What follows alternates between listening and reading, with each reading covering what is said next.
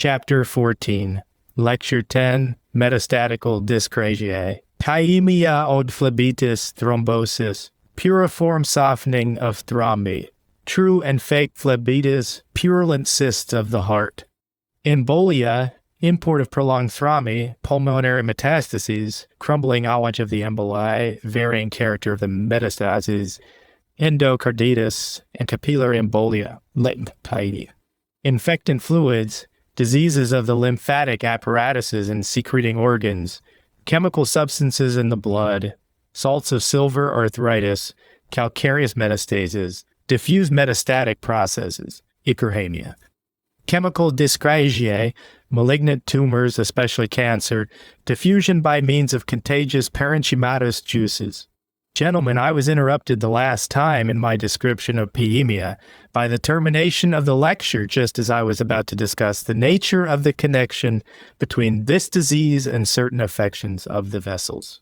As soon as it was found necessary to abandon the original view, in accordance with which the mass of pus which was believed to be seen in a vein was considered to have made its way and been absorbed through an opening in its walls, or through its yawning extremity, recourse was had to the doctrine of phlebitis, which is still the one most current. It was imagined that the pus, which was regarded as the really noxious matter, was furnished as a product of secretion by the wall of the vessel, John Hunter. This doctrine, however, presented some difficulty, because it was soon pretty generally allowed that a primary purulent inflammation of the veins did not occur, but that, as was first distinctly shown by Kruvelheier, at the commencement a clot of blood is always present.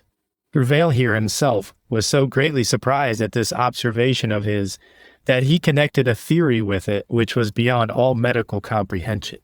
He concluded, namely, from the impossibility of explaining why inflammations of the veins began with coagulation of the blood, that inflammation, in every case, whatever consisted in a coagulation of the blood. The impossibility of explaining phlebitis seemed to him to be got over by raising coagulation into a general law, and by referring every inflammation to a phlebitis on a small scale. Kruvelheier was the more induced to assert this in consequence of his entertaining similar views with regard to other morbid processes, and believing that cysts, tubercles, cancer, and in short all important processes, and in short accompanied by changes susceptible of anatomical demonstration, really ran their course within special minute veins imagined by him. This manner of thinking, however, continued so entirely alien to that of the great majority of learned and unlearned physicians, that the separate conclusions propounded by Kruvelheier, which were adopted in medical science in part as drawn up by him, were altogether misunderstood. Kruvelheier was right in this point, as indeed has since been more and more acknowledged, namely, that the so-called pus in the veins, in the first instance, never lies against the wall of the vein, but always first appears in the center of the previously existing clot of blood, which marks the outset of the process. He imagined that the pus was secreted from the wall of the vessel, but that it did not remain there, but by means of capillary attract, Chion made its way to the center of the clot. This was a very singular theory, which can only be approximatively comprehended by assuming, as it was still the custom to do in Kruvelheier's time, pus to be a simple fluid. But apart from these extremely obscure interpretations, the fact remains constant, against which even now no argument can be advanced, that before a trace of inflammation is visible, we find a clot, and that shortly afterwards in the middle of this clot a mass displays itself, which differs in appearance from the clot, whilst on the other hand it exhibits a greater or less resemblance to pus. With this observation as my starting point, I have endeavored to clear up the doctrine of phlebitis, as far as lies in my power, by substituting for the mysticism which pervaded Kruvelheier's interpretation, merely a statement of the real facts. We do not know that inflammation as such has any necessary connection with coagula. On the contrary, it has turned out that the doctrine of stasis rests upon manifold misinterpretations. Inflammation may unquestionably exist when the current of blood within the vessels of the affected part is perfectly free and unobstructed. If we therefore leave inflammation on one side and confine our attention simply to the coagulation of the blood, to the formation of the clot thrombus. It seems most convenient to comprehend the whole of this process under the term thrombosis. I have proposed to substitute this term for the different names, phlebitis, arteritis, etc., inasmuch as the affection essentially consists in a real coagulation of the blood at a certain fixed spot.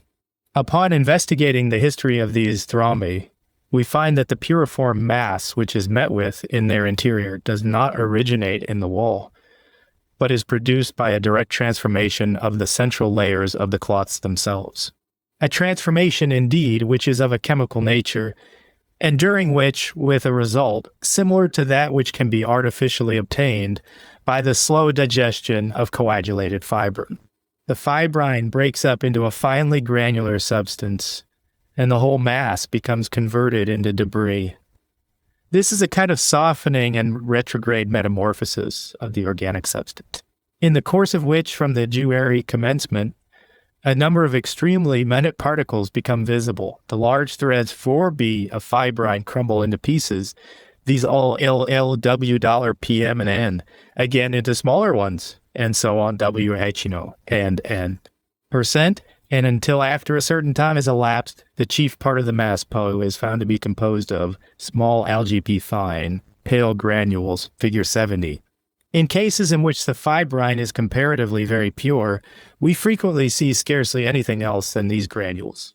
You see, gentlemen, the microscope solves the difficulties in a very simple manner by demonstrating that this mass, which looks like pus, is not pus, for we understand by pus a fluid essentially provided with cellular elements. Just as little as we can imagine blood without blood corpuscles, just as little can pus exist without pus corpuscles. But when, as in the present instance, we find a fluid which is nothing more than a mass pervaded by granules, this may indeed, as far as external appearance goes, look like pus, but never ought to be regarded as real pus. It is a puriform, but not a purulent substance. But now, we frequently see that, in addition to these granules, a certain proportion of other structures show themselves, for example, really cellular elements, figure 70, which are round, spherical or angular, present one, two, or more nuclei, frequently lie tolerably close to one another, and in reality exhibit a great similarity to pus corpuscles. The distinction at most being that very often fat granules occur in them, indicating that a process of disintegration is going on.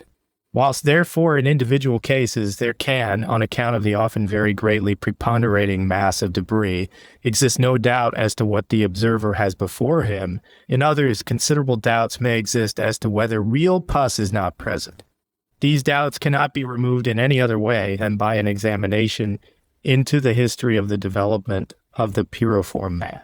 Now that we have already seen that colorless blood and pus corpuscles perfectly agree with one another in form, so that it is impossible to draw a real distinction between them, the question which suggests itself in cases where we find round, colorless cells in a clot of blood.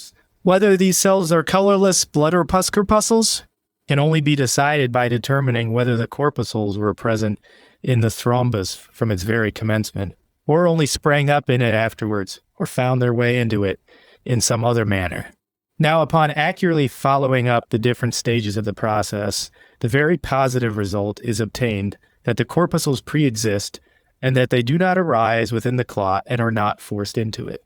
Even when quite recent thrombi are examined, the corpuscles are found in many places heaped up in great masses, so that when the fibrine breaks up, they are set free in such numbers that the debris are nearly as rich in cells as pus. It is with this process just as when water, which is thoroughly impregnated with solid particles, is frozen, and then exposed to a higher temperature. When the ice melts, the enclosed particles must, of course, again come to light. To this view of the matter, one objection may be raised, to wit, that we do not see the red blood corpuscles set free in a similar manner. The red corpuscles, however, perish very early. They are soon seen to grow pale. They lose a portion of their coloring matter and become smaller, whilst numerous dark granules appear at their circumference, figures 54a70c, and in the majority of cases they entirely disappear, nothing but these granules at last remaining. Still, there are also cases in which the red corpuscles retain their integrity within the softening mass, As a rule, they certainly perish, and it is precisely upon this that depends the peculiarity of the transformation, by means of which a yellowish-white fluid arises bearing the external appearance of pus. And for it, too, an explanation may be found without any particular difficulty, if it be borne in mind how very trifling is the power possessed by the red blood corpuscles of resisting the most various reagents. If to a drop of blood you add a drop of water, you see the red corpuscles disappear before your eyes, while the colorless ones remain behind. That therefore, which according to the ordinary nomenclature is called suppurative phlebitis, is neither suppurative nor yet phlebitis, but a process which begins with a coagulation, with the formation of a thrombus in the blood, and afterwards presents a stage in which the thrombi soften, so that the whole history of the process is contained in the history of the thrombus. But here I must impress upon you that I do not, as has been said of me in different quarters, deny the possibility of a real phlebitis, and that I have not in any way discovered that there is no such thing as phlebitis. No, phlebitis certainly does exist, but it is an inflammation which really affects the walls and not the contents of a vessel. In the larger vessels, the most different layers of their walls may become inflamed and enter upon every possible phase of inflammation, and yet all the while their channel remain entirely unaltered. In accordance with the views generally entertained, the internal coat of the vessels was thought to be like a serous membrane, and as this readily furnishes fibrinous exudations or purulent masses, the same was supposed to be the case with the internal coat. Concerning this point, a series of investigations was years ago set on foot, and I too have occupied myself at various times with it, but hitherto no experimenter, who carefully prevented the blood from streaming into the vessels, has succeeded in producing an exudation, which was deposited in their cavity. On the contrary, when the wall is inflamed, the exuded matter, exudate mass, passes into the wall, which becomes thicker, cloudy, and subsequently begins to suppurate. Nay, even abscesses may form, which cause the wall to bulge on both sides like a variolous pustule, without any coagulation of the blood ensuing in the cavity of the vis cell. At other times, certainly, phlebitis. Properly so called, and in like manner, arteritis and endocarditis is the cause of thrombosis in consequence of the formation of inequalities, elevations, depressions, and even ulcerations upon the inner wall which favor the production of the thrombus. Still, wherever phlebitis, in the usual sense of the word, takes place, the alteration in the coat of the vessel is almost always a secondary one, and indeed occurs at a comparatively late period. The process runs its course in such a way that the most recent parts of the thrombus always consist of the blood, which has most lately coagulated. The softening, the partial liquefaction, generally commences in the center, in the oldest layers, so that when the thrombus has attained a certain size, there exists in the midst of it a cavity of larger or smaller dimensions, which gradually enlarges and keeps approaching more and more closely to the wall of the vessel. But in general, this cavity is shut off in an upward and downward direction by means of a more recent and tougher portion of the clot, which, after the manner of a cap, takes care that, as Cruville here expresses himself, the pus remains sequestered, and all contact between the D. debris and the circulating blood is prevented. Only sideways does the softening extend until it at last reaches the wall of the vessel itself. This becomes altered, it begins to grow thicker, and at the same time cloudy, and ultimately even suppuration takes place within the walls. The same thing which we have hitherto considered in the veins occurs also in the heart. In the right ventricle, especially, we not unfrequently see what are called purulent cysts between the trabeculae of its wall. They project into the cavity like small rounded knobs and form little pouches which, when cut open, contain a soft pulp that may present a completely pus-like appearance. People have plagued themselves to an indefinite extent about these purulent cysts and invented all possible theories to account for them, until at length the simple fact came out that their contents are frequently nothing more than a finely granular pulp of an albuminous substance, which does not offer even the slightest resemblance in its more intimate structure to pus. This was so far tranquilizing As there is no observation as yet on record of the death of any patient from pyemia who had sacs of this description, even in pretty considerable number. But it ought to have struck those who are so much inclined to establish a connection between peripheral thromboses, which are, however, just the same thing, and pyemia. But the question naturally arises how far particular disturbances that can be designated by the name of pyemia may, in consequence of the softening of the thrombi, be evoked in the body. To this, in the first place, we may answer that secondary disturbances certainly are very frequently occasioned, but not so much by the immediate introduction of the softened masses, as fast as they become liquid into the blood, as by the detachment of larger or smaller fragments from the end of the softening thrombus, which are carried along by the current of blood and driven into remote vessels. This gives rise to the very frequent process upon which I have bestowed the name of embolia. This is an occurrence which we can here only briefly touch upon. In the peripheral veins, the danger proceeds chiefly from the small branches. By no means rarely do these become quite filled with masses of coagulum. As long, however, as the thrombus is confined to the branch itself, so long the body is not exposed to any particular danger. The worst that can happen is that, in consequence of a superior mesophlebites, an abscess may form and open externally. Only the greater number of the thrombi in the small branches do not content themselves with advancing up to the level of the main trunk, but pretty constantly new masses of coagulum deposit themselves from the blood upon the end of the thrombus layer after layer. The thrombus is prolonged beyond the mouth of the branch into the trunk in the direction of the current of the blood, shoots out in the form of a thick cylinder farther and farther, and becomes continually larger and larger. Soon this prolonged thrombus, figure 71T, no longer bears any proportion to the original autochthonous thrombus, figure 71C, from which it proceeded. The prolonged thrombus may have the thickness of a thumb, the original one that of a knitting needle. From a lumbar vein, for example, a plug may extend into the vena cava as thick as the last phalanx of the thumb. It is these prolonged plugs that constitute the source of real danger. It is in them that ensues the crumbling away which leads to secondary occlusions in remote vessels.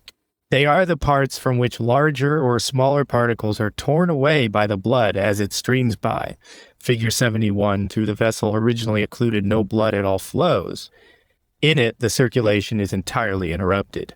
But in the larger trunk through which the blood still continues its course, and into which only at intervals the thrombus plugs project, the stream of blood may detach minute particles, hurry them away with it, and wedge them tightly into the nearest system of arteries or capillaries.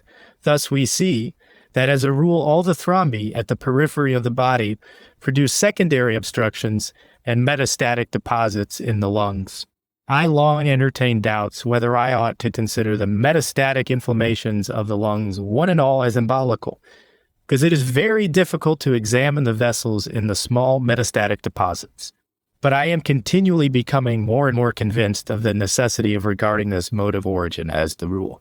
When a considerable number of cases are compared statistically, the result obtained is that every time metastatic deposits occur, thrombosis is also present in certain vessels. Quite recently, for example, we have had a tolerably severe epidemic of puerperal fever, and in this it was found that, however manifold the forms the disease assumed, yet all those cases which were accompanied by metastases in the lungs were also attended with thrombosis in the region of the pelvis or in the lower extremities, whilst in the inflammations of lymphatic vessels, the pulmonary metastases were wanting.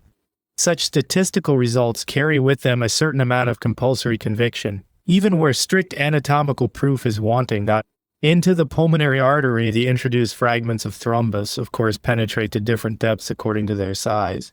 Usually a fragment of the kind sticks fast where a division of the vessel takes place, figure 72, because the diverging vessels are too small to admit it in the case of very large fragments. Even the principal trunks of the pulmonary F-leg 72 artery are blocked up, and instantaneous asphyxia ensues.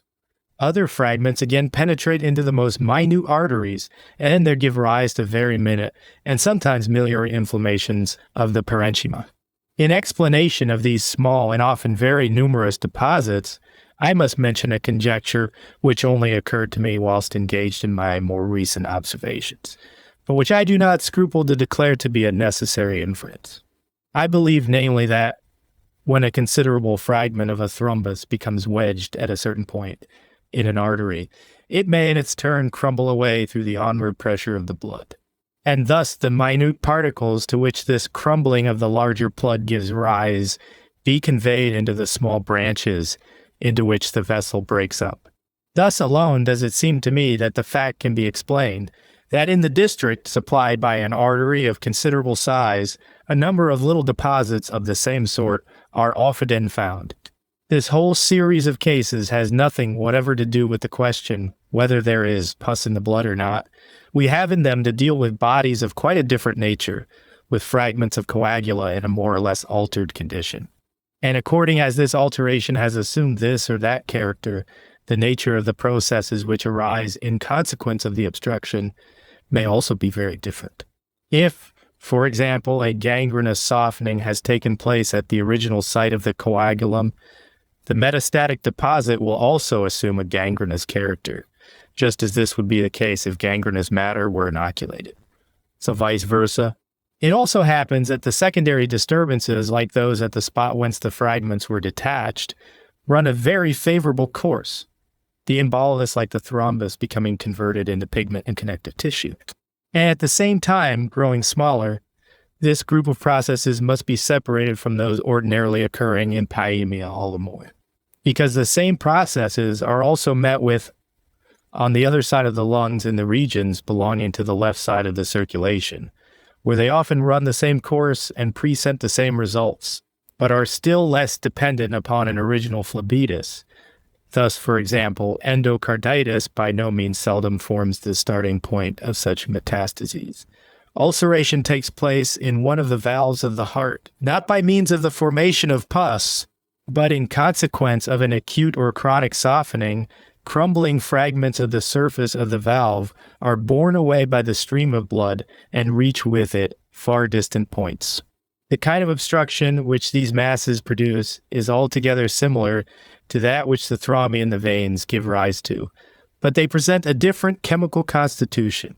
Their minuteness also and their friability favor their penetration into the smallest vessels in a high degree. Therefore, we do not so very infrequently find the obstructing mass in minute microscopical vessels, which are no longer to be followed with the naked eye, and in them it usually extends as far down as a point of division and somewhat beyond.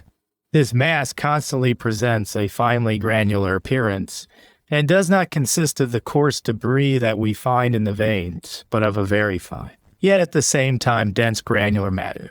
Chemically, it possesses the extremely convenient quality for examination being remarkably resistant to the ordinary tests, and thus readily distinguished from other matters.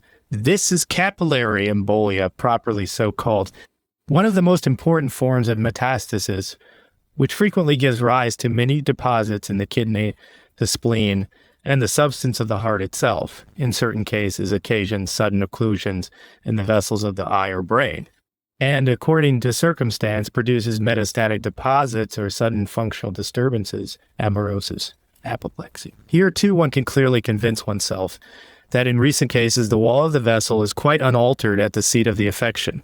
Nay, here indeed the doctrine of phlebitis would no longer suffice, since these are not vessels which possess vasa vessorum, and concerning which it might be assumed that a secretion proceeded from the wall inwards. In these cases it is impossible to regard the occluding mass in any other light than as one primarily existing in the vessel, and in no wise dependent upon the condition of its wall. Perhaps this description has convinced you, gentlemen, that two essential errors have existed in the doctrine of pyemia. The one, that people thought they had found pus corpuscles in the blood, when only colorless blood corpuscles were really present. The second, that they thought they had found pus in vessels in which nothing more than the products of the softening of fibrin existed.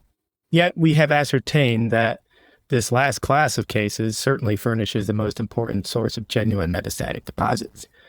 But in my opinion, the history of the processes which have been called pyemia is not confined to these conditions. When the process runs its course free from all complication, so that from the original seat of the disease, thrombosis in a vein, endocarditis, etc., only solid masses in an undecomposed state are detached and cause obstructions. The real process is in many cases brought to notice only in consequence of the metastasis. There are cases which run their course so latently that all the earlier stages of the affection are entirely overlooked, and that the first rigors which declare themselves announce that the development of the metastatic processes has already set in. Usually, however, another condition must be taken into consideration, which is not directly accessible either to the coarser or more delicate modes of anatomical investigation. I mean certain fluids, which in themselves bear no immediate and necessary relation to pus as such, but manifestly differ very much from one another in their nature and origin. Whilst I was engaged in the consideration of the changes which lymph undergoes, I pointed out to you, pj 20, that fluids which were taken up by lymphatic vessels were not only freed in the filters of the lymphatic glands from corpuscular elements, but were also in part attracted and retained by the substance of the gland, so as to display some activity within them. Similar effects appear to take place also elsewhere than in the glands. Where the reabsorption was primarily affected by the veins, this must of course always be the case. There is namely a series of peculiar phenomena which pervade all infectious processes as a constant element. These are on the one hand the changes which the lymphatic and lymphoid glands may undergo not so much at the seat of the primary affection as rather in the body generally, and on the other hand, the changes which the secreting organs offer, through which the matters have to be excreted. It was for some time believed that tumefaction of the spleen was characteristic of typhoid fever, inasmuch as it formed a parallel to the swellings of the mesenteric glands occurring in that disease. But more accurate observation has shown that a great number of feverish conditions which follow a more or less typhoid course, and affect the nervous system in such a manner that a state of depression is brought about in its most important central organs, set in with swelling of the spleen. The spleen is a remarkably sensitive organ, which swells not only in intermittent and typhoid fever, but also in most other processes in which noxious infected matters have been freely taken up into the blood. No doubt the spleen must always be considered in its near relationship to the lymphatic system, but its diseases in addition usually bear a very direct relation to analogous diseases of the important glands in its vicinity, especially the liver and the kidneys. In most cases of infection, do these three organs exhibit corresponding enlargement connected with real changes in their interior. But since these changes do not, even on microscopical examination, apparently present anything remarkable, the attention of the observer is chiefly attracted by the result which is obvious to the naked eye, namely, the great swelling. On careful comparison, however, a good deal is discovered, so that we can affirm with certainty that the gland cells quickly become changed, and that disturbances early show themselves in the elements by means of which the secretion is to be accomplished. I shall revert to this subject hereafter. Allow me now, in elucidation of these conditions, in the first place to advert to one or two more obvious examples which are accessible to direct observation. We know that when anyone takes salts of silver, they penetrate into the different tissues of his body, and if we do not employ them in a really corrosive and destructive manner, the silver penetrates into the elements of the tissues in a state of combination, the nature of which has not yet been satisfactorily made out, and when it has been made use of long enough, produces a change of color at the point of application. A patient who had in Dr. Jan Graves' outpatient room on the 10th November received a solution of nitrate of silver as a lotion, very conscientiously employed the remedy up to the present time, 17th March. The result of which was that his conjunctiva assumed an intensely brown, nearly black appearance.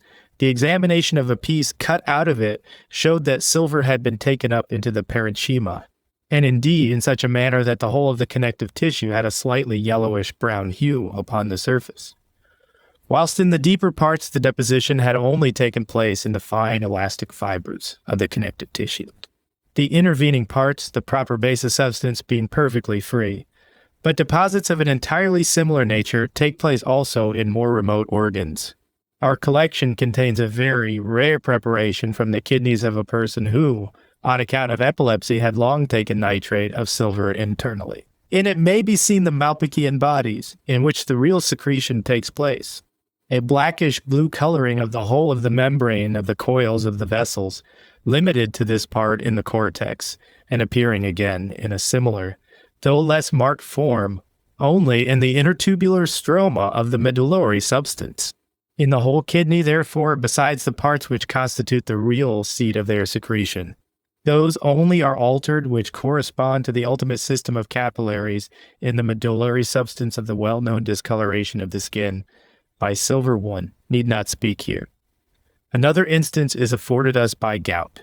If we examine the concretions, tophi, in the joints of a gouty person, we find they are composed of very delicate, needle-shaped crystalline deposits of all possible sizes, and consisting of urate of soda, with, at most, here and there, pus or blood corpuscle lying between them. We have here, therefore, also, as when silver has been employed to deal with a material substance, which is usually excreted by the kidneys, and that, indeed, not rarely in such large quantities, that deposits form even within the kidney itself, and large crystals of urate of soda accumulate, especially in the uriniferous tubules of the medullary portion, so as sometimes to lead even to an occlusion of the tubules.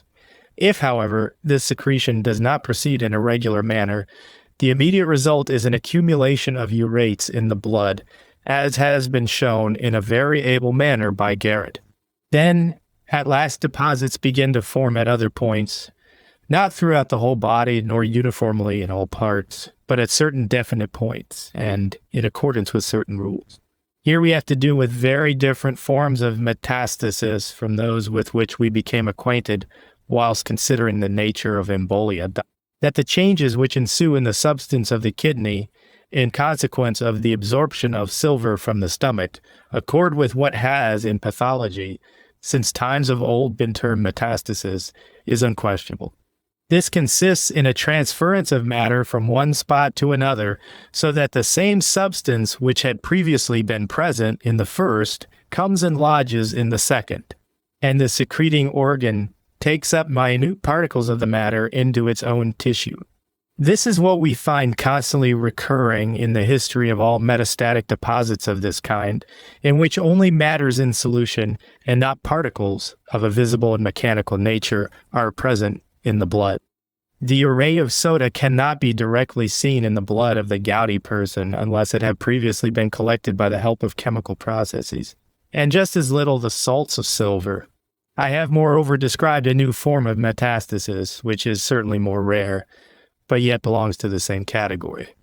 When calcareous salts are reabsorbed from the bones in large quantity, the bone earth is generally excreted by the kidney. Likewise in large quantity, so that sediments form in the urine, the knowledge of which has straggled down to us in the history of osteomyelitis osseum, from the notorious Malim Supiat in the last century. But this regular excretion of the calcareous salts is not unfrequently impaired by disturbances in the functions of the kidneys, in the same way as in arthritis, the excretion of urate of soda. Then there also arise metastatic deposits of bone earths. But at other points, namely the lungs and the stomach, considerable portions of the lungs sometimes become calcified without any injury to the permeability of the respiratory passages. The diseased parts look like fine bathing sponge. The mucous membrane of the stomach becomes filled in like manner with calcareous salts, so that it feels like a rasp and grates under the knife without the glands of the stomach becoming directly implicated. They are merely embedded in a stiffened mass, and possibly even thus secretion might take place from them. To these kinds of metastasis in which definite substances, though not in a palpable form, but in solution, find their way into the mass of the blood, careful attention must at all events be paid when we endeavor to unravel the complex mass of conditions which are comprehended under the term pyemia. I see at least no other possible way of explaining certain more diffuse processes, which do not present themselves in the form of the ordinary circumscribed metastatic deposits. To this class belongs that metastatic pleurisy which develops itself without any metastatic abscesses in the lungs. that seemingly rheumatic articular affection, in which no distinct deposit is found in the joints, that diffuse gangrenous inflammation of the subcutaneous connective tissue, which cannot well be accounted for unless we suppose a more chemical mode of infection. Here we have, as may be seen in cases of variolous and cadaveric infection, to deal with a transference of corrupted Icarus juices into the body, J, and we must admit the existence of a dyscrasia, Icarus infection, in which this Icarus substance, which has made its way into the body, displays its effects in an acute form in the organs which have a special predilection for such matters. Now it may possibly happen that in the course of the same case of illness, the three different changes which we have considered may coexist. An increase in the number of the colorless corpuscles, leukocytosis, may take place to such an extent as to tempt one to believe in the presence of a morphological piemia. This will at all events always be the case when the process has been connected with extensive irritation of the lymphatic glands. The formation of thrombus, moreover, and embolia with metastatic deposits may occur. And finally, there may at the same time be taking place an absorption of ichorous or putrid juices, ichorhemia, septemia. These three different conditions may present themselves as complications, one of the other, but do not necessarily coincide. If it be wished, therefore, to retain the term piemia, let it be reserved for such complications as these. Only we must not seek for a common central point in a murulent infection of the blood. But the term must be regarded as a collective name for several processes dissimilar in their nature. I hope, gentlemen, that what I have now imparted to you will be sufficient to put you in possession of the chief bearings of the subject. Of course, no real demonstration can be afforded without reference to distinct cases. You will, however, yourselves have sufficient opportunity for testing the exactitude of this description of mine. And I shall be glad if you find that important data have thereby also been furnished, by which clearer conceptions with regard to the really practical, and especially the therapeutical questions arising out of the subject, may be obtained.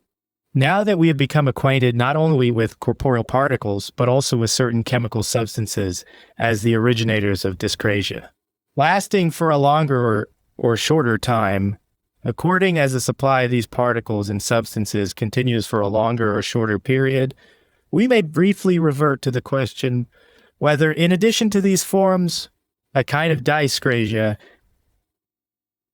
can be shown to exist in which the blood is the permanent seat of definite changes. We must answer this question in the negative.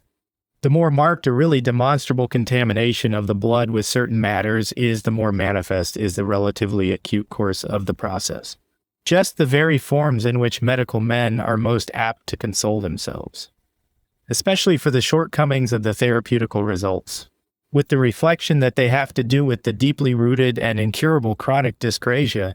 Just these forms depend, I imagine, least of all upon an original change in the blood, for these are precisely the cases in the majority of which extensive alterations are discovered in certain organs or in individual parts. I cannot assert that investigation has, in this matter, in any way been pushed to its utmost limits. I can only say that every resource afforded by microscopical or chemical analysis has hitherto been fruitlessly employed in investigating the part played by the blood in these processes, and that, on the other hand, we are in most of them able to demonstrate important changes in larger or smaller groups of the ultimate constituents of organs. And that, on the whole, the probability that the dyscrasia should in these instances also be regarded as secondary, and as derived from definite points in organs, becomes stronger every day. I shall have to examine this question a little more closely when I come to consider the theory of the propagation of malignant tumors, in the case of which recourse is, so often had to the supposition that the malignancy has its root in the blood, which gives rise to the local affections. And yet, it is precisely in the course of these processes that it is comparatively most easy to show the mode of propagation, both in the immediate neighborhood of the diseased part and in remote organs. And it is in them we find that there is one circumstance which especially favors the extension of such processes, namely the abundance of parenchymatous juices in the pathological formation. The drear a new formation is, the less in general are its powers of infecting both nearer and more distant parts. The mode of propagation itself commonly entirely agrees with what we have always said. First of all, a conveyance of the morbid matter through the lymphatic channels, and then an affection of the lymphatic glands takes place. And it is only by degrees that processes of a similar nature declare themselves in more remote organs. Or the process may here too in the first instance encroach upon the walls of the veins, so that they become really cancerous. And after a certain time, the cancer either grows directly through the walls into the vessel, and there continues its course, or a thrombus forms at the point, which invests the cancerous plug in a greater or less degree, and into which the mass of cancer grows. Here, therefore, we see a diffusion of the disease may possibly take place in two different manners, but the diffusion of corpuscular elements only in one, when namely an eruption ensues into the veins. An absorption of cancer cells by means of the lymphatics cannot indeed in itself be ranked amongst impossibilities, but at all events this much is certain, that no propagation of the disease can take place until the lymphatic glands have in their turn undergone a complete cancerous transformation, and similar masses of cancer push on their growth from them into their efferent vessels. In no case can a peripheral lymphatic vessel sweep along into the blood the cells of the cancer so simply as it does the fluid parts. This is only conceivable and possible in the case of the veins. But even in that case, there is not the slightest probability that noxious matters are frequently diffused by their means. And for the simple reason that the metastases of cancer very frequently do not correspond with those with which we have become acquainted as occurring in embolia. The usual form of metastatic diffusion in cancer follows rather the direction of the secreting organs. The lungs, as is well known, are much more rarely invaded by cancerous disease than the liver, not only after gastric and uterine, but also after mammary cancer, which would necessarily rather produce cancer in the lungs, if it were anything corpuscular which was conveyed away, became stagnant and gave rise to a new eruption of the disease. The manner in which the metastatic diffusion takes place seems, on the contrary, to render it probable that the transference takes place by means of certain fluids, and that these possess the power of producing an infection which disposes different parts to a reproduction of a mass of the same nature as the one which originally existed. We need only imagine a process similar to that which we see upon a large scale in smallpox. The pus of smallpox, when directly inoculated, does indeed induce the disease, but the contagium is also volatile, and a person may have pustules over his skin after merely breathing air of a certain character. A similar state of things seems to prevail in cases in which, in the course of heteroplastic processes, discraces occur which do not burst out afresh at points which, according to the direction of the current of blood or lymph, would be most directly exposed to them, but at remote spots, as the salts of silver do not deposit themselves in the lungs, but pass through them to be precipitated only when they reach the kidneys or the skin. So an ichorous juice may pass from a cancerous tumor through the lungs without producing any change in it, and yet at a more remote point, as for example in the bones of a far distant part, excite changes of a malignant nature. Chapter 15, Lecture 11, Pigmentary Elements in the Blood, Nerves, Melanoma, its relation to melanotic tumors and colorations of the spleen, red blood corpuscles, origin, melanemic forms, chlorosis, paralysis of the respiratory substance, toxicemia. The nervous system, its pretended unity, nerve fibers, peripheral nerves, their fasciculi, primitive fibers, and perineurium, axis cylinder, electrical substance, medullary substance, myelin, non-medullated and medullated fibers. Transition from the one kind to the other, hypertrophy of the optic nerve, different breadth of the fibers, their terminations, Pacinian and tactile bodies. Gentlemen, I have still some observations to make to you in reference to the changes of the blood, more for the sake of completeness than because I am able to offer to you in doing so any decisive points of view. In the first place, I wish to mention one other condition which has recently been a great deal talked about and might, when occasion offered, present increased interest to you, the so-called melansemia. This is a condition most nearly connected with leukemia, inasmuch we have in it to deal with elements which, like the colorless corpuscles in leukemia, make their way from definite organs into the blood and circulate with it. The number of recorded observations concerning this matter is already tolerably large. Indeed, I might almost say larger than perhaps is necessary, for it seems indeed that here and there mistakes have slipped in, which should, I think, be again removed from the history of the affection.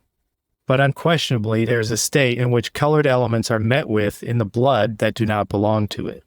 Isolated observations in support of this fact have already, for a considerable length of time, been upon record, and indeed first occur in the history of melanotic tumors, concerning which it has frequently been declared that in their neighborhood minute black particles are met with in the vessels, and the opinion put forward that from this source the melanotic dyscrasia arose. But this is not quite the condition which is meant when melanemia is nowadays spoken of. In the last 10 years, not a single observation has been made known, which in any way adds to our knowledge concerning the passage of the particles of melanotic tumors into the blood. The first observation concerning that class of diseases, which in a narrower sense of the word is designated melansemia, was made by Heinrich Meckel in the case of a lunatic a short time after I had published my description of leukemia. Meckel found that here too the spleen was enlarged in a very considerable degree and pervaded by black pigment, and he therefore ascribed the change in the blood to an absorption of colored particles from the spleen. The next observation I made myself, and that too in a class of cases which afterwards proved very fruitful. In the case of an ague patient who had long been afflicted with a considerable enlargement of the spleen, for I found in the blood of his heart cells containing pigment. Meckel had only observed free granules in note to the second edition, flakes, containing pigment. The cells which I discovered in many respects bore a resemblance to colorless blood corpuscles. They were spherical but frequently also rather oblong nucleate cells, within which a greater or less number of large black granules were to be seen. In this case also the occurrence of a large black spleen was again verified. Since that time, attention has been continually more and more drawn to by a number of other observers in Germany, and last of all by Frerichs, and in Italy by Tigri. Tigri has not scrupled to designate the disease Milzinera from the blackness of the spleen in it, whilst according to the view of Meckel, which has been expanded by Frerichs, it is rather one of the more severe forms of intermittent fever which is to be explained in this way. It has been attempted to explain the serious import of these affections by supposing that the elements which find their way into the blood accumulate at certain points in the more minute capillary districts, and there produce stagnation and destruction. This was especially held to be the case in the capillaries of the brain, in which they were said to attach themselves after the manner of emboli to the points of division, and so occasion sometimes capillary apoplexies, sometimes the comatose and apoplectic forms of severe intermittent fever. Frerichs has added a new and important kind of obstruction, namely that of the minute hepatic vessels, which is said ultimately to give rise to atrophy of the parenchyma of the liver. If all this be the case, there would seem to exist an extremely important series of conditions directly dependent upon the dyscrasia. Unfortunately, I can myself say but little concerning the matter, inasmuch as I have not, since my first case again, been in a position to observe anything similar. I cannot therefore form a decided opinion with regard to the value of the relations which have been laid down with respect to the connection of the secondary changes with the contamination of the blood. I only wish to remark that all the facts with which we are acquainted concerning these conditions indicate that the contamination of the blood has its rise in a definite organ, and that this organ, as in the case of the colorless blood corpuscles, is generally the spleen. In the course of my description of the blood, I have hitherto scarcely made any mention of the changes which take place in the red corpuscles, not by any means because I regarded them as unimportant constituents of that fluid, but because as yet remarkably little is known concerning their changes. The whole history of the red blood corpuscles is still invested with a mysterious obscurity, inasmuch as no positive information has even at the present time been obtained with regard to the origin of these elements. We only know this much with certainty, as I have already, p. 190, had occasion to remark that a part of the original corpuscular elements of the blood proceed just as directly from the embryonic formative cells of the ovum as all the other tissues which build themselves up out of them. We know, moreover, that in the first months of the existence even of the human embryo, divisions take place in the cells, whereby an increase in the number of them present in the blood itself is produced. But after this time, all is obscure, and this obscurity indeed corresponds pretty exactly with the period at which the corpuscles in the blood of man and the mammalia cease to exhibit nuclei. We can only say that we are acquainted with no fact whatever which speaks in favor of a further independent development, or of a cell division in the blood, but that everything points to the probability of a supply from without. The only hypothesis which has in more recent times been advanced with regard to the independent development of the blood corpuscles in the blood itself is that of Q. Zimmermann, who assumed that there were little vesicles present in the blood which gradually grew by intussusception while circulating with it, and ultimately constituted the real blood corpuscles. Now, little corpuscles certainly do occur in the blood, figure 52H only. When they are more accurately examined, a peculiarity reveals itself which is unknown in young embryonic forms, namely that they oppose an extraordinary degree of resistance to the most different agencies. In their ordinary state, they are of a beautiful dark red, the color being very intense and frequently nearly black. If they are treated with water or acids which dissolve the ordinary red corpuscles with ease, it is observed that the little bodies require a very much longer time before they disappear. Upon adding a large quantity of water to a drop of blood, they will be seen to remain for a considerable time after the other corpuscles have disappeared. This peculiarity accords best with what occurs in the changes which take place in the blood when it is extravasated or remains for a long time stagnant within the vessels. Such changes undoubtedly lead to a destruction of the corpuscles, so that in the case of the circulating blood, also the conclusion may with great probability be drawn that the bodies in question are not young forms engaged in development, but on the contrary old ones in process of decay. I agree, therefore, essentially with Karl Heinrich Schulze's view, who has described these bodies under the name of melanic melanose blood corpuscles, and regards them as the precursors of the molting of the blood, Blutmaserung, preparing for the really excrementitious transformation. There are certain conditions in which the number of these corpuscles becomes extremely large. In very healthy individuals, very few of them are found. Only in the blood of the Vena Porte Schultz believes he has always observed a considerable number.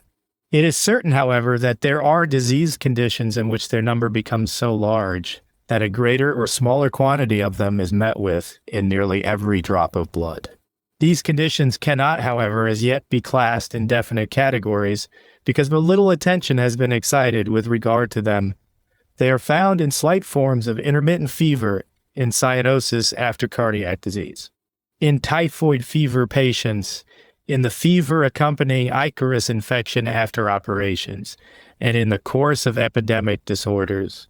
Still always in such diseases as are accompanied by a rapid exhaustion of the mass of blood and give rise to cachectic and anemic states. This is one of the processes in which clinical observation also might lead to the conclusion that an abundant destruction was going on in the constituents of the blood within the vessels.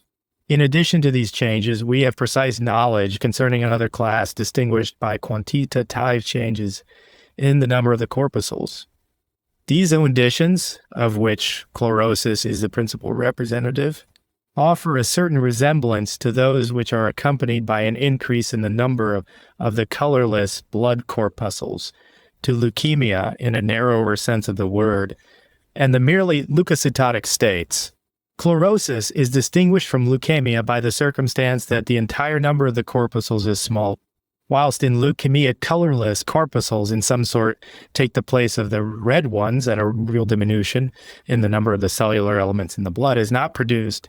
In chlorosis, the elements of both kinds become less numerous, without the occurrence of any definite disturbance in the numerical relation existing between the colored and colorless corpuscles. This points to a generally diminished formation, and, if we may conclude, as I certainly think one can at the present moment scarcely help doing, that the red corpuscles also are brought to the blood from the spleen and lymphatic glands.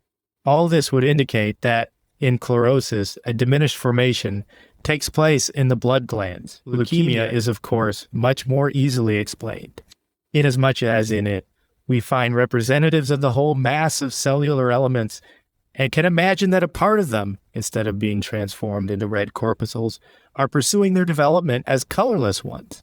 In the history of chlorosis, on the contrary, much obscurity still prevails, since we cannot positively demonstrate the existence of a primary affection of the blood glands. Anatomical observations indicate that the foundations of the chlorotic ailment are very early laid, for the aorta and the larger arteries are usually, and the heart and sexual organs frequently, found imperfectly developed. Facts which lead us to infer that the disposition is either congenital or formed in early youth. A third series of conditions may here too be mentioned, which however do not affect the form of the blood corpuscles, that namely, in which the internal constitution of these elements has undergone changes without the production of any definite morphological effect.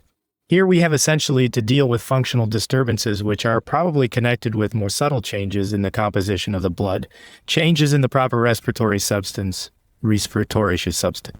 For just as in muscles we find the substance of the primitive fasciculus, the compact mass of syntonine, to be the contractile substance, so in the contents of the red corpuscles do we recognize the presence of the really active respiratory substance. This, under certain circumstances, undergoes changes which render it incapable of continuing its functions, a kind of paralysis, if you will. That something of the kind has occurred we see from the fact that the corpuscles are no longer capable of absorbing oxygen, as may be directly proved by experiment. That molecular changes in the composition of the blood are here really at work. We find satisfactory evidence in the action of poisonous substances which, even in extremely minute quantity, so change the hematine that it is thrown into a kind of paralysis. To these substances belong a part of the volatile compounds of hydrogen. For example, arsenuretted and cyanoretted hydrogen, and further, according to Hopp's investigations, carbonic oxide, of all of which comparatively very small quantities are sufficient to diminish the respiratory power of the corpus. Analogous conditions have already long since been observed by many in the course of typhoid fevers, in which the capability of taking up oxygen decreases in proportion as the disease assumes a severe and acute character. Microscopically, however, with the exception of a few melanic corpuscles, scarcely anything is to be seen. Chemical experiment and the coarse perception of the naked eye in this instance alone discover the occurrence of peculiar changes. It may therefore be said that in this quarter really the most has yet to be done. We have rather presumptive evidence than facts, if now we briefly sum up what I have laid before you concerning the blood. We see either that certain substances find their way into it which exercise an injurious influence upon its cellular elements and render them incapable of performing their functions, or that from a definite point, either from sources external to the body or from some organ, matters are conveyed into it, which thence exercise an injurious influence upon other organs, or finally that its constituents are not replaced and regenerated in a regular manner. Nowhere in this whole series do we find any one condition, indicating that definite changes once set on foot in the blood itself can be permanently maintained. In other words, that a permanent dyscrasia is possible, unless new agencies derived from a definite source are continually brought to bear on the blood. This is the reason why I began by calling your attention to this point of view, which I conceive to be of extreme importance in practice also, namely, that in all forms of dyscrasia, the chief point is to search for their local origin. Let us now proceed to the consideration of another subject, which comes next in historical importance, namely the structure and arrangement of the nervous system. The great mass of the nervous system consists of fibrous constituents. It is to them that nearly all the finer physiological discoveries which the last 15 years have brought with them have reference, whilst the remaining portion of the nervous system, in quantity much smaller, namely the gray or ganglionic substance, has hitherto opposed difficulties even to histological investigation, which are still far from being overcome, so that the experimental examination of this substance has scarcely been able to be taken in hand. It is indeed often maintained that a great deal is now known about the nervous system, but our knowledge is for the most part confined to the white substance, the fibrous portion, whilst we are unfortunately obliged to confess that, both in an anatomical but more especially in a physiological point of view, we are still involved in the greatest uncertainties with regard to the gray substance, which, as far as its functions are concerned, manifestly holds a much higher position. As soon as we consider the question of the influence exercised by the nervous system in the different processes of life, anatomically, a single glance suffices to show that the point of view which neuropathologists have been accustomed to set out with is a very erroneous one. For they fancied they saw in the nervous system an unusually simple whole, from the unity of which resulted the unity of the body in general, of the whole organism. But even though one has nothing but very rough anatomical ideas concerning the nerves, still one ought not to shut one's eyes to the fact that this unity is in a very sorry plight, and that even the scalpel demonstrates the nervous system to be an apparatus composed of an extremely large number of parts of relatively equal value without any single discoverable central point. The more accurately we make our histological investigations, the more do the elements multiply, and the ultimate composition of the nervous system proves to be disposed upon a plan analogous to that which has been followed in all the other parts of the body.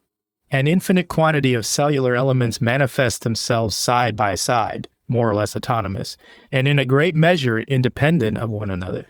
If, in the first instance, we exclude the ganglionic substance and confine ourselves simply to the fibrous matter, we have on the one hand the real peripheral nerves in the narrower sense of the word, and on the other the large accumulations of white medullary substance, of which the greater part of the cerebrum, cerebellum, and the columns of the spinal marrow is composed.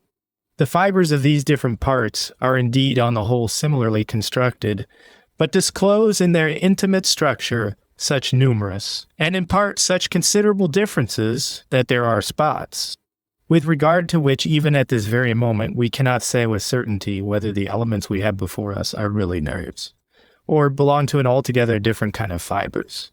The greatest certainty has been acquired with regard to the structure of the ordinary peripheral nerves. In them the following can generally be distinguished with tolerable facility. All the nerves which can be followed with the naked eye contain a certain number of subdivisions, or fasciculi, which afterwards separate in the form of branches or twigs. On tracing out these individual twigs, which keep continually dividing, we find that the nerve under nearly all circumstances retains a fascicular arrangement until nearly its ultimate divisions, so that every fasciculus in its turn comprises a greater or less number of so-called primitive fibers. The term primitive fiber, which is here employed, was originally selected because a nerve fasciculus was regarded as analogous to the primitive fasciculus of a muscle. This notion afterwards became almost obsolete, and Robin was the first who in more recent times again directed attention to the substance which holds the fasciculus together and which he called perineurium. It consists of very dense connective tissue, which upon the addition of acetic acid is seen to contain small nuclei, and is different from the looser connective tissue which in its turn holds the fasciculi together and constitutes the so-called neurolemma. When we use the term nerve fiber alone in its histological sense, we always mean the primitive fibers and not the fasciculi, which to the naked eye look like fibers. These ultimate fibers in their turn possess one and all a special external membrane, which, when it has been entirely free from its contents, a matter certainly very difficult to accomplish, but sometimes occurring spontaneously in pathological conditions, as for example in certain states of atrophy, displays nuclei upon its walls. Figure 5c. Within these membranous tubes lie the proper nerve contents, which in ordinary nerves may again be divided into constituents of two descriptions.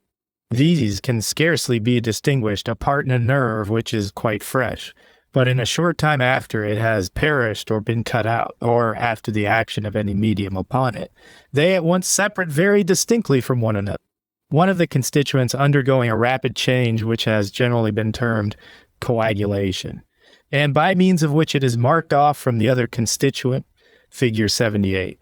When this has taken place, there is distinctly seen in the interior of the nerve fiber the so-called axis cylinder, the primitive band of Rimac, a very fine, delicate, pale structure, and round about it a tolerably firm, dark mass. Here and there, running together, the nerve medulla or medullary sheath, white substance of Schwann. This fills up the space between the axis cylinder and the external membrane.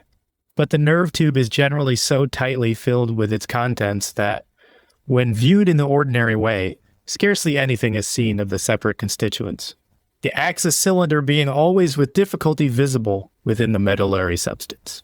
Hence, the fact may be accounted for that its very existence was disputed for years, and the view proclaimed by many that it was also an appearance due to coagulation produced by a separation of the originally homogeneous contents into an internal and external mass.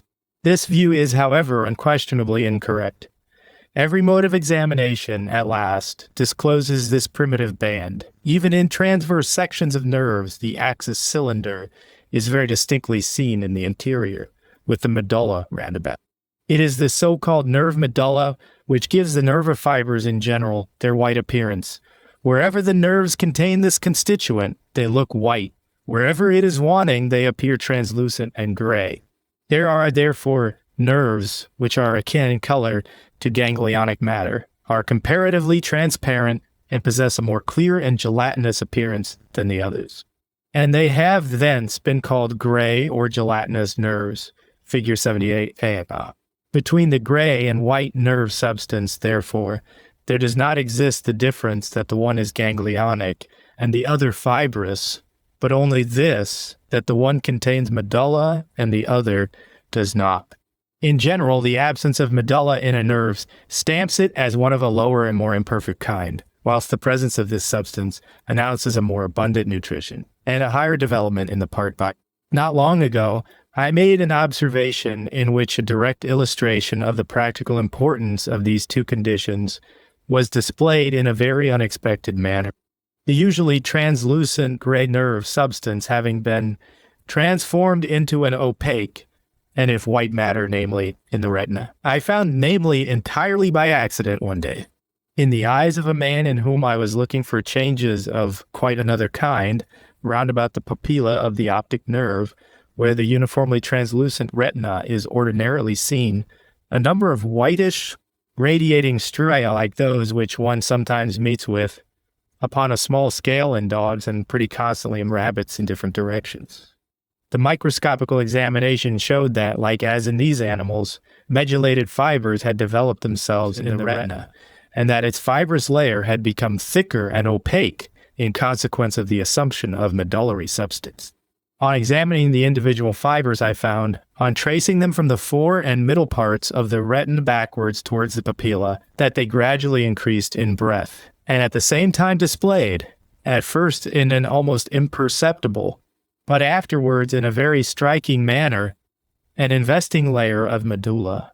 This is a kind of transformation, therefore, which essentially impairs the functions of the retina, for this delicate membrane becomes thereby more and more impervious to light, inasmuch as the white substance does not suffer the rays of light to pass through.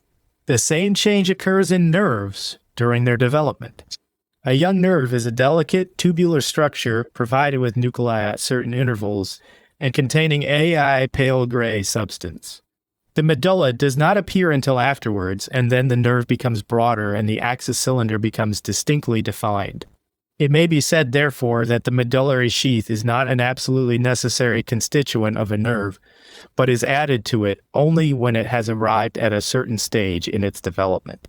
Hence it follows that this substance, which was formerly regarded as the essential constituent of a nerve, according to present views plays a subordinate part.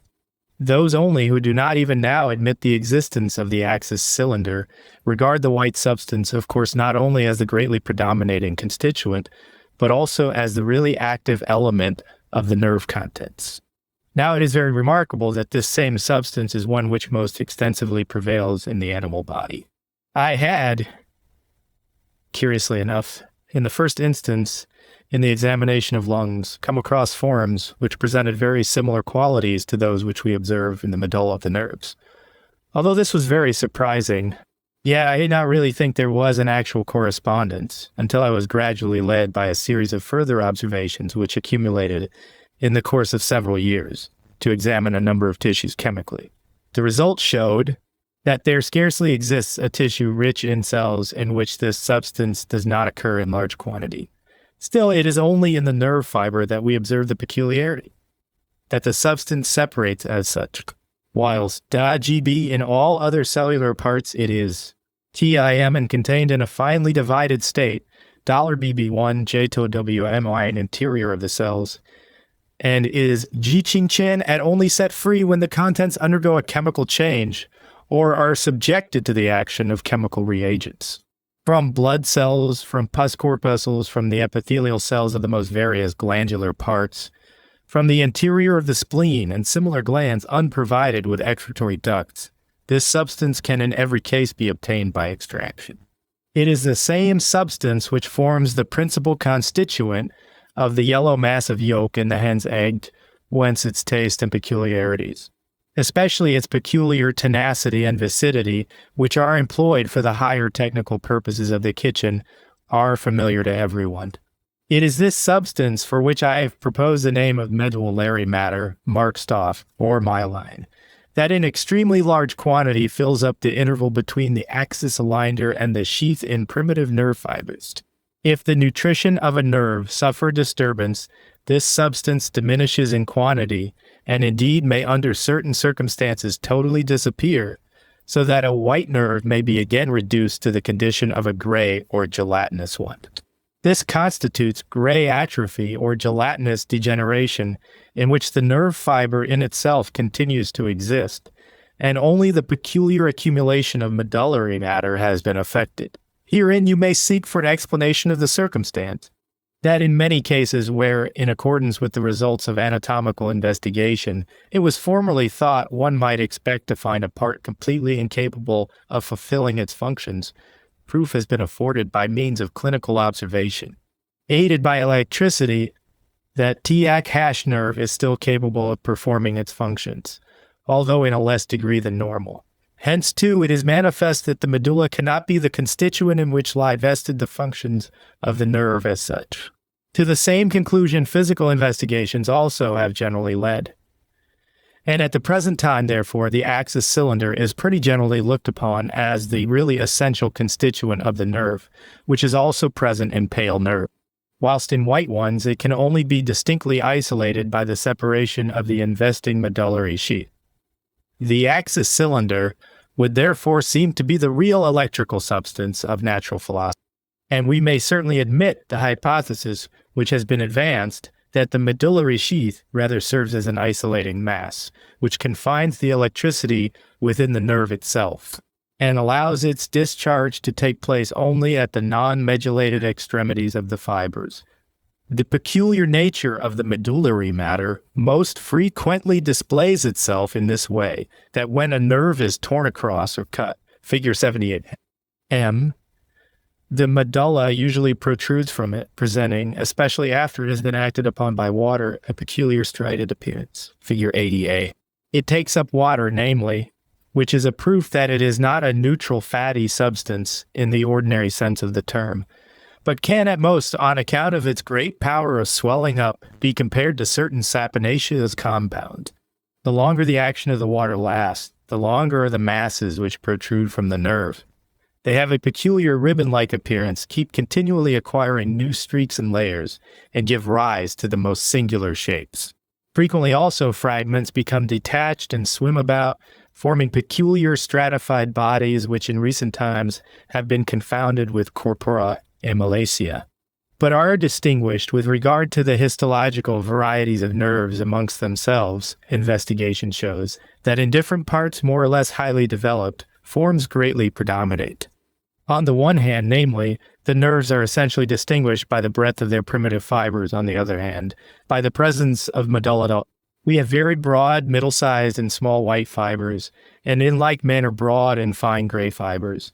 A very considerable size is generally speaking, but seldom attained by the gray ones, because the size of a nerve depends more upon the greater or less quantity of medulla it contains than upon the volume of the axis cylinder. But still variations present themselves everywhere, so that some nerves are coarser and others general. We may say that the primitive fibers usually become finer in the terminal portions of nerves, and that the ultimate ramifications of these latter are wont to contain comparatively the finest fiber. Still, this is not an absolute rule. In the optic nerve, we commonly find from the very moment of its entrance into the eye only very narrow pale fibers. Figure 79a. Whilst the tactile nerves of the skin present quite up to their terminations comparatively broad and dark-bordered fibers, figure 83. It has not yet been found possible to arrive at any certain opinion with regard to the import of the different kinds of fibers from their breadth and the proportion of medulla they contained. For a time it was believed that a distinction of this sort could be established between them, namely, that the broad fibers were to be regarded as derived from the real cerebrospinal parts, the fine ones as parts of the sympathetic. But this is not found to be borne out by facts, and all that can be said is that the ordinary peripheral nerves certainly are abundantly provided with broad fibers, whilst the sympathetic nerves contain a comparatively larger portion of fine ones. In many places, as for example in the abdomen, gray, broad fibers predominate, figure 78a, with regard to the nervous nature of which doubts are still entertained by some. For the present, therefore, no definite conclusions can be drawn as to any difference in the functions of a nerve from its mere structure, although it can scarcely be doubted that such differences must exist, and that a broad fiber must exhibit other properties. Even if only quantitatively different than a fine one, a medullated fiber others than a non-medullated one. However, concerning all this, nothing is at present known with certainty.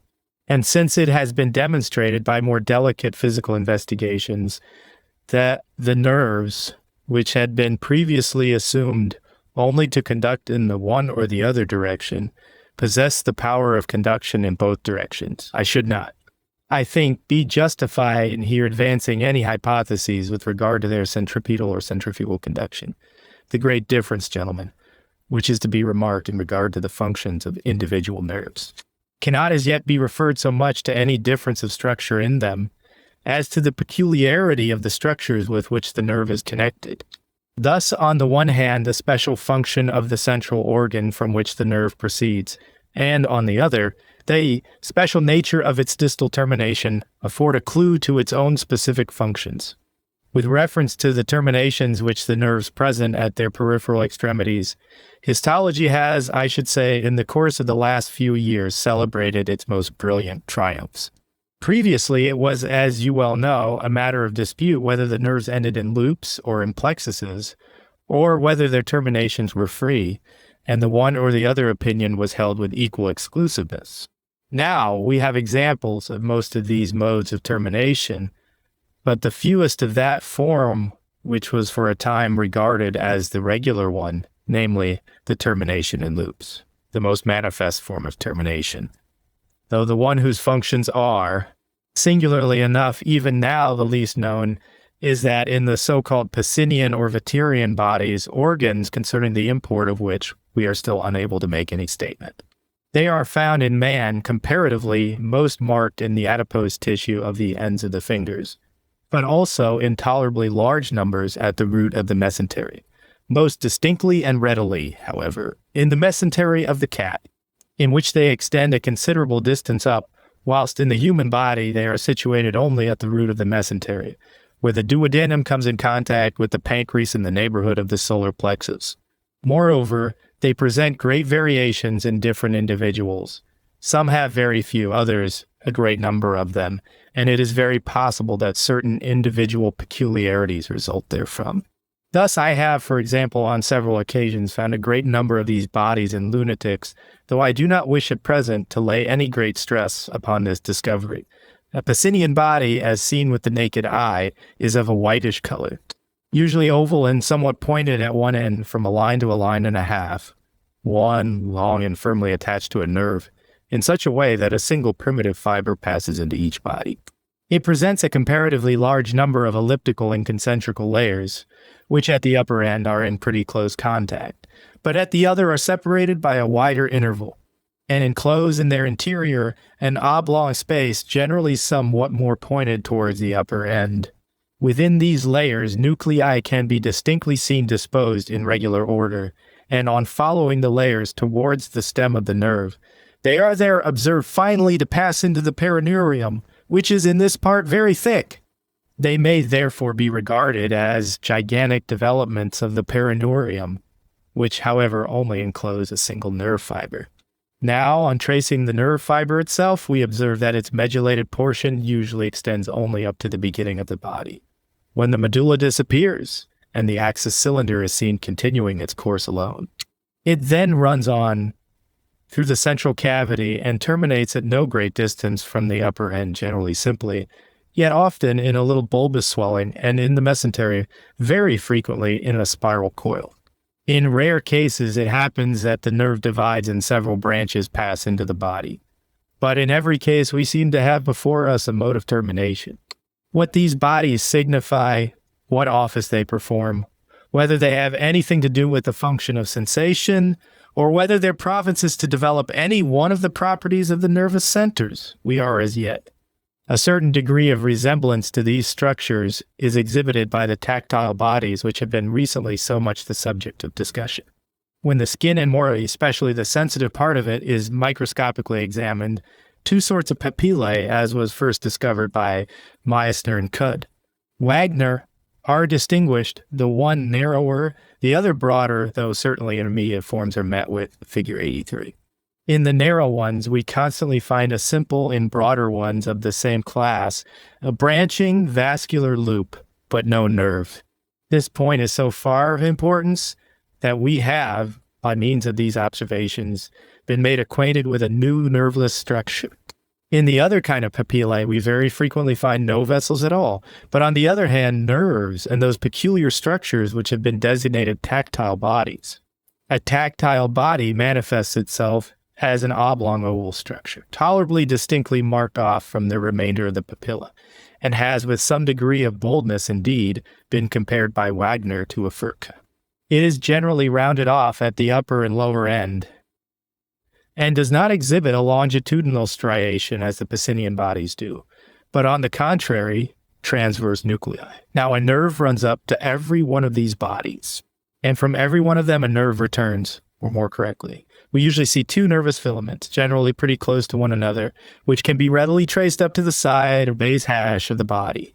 After this point, their course is very doubtful, and in different cases, the conditions vary so much that we have not yet succeeded in making out with certainty the relation of the nerves to these bodies.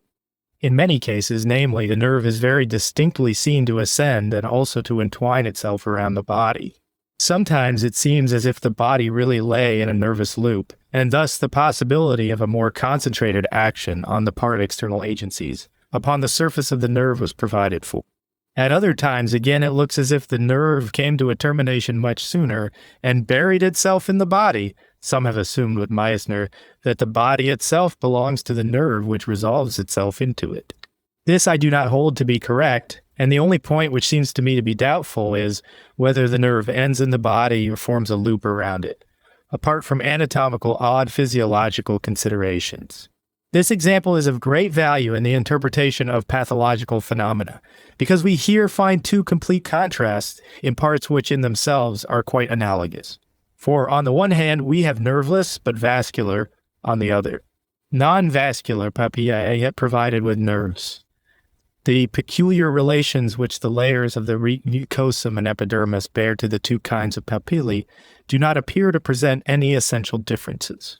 They are nourished just as perfectly over the one sort as over the other, and seem to be just as little provided with nerves over the one as over the other.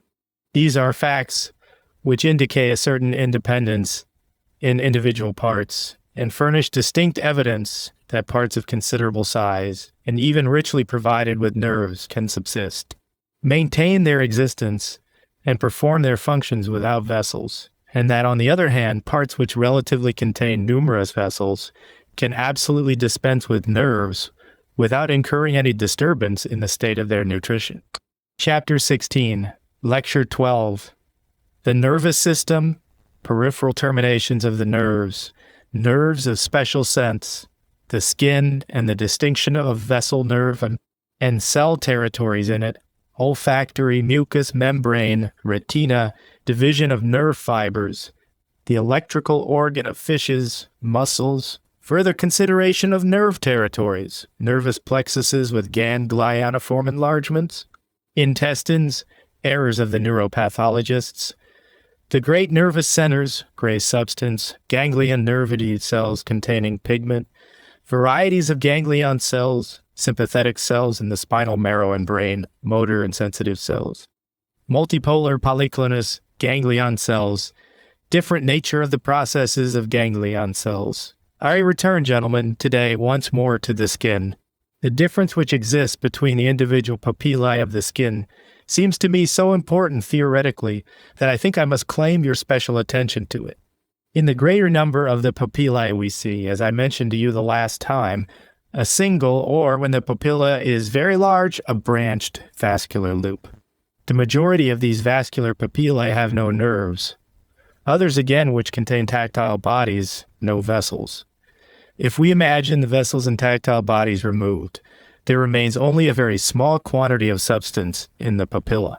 But within it, there still are morphological elements, and it is easy to convince oneself that connective tissue with its corpuscles, which latter after injection are very easily distinguished from the vessels, is in immediate contact with the cells of the retinucosum, figure 83. The case is especially favorable when, in consequence of any disease, as for example, smallpox, a slight tumefaction of the whole thickness of the skin in the parts affected has taken place, and the corpuscles are a little larger than they normally are. In ordinary papillae, it is somewhat more difficult to discover these elements. Still, upon closer examination, they may be seen everywhere, even by the side of the tactile bodies. Thus, even in the finest of these prolongations of the cutis, it is not an amorphous mass which is found, bearing a constant relation to the vessels and nerves. On the contrary, this mass of connective tissue always manifests itself as the one thing invariably present in the structure, as the real fundamental constituent of the different vascular and nervous papillae, and the individual papillae do not acquire a different character until in the one case vessel, in the other nerves, are added to this fundamental substance. We certainly know little concerning the special relations which the vascular papillae bear to the functions of the skin. Still, it can scarcely be doubted that an important relation must exist, and that as soon as we are better able to separate the different offices of the skin, greater importance will be attached to the vascular papillae also. This much, however, we can even now say, that it is incorrect to imagine that a special nervous branch exists in every anatomical division of the skin, just as physiological experiments show that considerable sensitive districts exist in the skins. So also, more minute histological investigation teaches us that there is a relatively scanty termination of nerves upon the surface. If therefore we think fit to divide the skin into definite territories, those appertaining to the nerves will, as a matter of course, be larger than those belonging to the vessels. But every vessel territory, papilla also, which is marked out by a single capillary loop, is divided into a series of smaller cell territories, all of which certainly lie along the banks of the same vessel, but still have an independent existence, each of them being provided with a special cellular element. In this manner, it is very easy to explain how within a papilla, a single cell territory may become diseased. Suppose, for example, that such a territory swells up, increases in size, and continually keeps shooting farther and farther upwards, then arborescent ramifications may arise, acuminate Euspitz's condyloma, without the whole papillas being affected in a like manner. The vessel does not shoot up until later and forces its way into the branches when they have already attained a certain size. It is not the vessel which pushes out the parts by its development, but the first signs of development always show themselves in the connective tissue of the papilla. The study of the conditions of the skin therefore affords special interest to those who wish to devote themselves to the critical examination of the doctrines held concerning general pathology. And first, with regard to the neuropathological views, it is quite inconceivable how a nerve which lies in the middle of a whole group of nerveless parts can contrive to force a single papilla from among this group, with which it has not the slightest connection, into a state of pathological activity in which the remaining papillae of the same nerve territory take no share. Just as difficult is it, in the diseases of non-vascular papillae, to find an explanation which shall accord with the views of a humoropathologist, even when in a vascular papilla the different cell territories attain different states. These would not admit of a ready explanation if we were to regard the whole process of nutrition in a papilla as directly dependent upon the general condition of the vessel which supplies it. Similar considerations might be entered upon with regard to all points of the body. Still, we have in the skin a particularly favorable example for demonstrating how very incorrect it is to regard all vessels as subject to a particular nervous influence. There are a number of vessels which are entirely removed from the influence of all nerves, and if we still confine our attention to the skin, the influence which a nerve is in a condition to exercise is limited to this, that the afferent artery, which supplies a whole series of papillae in common, figure 44, may by its means be brought into an altered condition, so that a contraction or dilatation, and in correspondence with these states, a diminished or increased supply of blood to a considerable district takes place. If now we return from this digression to our real subject, you will recollect that I had described to you my ignorance concerning the real mode of termination which the nerves have in the tactile bodies. Whether the nerve ultimately forms a loop, or in any manner directly terminates in the internal substance of the body, is not, I think, as yet absolutely decided. If now we consider other instances of the terminations of nerves, nowhere does any probability manifest itself that they really do form loops. In every case in which more certain knowledge has been acquired, the probability has, on the contrary, always become greater that the nerves either terminate in a large plexus or reticular expansion, or that they end in special apparatuses, concerning which it is still doubtful whether they are peculiar processes of a particular shape, into which the nerves shoot out at their extremities, or whether they constitute peculiar parts, non-nervous in their nature, to which the nerves attach themselves. This latter mode of termination is, it would appear, characteristic of most of the higher organs of sense, but in no single instance. In consequence of the extreme difficulty which the investigation of these parts presents, have any views been proposed which have met with universal assent, notwithstanding the numerous investigations into the structure of the retina and cochlea, the mucous membrane of the nose and mouth that have been made in the course of the last few years? It must be confessed that the ultimate points of histological detail have not as yet been altogether satisfactorily settled. In nearly all cases, there remain two possible ways in which the nerves may terminate. According to some, their terminations are connected with special structures which, according to the language hitherto employed, cannot be regarded as being of a nervous nature, but are peculiar appendages of the nerves, though they are certainly stated by other observers to be directly connected with nerve fibers, as for example, in the nasal mucous membrane.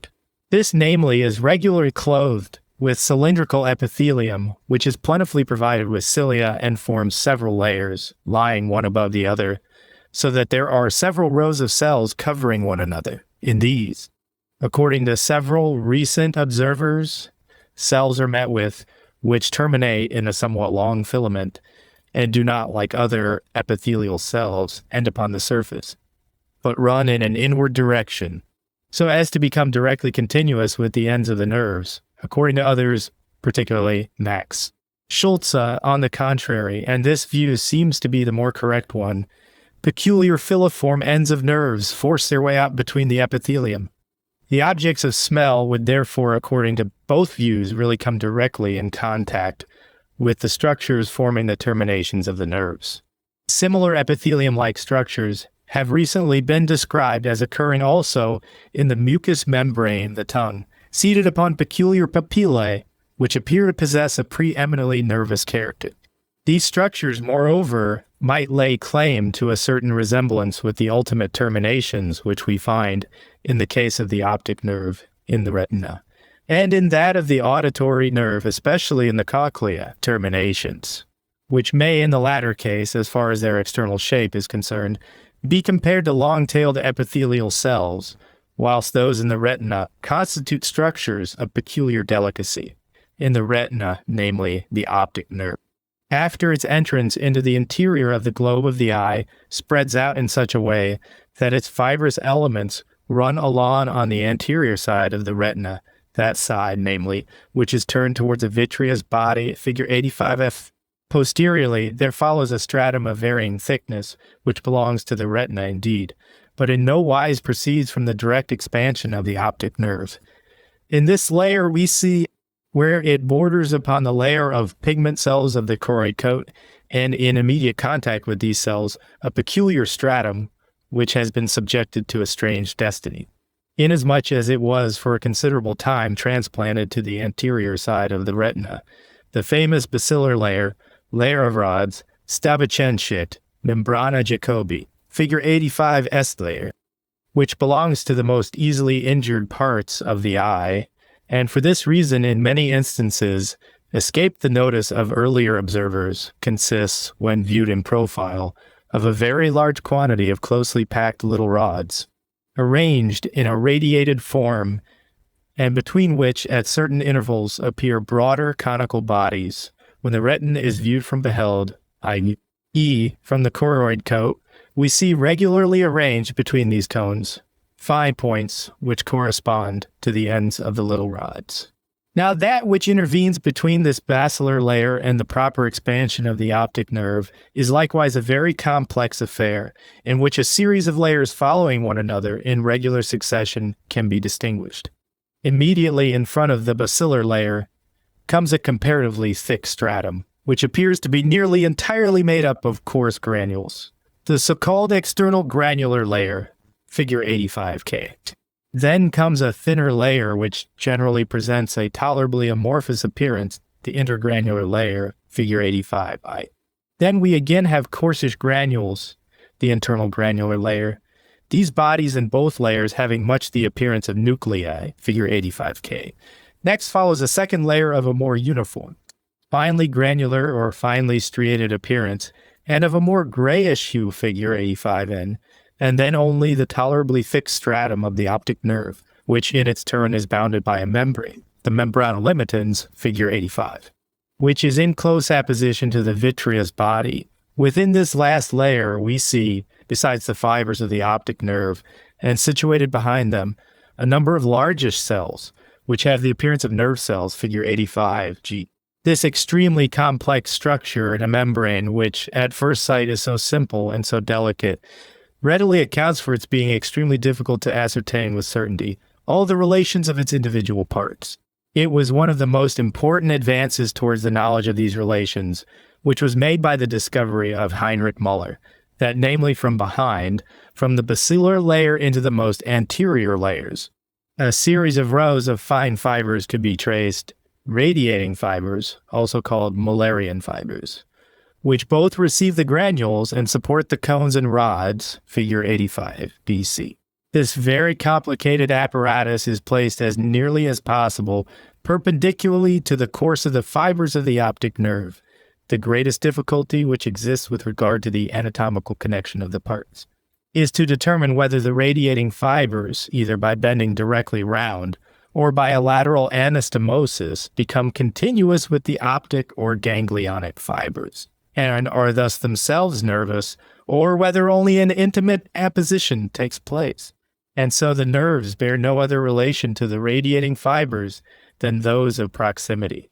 A tactile body may also, be either regarded as a body formed by a swelling of the nerve itself, or as a special structure up to which the nerve only proceeds, or into which it enters. This question of the connections of the radiating fibers has not yet been definitively settled. At one time, the probability became rather stronger that direct communications existed, at another that nothing more than a mere apposition took place. It can, however, even now no longer be doubted that this apparatus is essential to the perception of light, and that the optic nerve might exist with all its parts without in any way possessing the power of receiving impressions of light. If it were not connected with this apparatus, it is well known that just that point in the background of the eye, where there are only optic fibers and no such apparatus, is the only one which does not receive impressions of light, the blind spot. In order, therefore, that the light may be rendered at all capable of acting upon the optic nerve, it unquestionably requires to be collected by means of this apparatus of fibers. And it is therefore an extremely interesting question for delicate physical researches, whether the nerve itself receives, at its extreme ends, the vibrations of the waves of light, or whether another part exists, the oscillations of which act upon the optic nerve and produce a peculiar excitation in it. At all events, there do ascend from the membranal limitans, slightly curved fibers, figure 85, high, probably connective tissue with its corpuscles, which afford a kind of stay or support to the whole apparatus, supporting fibers, istus facet, and are not, I should suppose, freely connected with the rest of it. Have, gentlemen, by the consideration of these relations, brought out the fact that the specific energy of individual nerves does not so much depend upon the peculiarity of the internal structure of their fibers as such, but that a great deal must be attributed to the special terminal arrangement with which the nerve is connected, either directly or by contact, and from which the different nerves of sense derive their peculiar powers. If, for example, we examine a transverse section of the optic nerve external to the eye, it owns no peculiarities as compared with other nerves, which could at all account for this particular nerve's being better able to conduct light than other nerves. Whilst on the other hand, the peculiar manner in which its extreme ends are distributed sufficiently explains the unusually great sensitiveness of the retina to light. With regard to the terminations of nerves, there is still one mode to be mentioned, the plexiform distribution. This is a point to which more recent researches have been principally directed by Rudolf Wagner, inasmuch as this inquirer instituted investigations into the distribution of the nerves in the electrical organ of fishes, and in so doing, gave the chief impulse to the doctrine of the ramification of nerve fibers. Up to that time, nerves had been regarded as continuous single tubes, which remained single throughout the whole of their course from a nervous center to their termination. At present, we know that nerves are distributed like vessels. Now, seeing that nerve fibers directly divide, usually dichotomously, and their branches again divide and subdivide, extremely abundant ramifications may in this way in time arise, the import of which is extremely different. According as the nerve is motor or sensitive and either collects impressions from or diffuses motor impulses to a considerable extent of surface. A truly marvelous instance has lately come to our knowledge in the electrical nerve of the electrical cellulus, malaptertrus, which has become so celebrated by the interesting experiments of Dubois-Reymond. Here Bilharz has shown that eye nerve, which supplies the electrical organ, is in the first instance only a single microscopical primitive fiber, which keeps continually dividing until it finally resolves itself into an enormously great number of ramifications which spread themselves out upon the electrical organ. Here, therefore, the nervous influence must all at once diffuse itself from one point over the whole extent of the electrical plates. In man, we are still in want of distinct evidence with regard to this question, because the immense distances over which individual nerves extend render it almost impossible to follow any single given primitive fibers from their central origin to their extreme peripheral termination. But it is not at all improbable that in man two analogous arrangements exist in some organ, although perhaps not such striking ones. If we compare the size of the nervous trunks in certain parts with the total number of operations which are effected in an organ, for example, in a gland, it can scarcely appear doubtful that at least analogous arrangements exist there also. This mode of distribution offers peculiar interest in this respect, that man's 7 parts which are separated by intervals of space are thereby connected with one another. The electrical organ is composed of a number of plates, but not every plate is supplied with nerves proceeding from the center and intended only for it. The cellulus does not set one or other of its plates in motion, but is obliged to set the whole of them in motion. It is quite unable to divide the action. It can increase or diminish the intensity, but must always call the whole into operation. If, in like manner, we consider the arrangements which prevail in certain muscles, we find there is no evidence to justify us in assuming that every portion of a muscle receives special, independent nerve fibers. On the contrary, a special division of nervous action in muscles only exists to a very limited extent, as we know from our experience in our own bodies. The neuropathological doctrines would lead us to infer that the will or the soul or the brain is able by means of special fibers to act upon every single part, but in reality this is by no means the case. For the nervous centers have mostly only one single path by which they can communicate with a certain number of similar elementary apparatuses. Now, with regard to nervous plexuses, we are at the present time acquainted with most extensive arrangements of the kind in man. In the submucous tissue of the intestines, where the relations have recently been more closely investigated. In the first instance by Meissner and afterwards by Virchow. The submucous layer of the intestines is therefore, as Willis long ago declared it to be, a nervous tunic on following up the afferent nerves there, after having divided. At last, to break up into real networks, these in newborn infants present at certain points very large nodules from which the nerve fibers spread out into interlacement, so that a certain resemblance is thereby produced to a network of capillaries. To what extent such arrangements prevail in the body generally has not yet been determined, for these facts also are almost entirely new, and have only recently attracted the attention of observers.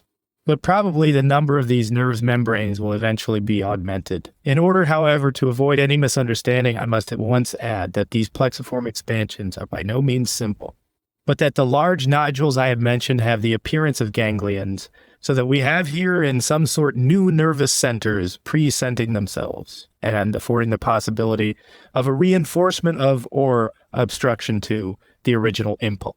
For the functions of the part, this arrangement is manifestly of great importance, for we should not well be able to explain the peristaltic movements of the intestinal canal, if some contrivance did not exist by which stimuli, that, in the first instance, were conveyed only to one spot in the canal, could be transferred from network to network and from part to part, the modes of distribution of nerves, with which we were till recently acquainted, were not sufficient to afford anything approaching an explanation of the nature of peristaltic action, whilst these investigations of Meissner's have at once furnished us with a most suitable groundwork for an interpretation of it.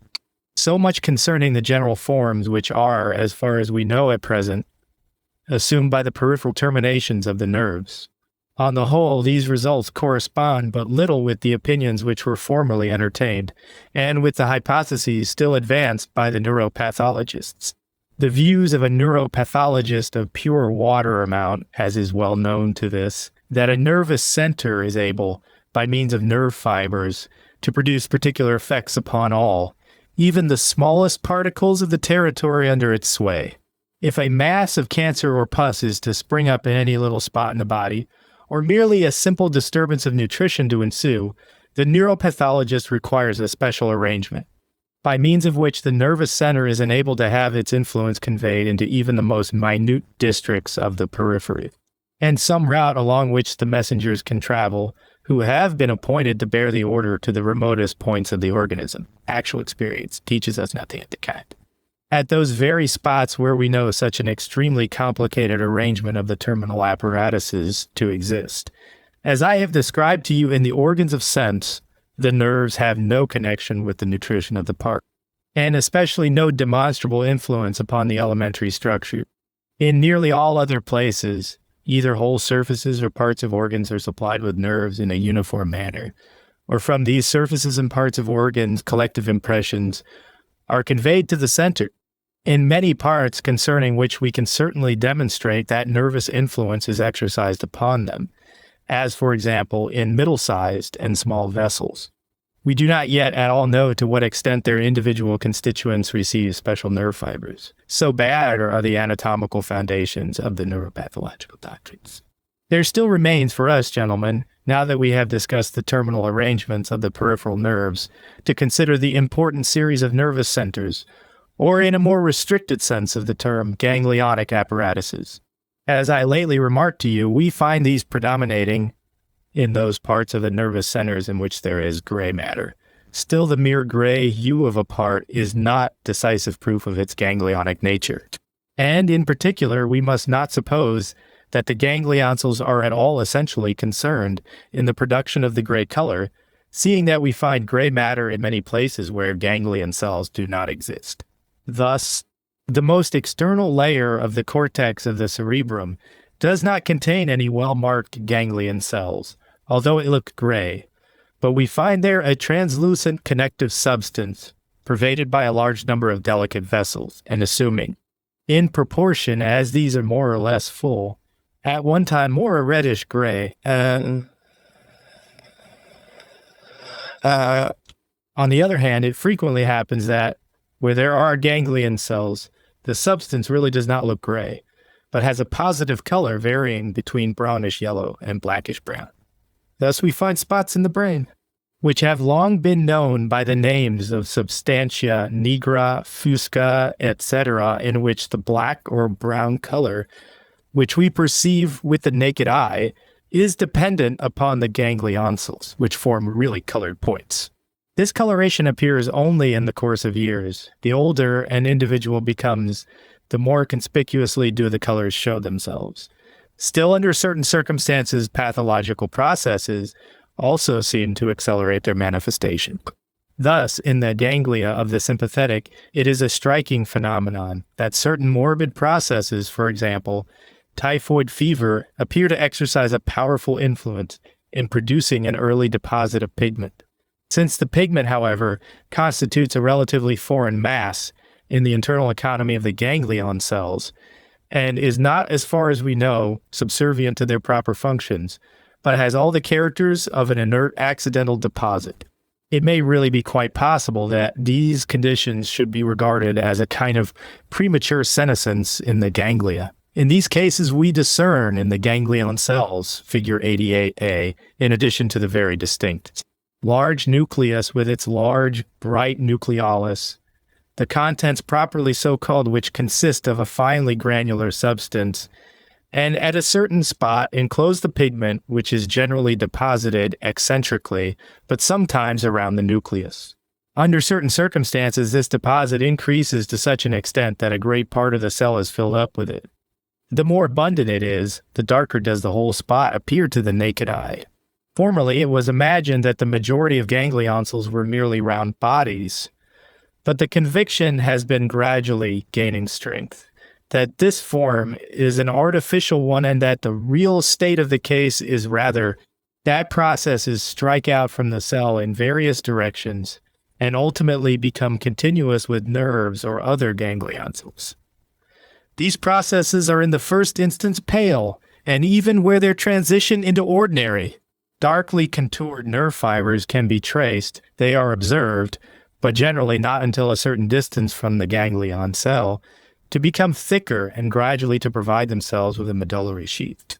This circumstance, which was formerly unknown, explains how it was that during so long a period so much obscurity prevailed with regard to these conditions.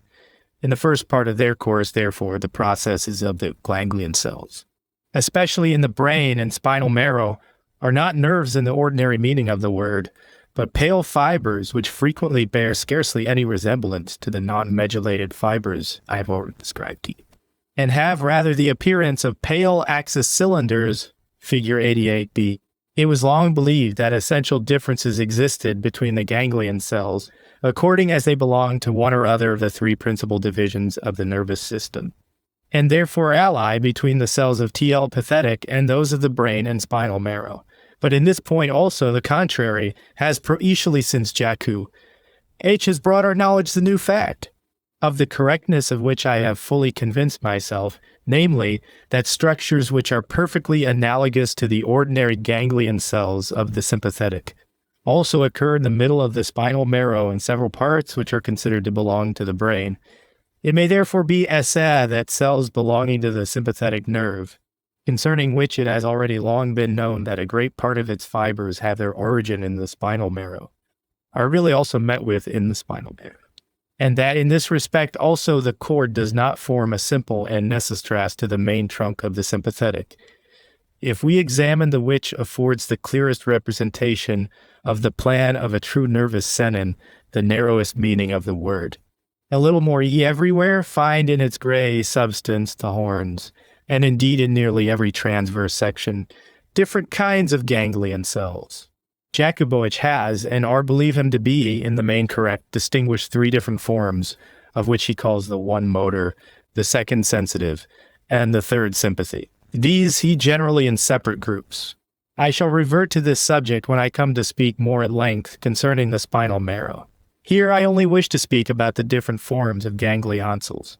The so-called unipolar forms are, in proportion as the examinations are conducted with more care, continually becoming more and more rare. In the great nervous centers, most of the cells possess at least two processes, and very many are multipolar, or more accurately, many-branched. Polyclonus, a multipolar cell, is a body with a large nucleus, granular contents, and if it be particularly large, a spot of pigment, and is provided with processes running in different directions. These processes often divide into twigs, and thus commences the condition of which I have already spoken, p. 290.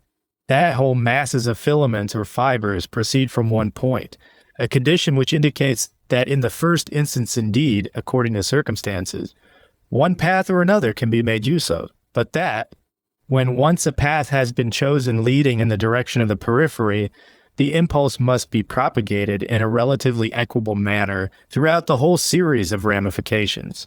These multipolar forms, figure 89a, are mostly comparatively large and lie accumulated in those parts which are subservient to the motor functions, and they therefore may be briefly designated motor cells. Those forms which correspond to the sensitive spots, figure 89b, are usually smaller and do not present such an extraordinary luxuriance of ramification as the larger ones. A large portion of them possess only 3 or perhaps 4 branches. Those which Jakubowicz has called sympathetic are, on the other hand again, larger but have still fewer branches and are distinguished by a greater roundness of shape. These are differences which are certainly not so decided as to enable us already at once to determine in every single case from the appearance of a ganglion cell to which category it belongs. But still, if we consider the individual groups, they are so striking as to incite the observer to reflection upon the different qualities of these groups. In the course of time, probably further distinctions, perhaps even in the internal economy of these cells, will be detected, but at present nothing more can be stated concerning them. This is a very great and lamentable void in our knowledge, and a void which we now particularly feel, because this is just a place where we should have to discuss the specific action of these different elements. But it must not be overlooked that these conditions are among the most difficult which are ever submitted to anatomical investigation, and that one's endeavors to produce specimens of a character to convince one's own eyes alone nearly always fail, because it is scarcely possible to succeed in effecting a real isolation of the cells with all their processes and connections, and because on account of the extraordinary fragility of these bodies, one is nearly always compelled to trace them out in hardened sections. When sections are made of structures which, to a great extent, are composed of fibers, and in which these run in a longitudinal, a transverse, or an oblique direction, so that an interlacement is always presented to the view, it depends, of course, entirely upon a happy chance whether in a section the course of a single fiber can be followed up over a large space with a certain degree of distinctness. This difficulty can certainly be lessened by making the sections in all possible directions, and thus increasing the probability of at last stumbling upon the direction followed by the divisions of a branch. But even then, the obstacles still remain so great that one can hardly expect ever to be able to take in at one view the whole of the ramifications and connections of a cell belonging to the great nervous centers. That is provided with at all a large number of branches. In this respect also, the electrical organ of fishes has become a particularly interesting subject for investigation. inasmuch as the one fiber which supplies the organ has been traced back by Bilharz to a single central ganglion cell, which is so large that it can be dissected out with the naked eye. This ganglion cell has also delicate offsets in other directions, but it has not hitherto been possible to determine their ultimate relations any more than we are able to obtain a definite notion of the minute anatomy of the human brain, and especially to discover to what extent connections take place there between the different cells. By the investigations which have been instituted into the structure of the spinal cord, it has been shown to be extremely probable that all the processes of the individual ganglion cells do not become continuous with nerve fibers, but that a part of them run to other ganglion cells and thus establish a communication between the cells. Moreover, at certain points, especially in several parts of the surface of the brain, still finer processes are found, which proceed from ganglion cells and are connected with peculiar, quite characteristic apparatuses, the cellular layer of the cerebellum and cerebrum, which offer the greatest resemblance to those in the retina, those extremely delicate vibratory arrangements of the radiating fibers.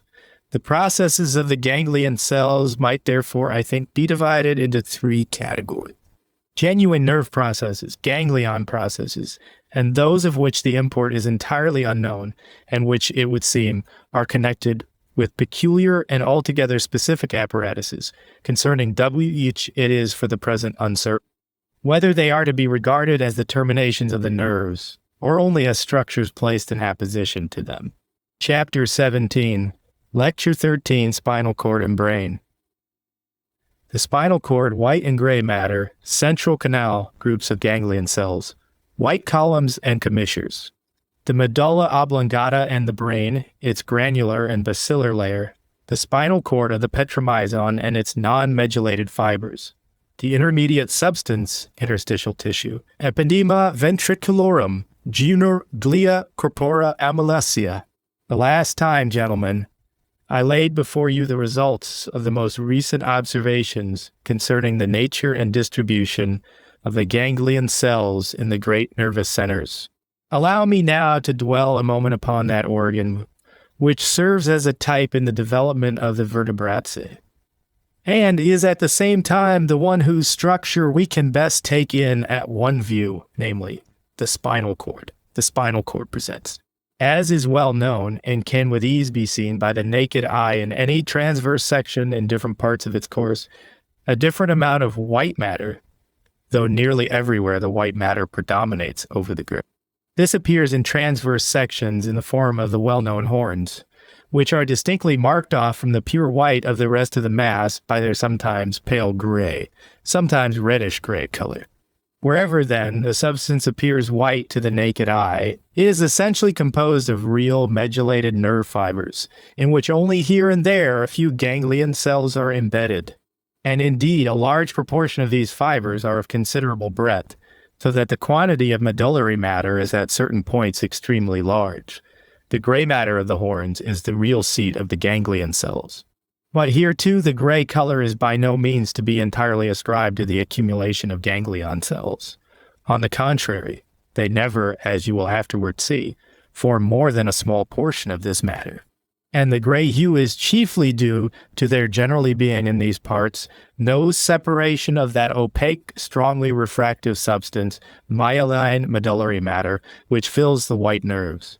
It is in the center of the gray substance that, as Stilling especially has shown, the central canal, canalis spinalis, actually exists, which had previously been so commonly supposed to be present, and had also frequently been described as of constant occurrence, but of which, nevertheless, no one had ever previously been able to furnish a regular demonstration. In the case of the old observers, as for example Portal, their investigations were in every instance confined to a few pathological specimens, from which they derived all the information they possessed upon the subject, and from which they inferred, in a somewhat arbitrary manner, that the presence of a canal was the rule. This central canal is so minute that extremely successful sections are required in order that it may clearly be perceived by the naked eye. Usually nothing more than a rounded gray spot can be detected, which is distinguished from the surrounding parts by its somewhat greater density. It is by microscopical examination alone that we can detect in this spot the transverse section of the canal in the shape of a minute hole, figure 90cc, which, like nearly all the free surfaces of the body, is invested with a layer of epithelium. It has now taken up its stand as a really regular, constant, and persistent canal. It is continued throughout the whole extent of the spinal marrow from the phylum terminal, where it cannot at all times be very distinctly demonstrated up to the fourth ventricle, where the orifice by which it opens into the so-called sinus rhomboidalizae is situated in the gelatinous substance of the calamus scriptorius. Here it may, in the first instance, be traced as a direct continuation from the floor of the fourth ventricle into a minute funnel-shaped fissure or line. As for the ganglion cells, they are generally found in the largest number in the anterior and lateral parts of the anterior horns. It is at this spot that we chiefly meet with the large many-rayed corpuscles, which we considered the last time. Corpuscles, which have in great part been traced into efferent nerves of the anterior. An analogous but less distinctly grouped accumulation is found in the direction of the posterior horn. But there the cells are rather the small many-rayed ones, such as those I lately described to you. They are connected with the fibers which run into the posterior root, and are therefore probably subservient to the functions of sensation. Besides, there is generally a third, sometimes more closely aggregated, at others more scattered, group of cells to be seen, which in their whole conformation remind us of the familiar cell forms we meet with in the ganglia, figures 89c, 90gs up. Their special position in the spinal marrow is certainly not so clearly defined as TA of the other parts. Perhaps they should be regarded as the origin of the sympathetic roots which run from the spinal marrow to the main trunk of the sympathetic.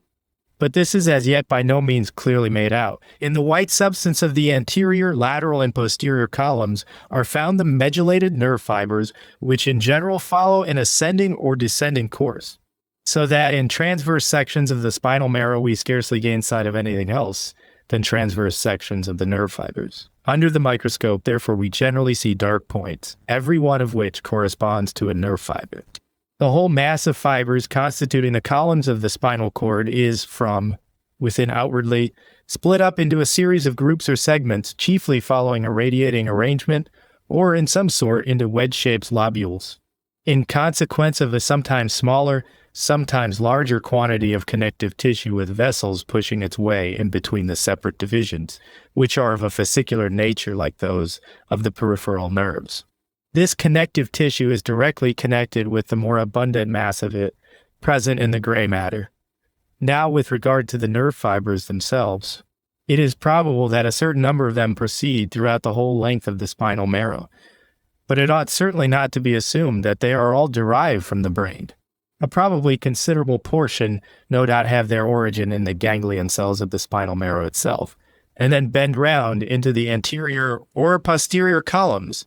Besides, the conviction has more and more gained ground that both between the two halves of the spinal marrow and between the separate groups of ganglion cells, direct communications, commissures, exist, fibers passing across from one cell to another and from one side to the other.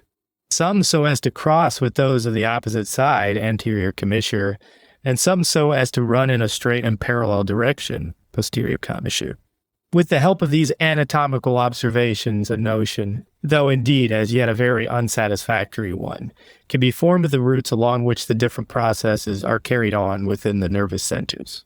Every special function possesses its special elementary cellular organs. Every mode of conduction finds paths distinctly traced out for it, in general too. Well-defined peculiarities in the structure of the individual nervous centers correspond to the differences of function, and particularly the posterior horns become gradually more and more strongly developed as we ascend. And in proportion as this development proceeds, we see the medulla oblongata, the cerebellum and cerebrum coming into view, whilst the motor parts withdraw more and more into the background and ultimately almost entirely disappear. All nervous centers, the lowest as well as the most highly developed, are disposed upon an analogous plan. The only thing which, at least as yet, can be regarded as an especially characteristic peculiarity of the encephalon is the circumstance to which I called your attention in the last lecture, namely, that in the cerebrum and cerebellum processes from ganglion cells are connected with particularly complicated apparatuses, which most resemble the granular and basilar layers of the retina, figure 91, which I have brought before your notice. For here too we find branched, almost arborescent filaments, which bear upon them minute granules, often in several rows, and attach themselves to the ganglion cells in a manner essentially differing from, and much more delicate than that observed in the case of the proper nerve processes. This kind of ganglion cells may very likely stand in some close connection with the psychical functions, but at present we have no accurate information upon the subject. And it will, I expect, still be a long time before anything positive can be made out about it, seeing that parts which are much more accessible to investigation, like the retina, present the very greatest difficulties to those who seek to discover the functions of the individual segments. The conformation which we have found to exist in the spinal marrow of man is essentially the same throughout the whole series of vertebrate animals, only that in man it is generally more complicated, and it exhibits a greater abundance both of nerve fibers and ganglionic matter. I have brought you for comparison a section from the spinal marrow of one of the lowest of the vertebrate, namely the lamprey petronisant. In this animal, the spinal marrow forms a very small flat band which has somewhat of a depression on the surface, and at first sight looks like a real ligament. On making a transverse section of it, it is found to contain the same parts that we see in man, but all only in a rudimentary form. What in ourselves DGP called gray matter is also found there on both sides in the shape of a flattened oblong lobe, which contains a few scattered ganglion cells, but only very few, so that perhaps only 4 or 5 are met with on each side of the transverse section. In the center, a central canal can likewise be detected, and that too lined with an epithelial layer similar to that which occurs in man. Below and in front of it generally lie a number of largish round cavities which correspond to unusually large non-medullated nerve fibers, figure 93. Which were first seen by Amilla. Farther outwards lie a few other thick fibers, but greatly exceeding these in number, a large quantity of very fine fibers, which give the transverse section a very diversified, regularly dotted appearance.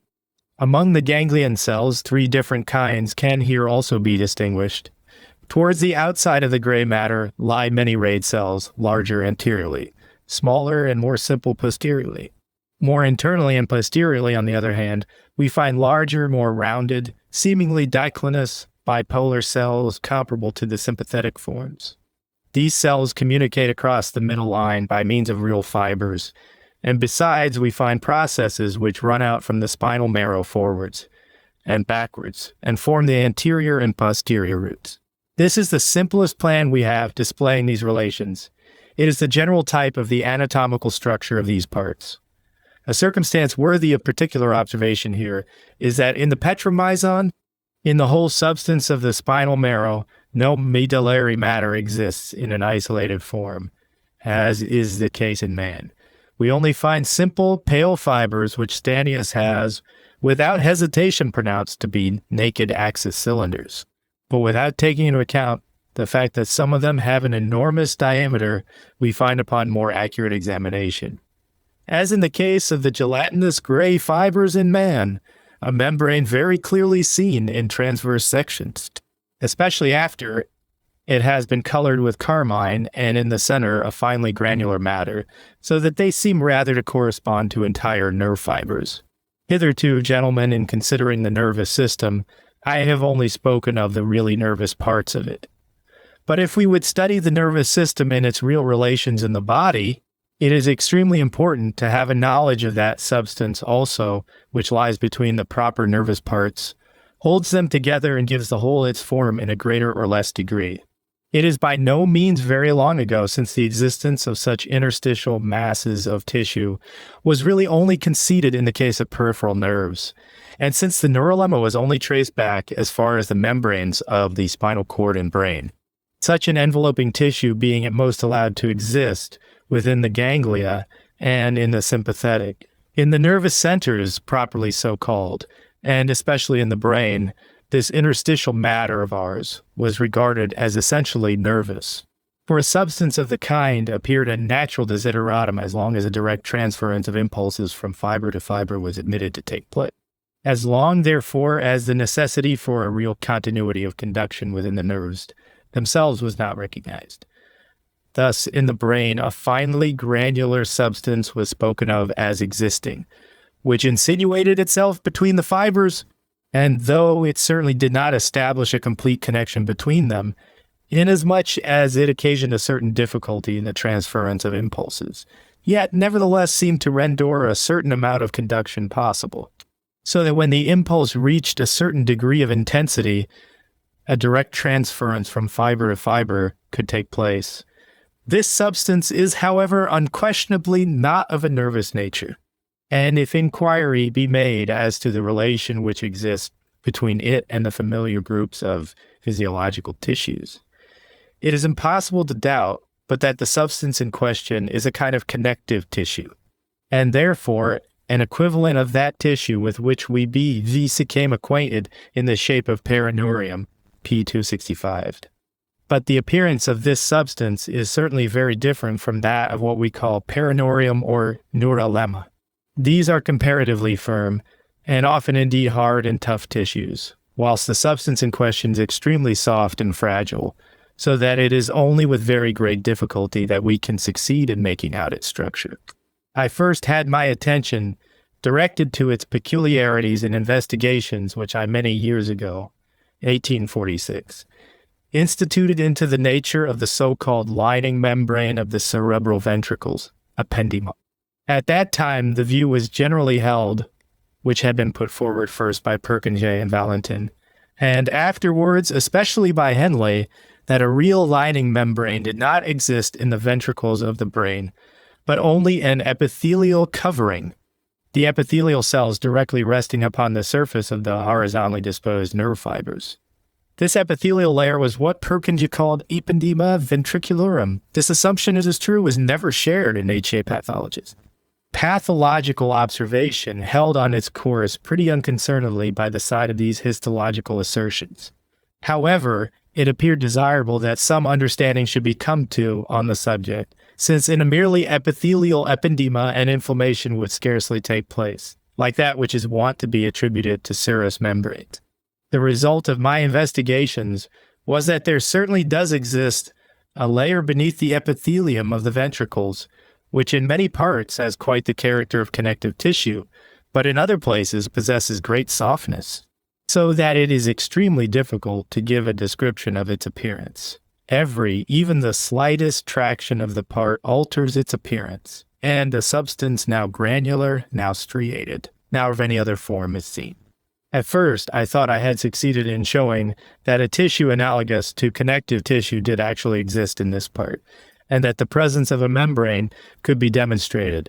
But the more I occupied myself with the examination of it, the more did I become convinced that a real boundary between this membrane and the deeper layers of tissue did not exist, and that a membrane could only be spoken of improperly, inasmuch as the notion of a membrane involves the supposition that it is more or less different from the parts beneath it and constitutes a separable object. Now, in the present instance, a separation of a rough kind may certainly not unfrequently be effected, but a more delicate kind of separation is altogether impossible. When the surface of any section of the ventricular wall is examined with a tolerably high power, the first thing noticed on the surface is an epithelium, sometimes in a better, sometimes in a worse state of preservation, figure 94e. In the most favorable cases, we find cylindrical epithelium with cilia, extending throughout the whole extent of the cavity of the spinal marrow, central canal, and of that of the brain ventricles. Beneath this layer follows a sometimes less pure layer of a structure resembling connective tissue, which at first sight certainly appears to be separated by a sharp outline from the deeper parts, for even with the naked eye, and especially after the addition of acetic acid, an external gray and translucent layer is very distinctly seen, whilst the deeper layer looks white, This white appearance is due to the presence of medullated nerve fibers which first occur singly, then continually become more numerous and closely aggregated, and as a rule run parallel to the surface. Thus, it may certainly appear as if a particular membrane existed here, which could be separated from the uppermost nerve fibers. But now, if we compare the substance which advances to the surface with that which lies between the nerve fibers, no essential difference presents itself. On the contrary, it turns out that the superficial layer is nothing more than an extension upwards beyond the nervous elements of a portion of the interstitial tissue which is everywhere present between them, but in this layer alone is seen in all its purity. The connection, therefore, is a continuous one. You see from this description that it was a very idle dispute, when it was discussed for years, whether the membrane which clothed the ventricles was a continuation of the arachnoid, or was a special membrane. There is, strictly speaking, no membrane at all present, but it is the surface of the brain itself which directly meets the eye. In the case of articular cartilage also, we must call it idle to dispute what kind of membrane invests the cartilage, since the cartilage itself advances right up to the free surface of the joint. Neither is there any prolongation from the arachnoid or the pia mater to the surface of the ventricle. The last processes which these membranes send inwardly are the choroid plexuses and the telechorioids, ephelum interpositum. Beyond these, there is no serous covering found investing the internal surface of the ventricles of the brain. For this reason, the conditions of the cerebral cavities cannot be exactly compared with those of ordinary serous sacs. In the telechorioids or the plexuses, a series of phenomena may certainly manifest themselves, which are parallel to the diseases of other serous parts, but this can never take place in the same manner on the ventricular surface of the brain. This peculiarity of the membrane, namely, that it becomes continuous with the interstitial matter, the real cement, which binds the nervous elements together, and that in all its properties it constitutes a tissue different from the other forms of connective tissue, has induced me to give it a new name, that of neuroglide, nervissement. The view that the substance in question belongs to the class of connective tissues has recently been admitted on nearly all sides, but with regard to the extent to which any isolated structures that occur in it are to be considered as belonging to this substance, opinions are still divided. Even when I instituted my first special investigations into the structure of the epiderma of the brain and spinal cord, it turned out that certain stellate cells which are met with in the middle of the spinal marrow, in the wall of the central canal, the existence of which was afterwards more accurately demonstrated, namely, in what I called the central thread of ependygma, and which up to that time had been regarded as nervous cells, unquestionably belonged to the neuroglide. Afterwards, and especially by the Dorpat school with Bitter at its head, a series of investigations were published, in which a great number of cells in the spinal marrow were set down as belonging to this connective tissue. Bitter himself was ultimately led to regard all the cells which are found in the posterior half of the spinal marrow, and therefore those sympathetic and sensitive cells, also, which you have just seen, as connective tissue corpuscles. On the other hand, Jakubowicz has utterly denied the occurrence of the cellular elements of connective tissue in any part of the brain or spinal cord, and has asserted that the interstitial tissue, which by him too indeed is regarded as connective tissue, is an altogether amorphous, finely granular or reticulated matter, which nowhere contains a single corpuscular element. Between these extremes, I think we are perfectly justified by experience in steering a middle course. There can, according to my firm conviction, be no doubt but that the larger cells which pervade the posterior horns of the spinal marrow are nerve cells. But on the other hand, it must be maintained with equal positiveness that where neuroglia is met with, it also contains a certain number of cellular elements.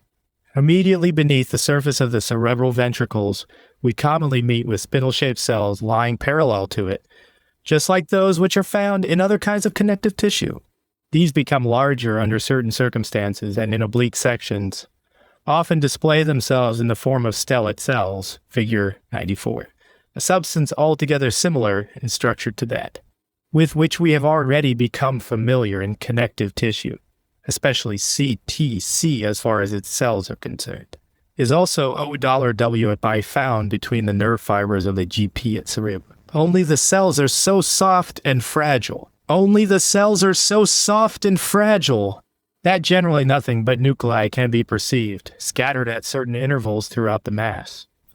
On making a careful search, however, even in fresh, not artificially hardened, specimens, soft cellular bodies of a roundish or lenticular form can be detected, which possess finely granular contents and large granulated nuclei with nuclei and lie, certainly in no very great number, between the nervous elements.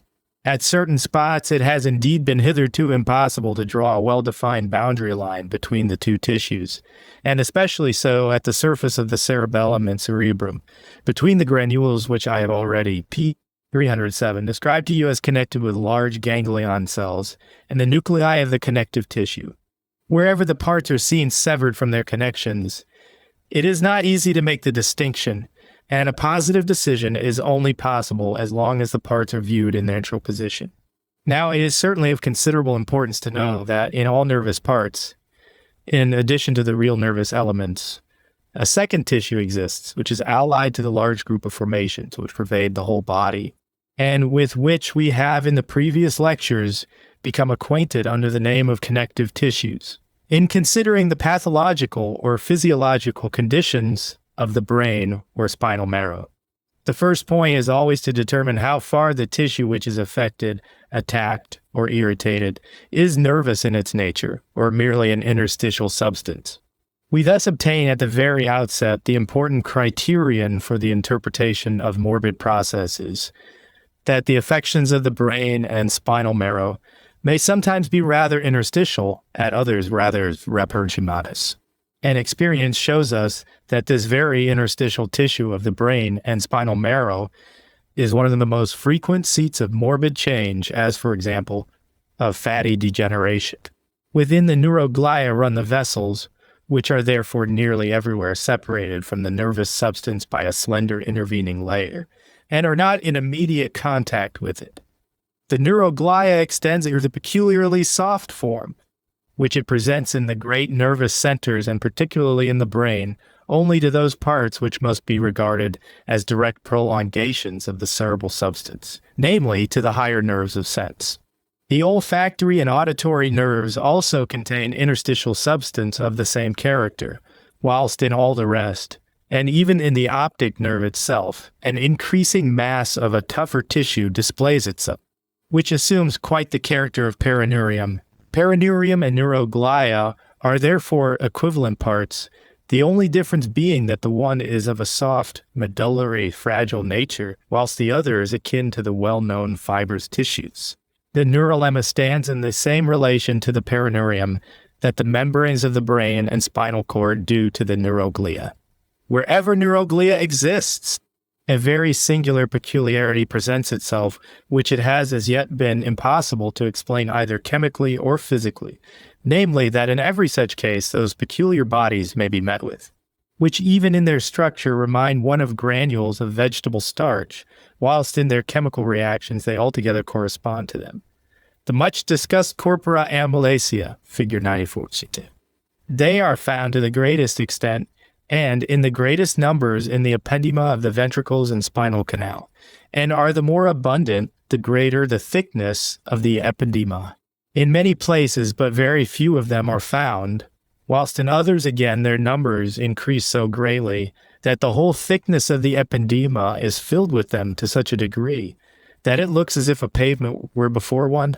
They display themselves, however, strangely enough, in pathological conditions, also frequently in great numbers, when in consequence of some disturbing cause, the quantity of neuroglia becomes increased in proportion to that of nervous substance, as for example, after atrophic processes, in taves dorsalis, as one used to say, or the atrophy of single columns of the cord, as we now usually interpret the old expression, we find in proportion as the atrophy progresses, and the nerves in certain directions perish, cuneiform segments, in which the substance, up to that time, white, becomes from without inwards gray and translucent, there being apparently a production of gray matter. This degeneration is most frequent in the posterior columns, generally in the immediate vicinity of the posterior fissure. And here it may go on, and generally does go on, in such a manner that the wedge penetrates deeper and deeper, and at the same time increases in width. In these parts, then the whole substance of the medullated fibers gradually disappears, and distinct nerves are no longer discoverable. The whole spot generally consisting of neuroglia, with an enormous accumulation of corporal amylasia. Nowhere in the body has there as yet been found anything completely analogous to structures of this sort, excepting, as I have said, in those parts which appear to be direct protrusions of the cerebral substance, namely in the higher organs of sense, in the case of which originally a certain quantity of central nervous matter entered into the sensorial capsules, sinus capsule, of the embryo. In the cochlea, too, and the retina bodies occur, which are allied to the corporal amylasia, although the chemical tests have as yet only proved successful in the case of those found in the internal ear. When these bodies are isolated, they exhibit in every respect such a complete analogy to vegetable starch that, long before I succeeded in discovering the analogy in chemical reaction, Purkinje had already introduced the term corpora amylasia on account of the morphological resemblance. You are no doubt aware that the chemical correspondence has in many quarters been doubted. The late Heinrich Meckel especially had great doubts upon the subject, and supposed them to have a greater affinity to cholesterol. In more recent times, however, the matter has been investigated, even by professed botanists, and everyone who has bestowed close attention upon it has as yet acquired the same conviction which I published as my own. Nageli pronounces these bodies to be really and truly starch. Morphologically, they present themselves either as perfectly circular bodies with regular concentric layers, or their center is a little on one side, or we find twin bodies, or again the bodies are more homogeneous, pale, with a dim luster like fatty substances. When they are cautiously treated with a dilute solution of iodine, they assume a pale bluish or grayish blue color, though a great deal certainly depends upon the proper degree of concentration of the test. If afterwards we very cautiously add sulfuric acid, we obtain, when the proper effect is produced, a beautiful blue, which is best shown by allowing the reagent to act very slowly. When sulfuric acid acts violently upon them, a violet tint, which speedily becomes brownish red or blackish, is obtained, presenting a most decided contrast to the neighboring parts, which become yellow or at most yellowish brown. Chapter 18, Lecture 14, Activity and Irritability of Cellular Elements, Different Forms of Irritation. Life of individual parts, the unity of the neurists, consciousness, activity of individual parts, excitability, irritability, as a general criterion of life, meaning of irritation, partial death, necrosis, function, nutrition, and formation, as general forms of vital activity, difference of irritability according to the different forms of activity. Functional irritability, nerves, muscles, ciliary epithelium, glands, fatigue and functional restitution, stimuli, their specific relations, muscular irritability. Nutritive irritability, maintenance and destruction of elements, inflammation, cloudy swelling. Kidney, morbus Brighti and cartilage, neuropathological doctrine, skin. Cornea, the humeropathological doctrines, parenchymatous, exudation, and parenchymatous inflammation. Formative irritation, multiplication of nucleoli and nuclei by division, multinuclear cells. Medullary cells and myeloid tumors, comparison between formative muscular irritation and muscular growth. Multiplication, new formation of cells by division. The humero and neuropathological doctrines. Inflammatory irritation as a compound phenomenon. Neuroparalytical inflammation, vagus, trigeminous. I have given you, gentlemen, a somewhat lengthy sketch of the histological arrangements of the body in order to make the inference plain to you, which in my opinion must be the starting point of all future considerations that are instituted concerning life and vital activity, that namely, in all parts of the body, a splitting up into a number of small centers takes place, and that you, As far as our experience extends, does a single central point, susceptible of anatomical demonstration, exist from which the operations of the body are carried on in a perceptible manner? And even if we appeal to the experience which everyone daily stores up around him, we shall find that this is the only view which concedes life to the individual parts of an organism, or allows it to the plant, the only view which enables us to institute a comparison both between the collective life of the developed animal and the individual life of its smallest parts, and also between the life of a plant as a whole and the life of the individual parts of a plant. The opposite view which at this very moment is manifesting itself with a certain degree of energy, that namely, which beholds in the nervous system the real central point of life, is met by this extremely great difficulty, that in the very same apparatus in which it places its unity, it again finds the same, splitting up into an infinite number of separate centers, which is presented by the rest of the body, and that in no part of the whole nervous system it can show the real central point from which, as from a seat of government, mandates are issued to all quarters.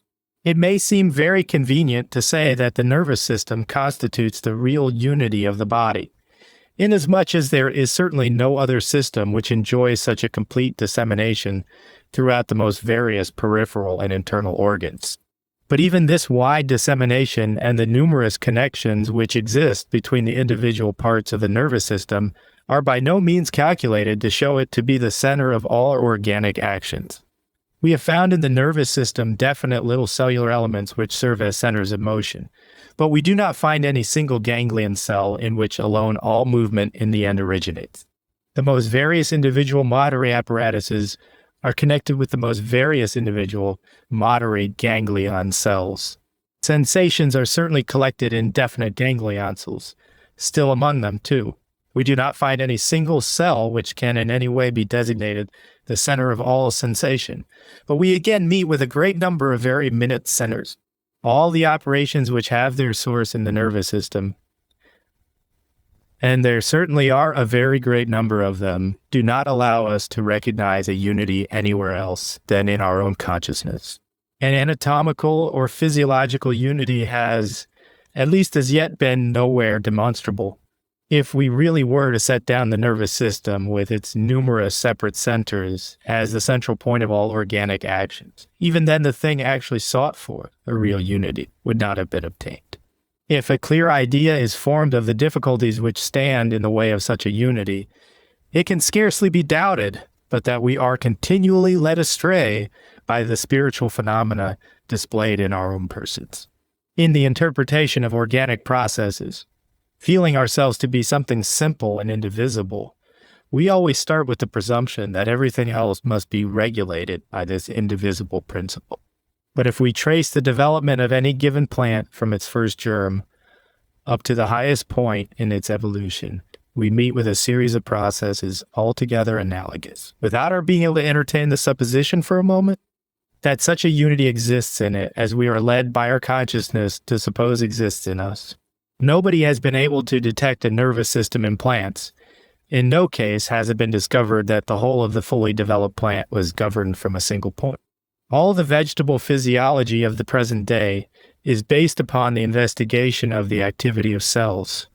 And if violent opposition is still made to the introduction of the same principle also into the animal economy, there is, I think, no other difficulty in the way but the one that aesthetical and moral scruples cannot be overcome.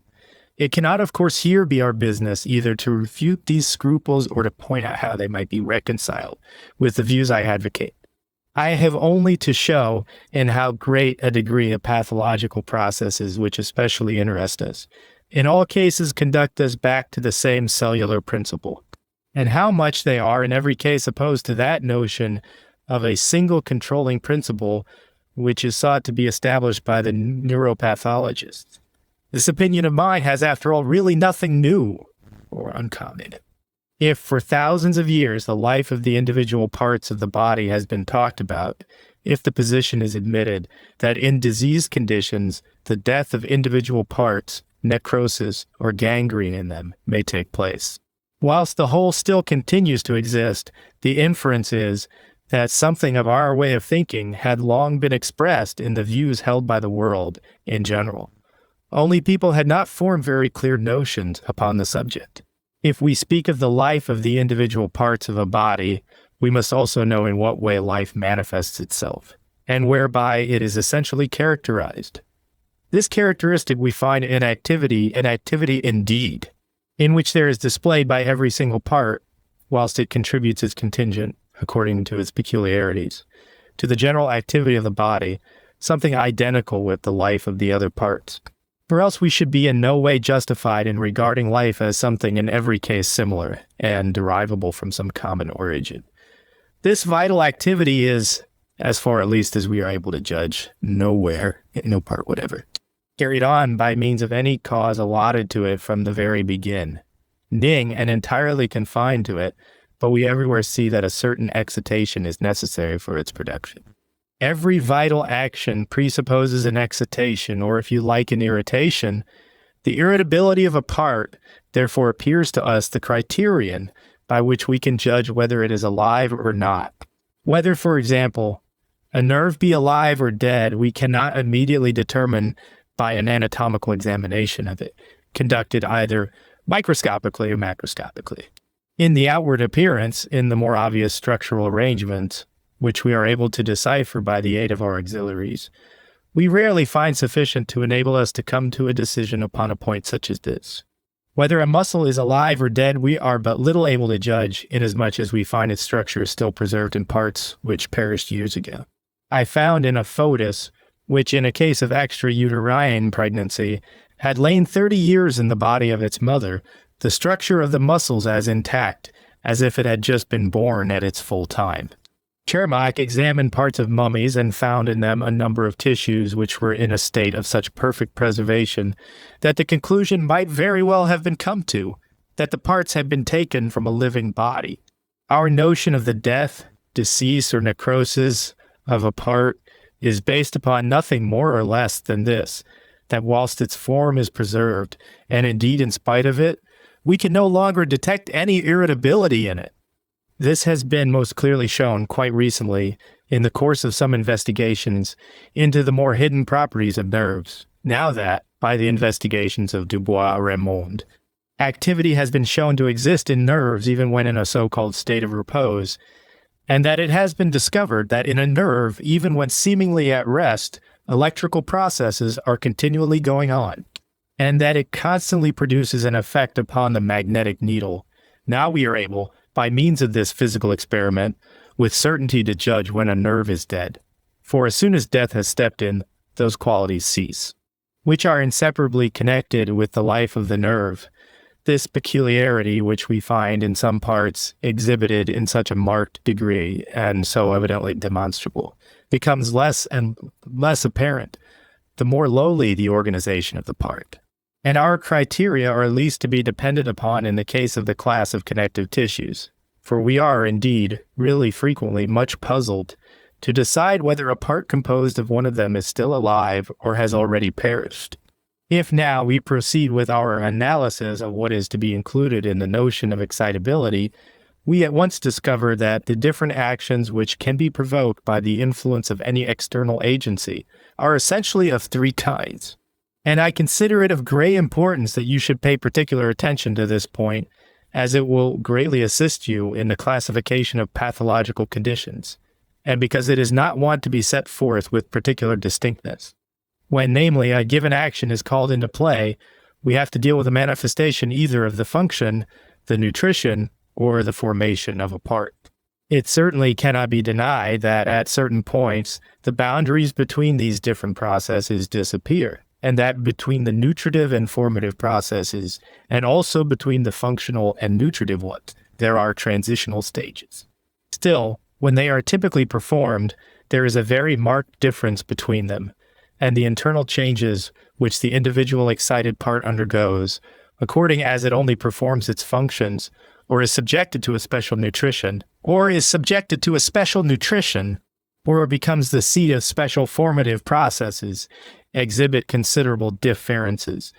The result of an excitation, or if you will, an irritation, may, according to circumstances, be either a merely functional process, or the effect may be that a more or less increased nutrition of the part is induced without there necessarily being any excitation of its functions, or a formative process may set in, giving rise to a greater or less number of new outlets. These differences manifest themselves with greater or less distinctness in proportion as the individual tissues of the body are more or less capable of responding to the one or other kind of excitation. We speak of the functions of parts in the case of a considerable number of tissues. The real functions shrink into a very small compass. We are on the whole able to say but very little concerning the real functions in the higher sense of the word. Of nearly all the connective tissues and of the great majority of epithelial cells, we are no doubt able to say what their use under particular circumstances is. Still, they always rather appear to be relatively inert masses, which scarcely perform any real functions in the ordinary meaning of the word, but rather serve as supports to the body, or as coverings to the different surfaces, or in other localities, according to circumstances, act as media of union, intervention, or separation. The case is different, on the other hand, with those parts, which, owing to the peculiar nature of their internal arrangement, are liable to a more rapid change, such as the nerves, muscles, and muscular organs, glands, and a few other structures, as, for example, among the epithelia, ciliated epithelium. In all these tissues, which are subservient to important functions, we find that these functions are chiefly due to very delicate changes of arrangement, or if you wish it expressed in more precise terms, to minute changes of place in the minute particles of the internal matter, the cell contents. In these cases, therefore, it is not so much the real cell in its pure form which decides the question, as the specific matters with which it is provided internally. The chief agent is not so much the membrane or the nucleus of the cell as the contents. It is these which, when exposed to certain influences, become comparatively rapidly changed without our being always able morphologically to detect any trace of a change in the arrangement of the contained particles. The utmost that we can observe in the shape of a palpable result is a real locomotion of small visible particles, but we cannot push our analysis to such an extent as to enable us to form any opinion as to the internal cause, in virtue of which this locomotion is affected by the ultimate particles which compose the cell contents. When an excitation takes place in a nerve, we now know that a change in its electrical state is connected with it, a change which, from all that is known to us concerning electrical excitation in other bodies, must of necessity be referred to a change in the position which the individual molecules assume to one another. If we conceive the axis cylinder to be made up of electrical molecules, we can easily imagine that every two of these molecules take up an altered position with regard to one another at the moment the stimulus is applied. Of these processes, we see nothing. The axis cylinder looks just as usual. If we watch a muscle during its contraction, we remark, it is true that the intervals which separate the individual so-called disc P82 become shorter. And as we now know that the substance of the musculae consists of a series of minute fibrils, which in their turn contain little granules at certain intervals corresponding to these discs, we conclude therefrom with some degree of assurance that really local changes take place in the minutest elements, though they cannot be further referred to any visible or recognizable cause. We cannot perceive any definite chemical change. Or any alteration in the state of nutrition of the parts. We only see a displacement, a dislocation of the particles, which, however, probably depends upon some slight chemical change in the molecules composing them. In the case of ciliated epithelium, you see how the line cilia, which are seated upon the surface of the cells, move in a certain direction, and in this direction exercise a locomotory effect upon the little particles which come near to them. If we isolate the individual cells, we see that every one of them has at its upper end a border of a certain thickness from which little hair-shaped prolongations run out. These all move in such a way that a cilium which, whilst quiet, stands quite upright, bends forwards, and then throws itself backwards, but we are unable to perceive any changes within the individual cilia by means of which the movement is affected. Just the same is the case with gland cells, concerning which we cannot entertain the least doubt that they produce a definite locomotory effect. For since Ludwig has shown in his researches on the salivary glands that the pressure of the outward current of saliva is greater than that of the inward stream of blood, the only conclusion that is left us is that the gland cells exercise a definite motor influence upon the fluid, and that the secretion is driven out with a definite force, which is not due to the pressure of TDMA blood or any special muscular action, but to the specific energy of the cells as such. Still, we are just as little able to discern in a gland cell, whilst performing its functions, that its constituent particles are engaged in any peculiar material process as we were in the case of the nerves or ciliated epithelium. These facts derive great support from the circumstance that we are able to perceive that the functional activity of individual parts does experience a certain amount of impairment if it is continued for too long a time.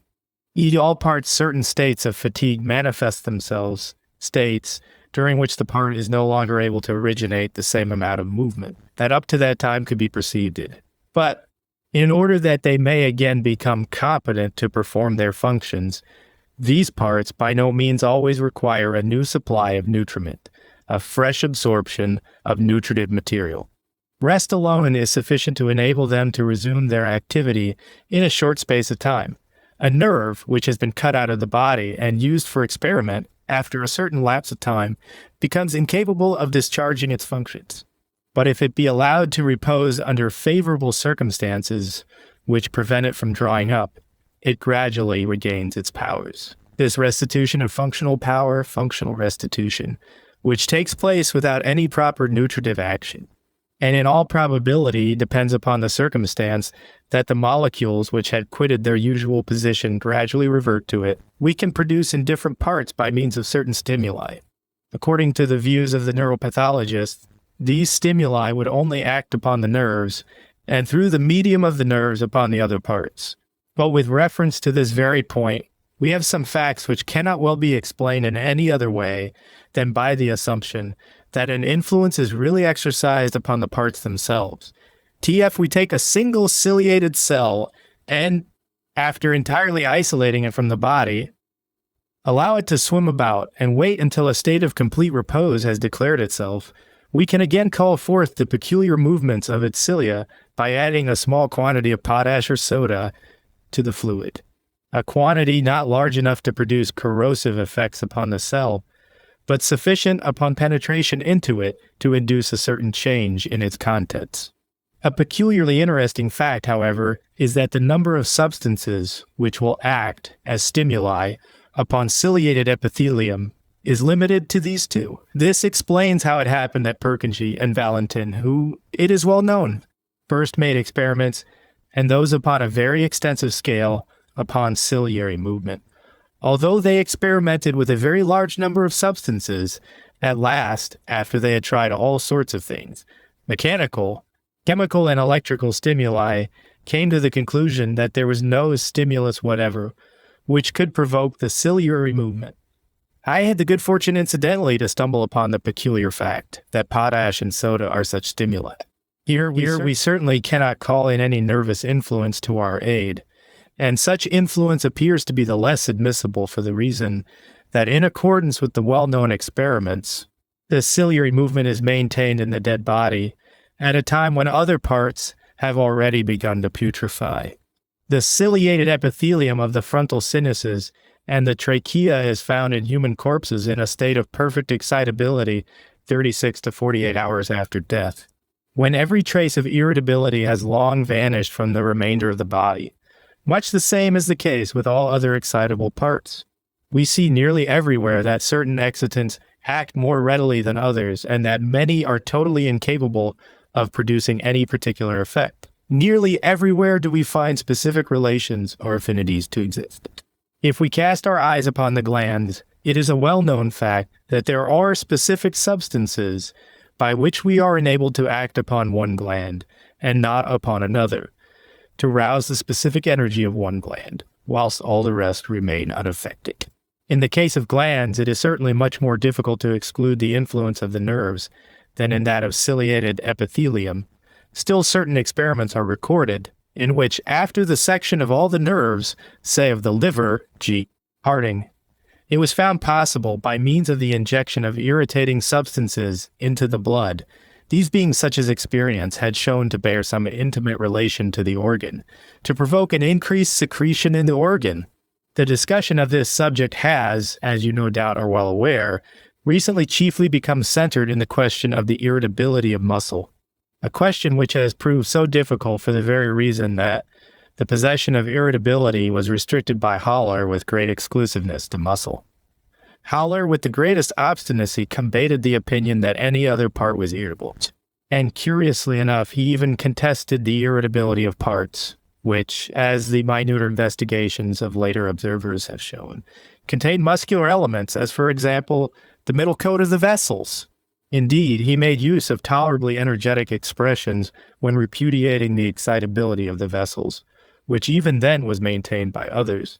I have already informed you that there are large tracts in the vascular system, for example, in the umbilical vessels of the foetas, where they are particularly well marked, in which enormous accumulations of muscular fibers are found, but not a trace of any nerves.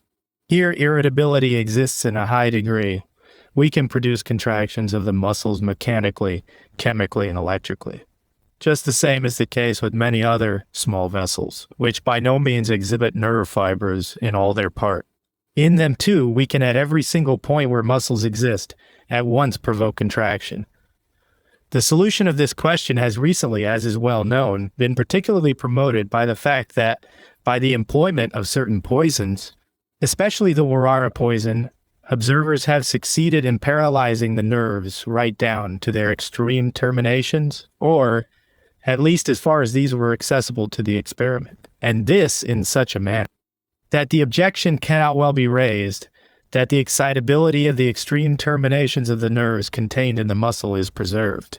The paralysis produced by the Warara poison is completely confined to the nerves, whilst the muscles just as completely retain their irritability, whilst the most violent electrical currents were made to act upon the nerve in vain. Without the production of the least movement, the slightest mechanical, chemical, or electrical stimuli are sufficient to throw the muscle experimented upon into a state of excitation. I mention these facts to you in order that I might not be thought to treat the different divisions of my subject too unequally. The question of function, however, interests us less here. Nevertheless, you will be able to gather from what I have communicated to you that nowadays it can no longer be said with any show of reason that the nerves alone are irritable parts, but that we are irresistibly led to consider functional irritability, at least as a property belonging to a whole series of organs. Far less known, gentlemen, is that clearly demonstrable series of processes in which nutritive irritability manifests itself, that power possessed by individual parts of taking up, when excited by definite stimuli, more or less matter and transforming it. This constitutes at the same time the first step in the most important processes which we have to follow into the domain of pathologico-anatomical facts. A part which nourishes itself can in doing so either limit itself to a mere maintenance of its existence, or it may, as is especially seen in pathological cases, take up into itself a larger quantity of nutritive material than is wont to happen in the ordinary course of things. If we investigate these processes of absorption more closely, we always find that, as I have already had occasion to remark to you, the number of histological elements remains the same before and after the occurrence of the excitation, and we thus distinguish simple hypertrophies from the hyperplastic conditions, to which in their external effects they often bear so great a resemblance. P94 processes of this kind form a part of that domain, which in ordinary life is assigned to inflammation. A number of inflammatory processes on their first appearance really exhibit nothing more than an increased assumption of material into the interior of the cells, entirely resembling what we find in simple hypertrophy. If, for example, we consider the history of Bright's disease in its ordinary course, we constantly find that the very first thing which can be detected in a kidney affected with this disease consists in this that in the interior of the uriniferous tubules, while still quite intact, the individual epithelial cells, which are, as is well known, even in their normal state, tolerably large, become still larger. These epithelial cells which fill up the tubules are not only large, but at the same time also present a very cloudy appearance, inasmuch as a larger quantity of material than usual has everywhere been taken up into the cells. The entire uriniferous tubule is thereby rendered broader and appears even to the naked eye as a convoluted whitish opaque body.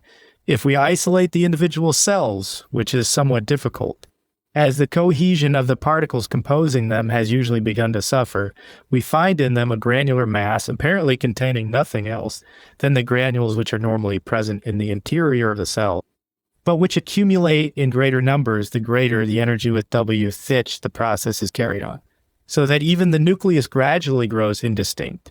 This is the condition of cloudy swelling, Trubschwellung, as it is met with in many irritated parts, as an expression of the irritation which attends many forms of what is called inflammation.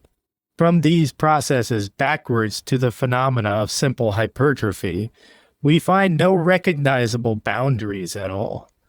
We cannot at once say, when we meet with a part enlarged in this way, and containing a greater amount of matter than usual, whether it will retain its life or perish, and therefore is extremely difficult in very many cases, when nothing at all is known concerning the process through which such a change has been produced. To distinguish simple hypertrophy from those forms of inflammatory processes, which are essentially accompanied by an increased absorption of nutritive material. In these processes, too, it is scarcely possible to refuse the individual elements, when incited by a stimulus directly applied to them, the power of taking up an increased quantity of material, at least it is opposed to all the results of experience, to assume that such an increased absorption must be due to a special innervation.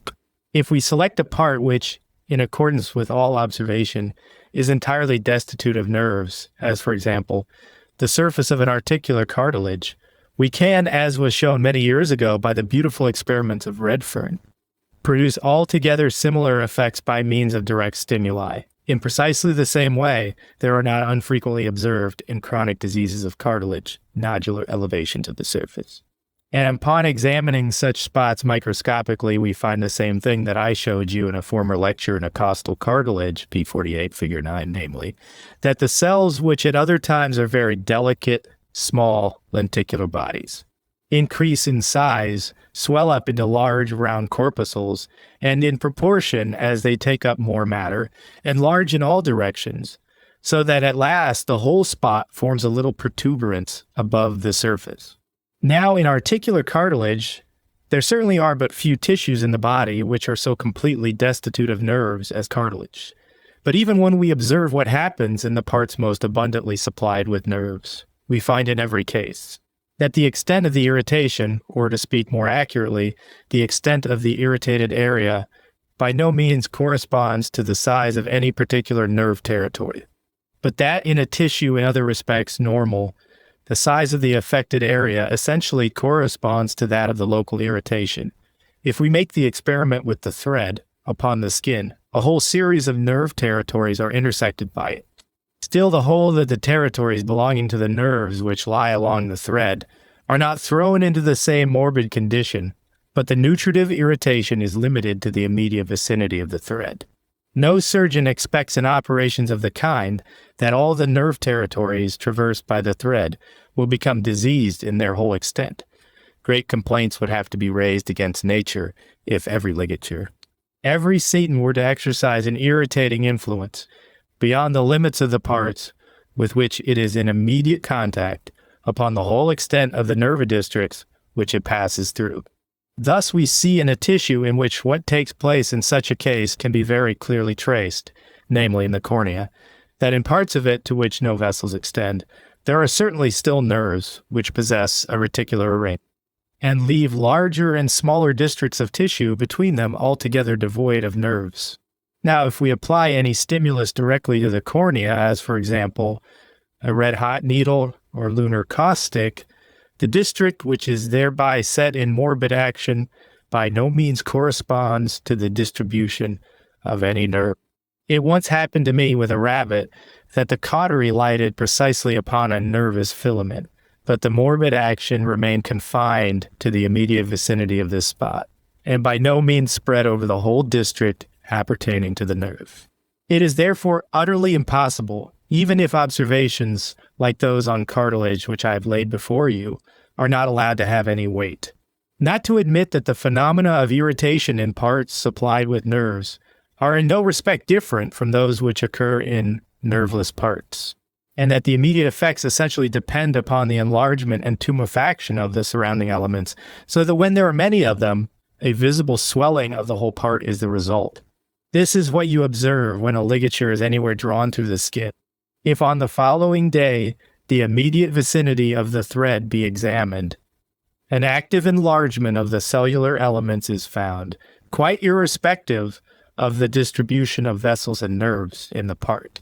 There is, as you see, an essential difference between what I here lay down and the opinions which have generally been advanced with regard to the proximate causes of these swellings. According to the old maxim, ubi stimulus, ibi affluxus, it was generally conceived that the first thing which took place was an increased afflux of blood, which was itself referred by the neuropathologists to the excitation of sensitive nerves, and then that the immediate consequence of the increased afflux was an increased excretion of fluid from the blood, constituting the exudation which filled the part. In the first timid attempts which I made to alter this conception, I employed the expression parenchymatous exudation, retaining the term exudation out of deference to prevailing opinion. I had, namely, convinced myself that in many places where a swelling had occurred, there was absolutely nothing else to be seen than tissue. In a tissue which consisted of cells, I could, after the swelling exudation had taken place, still see nothing but cells. In tissues composed of cells and intercellular substance, nothing but cells and intercellular substance. The individual elements indeed were larger, fuller, and filled with a quantity of matter with which they ought not to have been filled. But there was no exudation in the manner in which it had been imagined to exist, namely free, or in the interstices of the tissue. All the matter was contained in the elements of the tissues themselves. This was what I intended to express by the term parenchymatous exudation, and hence the name parenchymatous inflammation is derived, a name which was indeed used in former times, but in quite another sense from that I meant, and which is now more generally employed than is perhaps desirable. It is, however, at all events important that you should draw a distinct line of demarcation between this form of irritation as a general standard and the other forms, especially the formative one.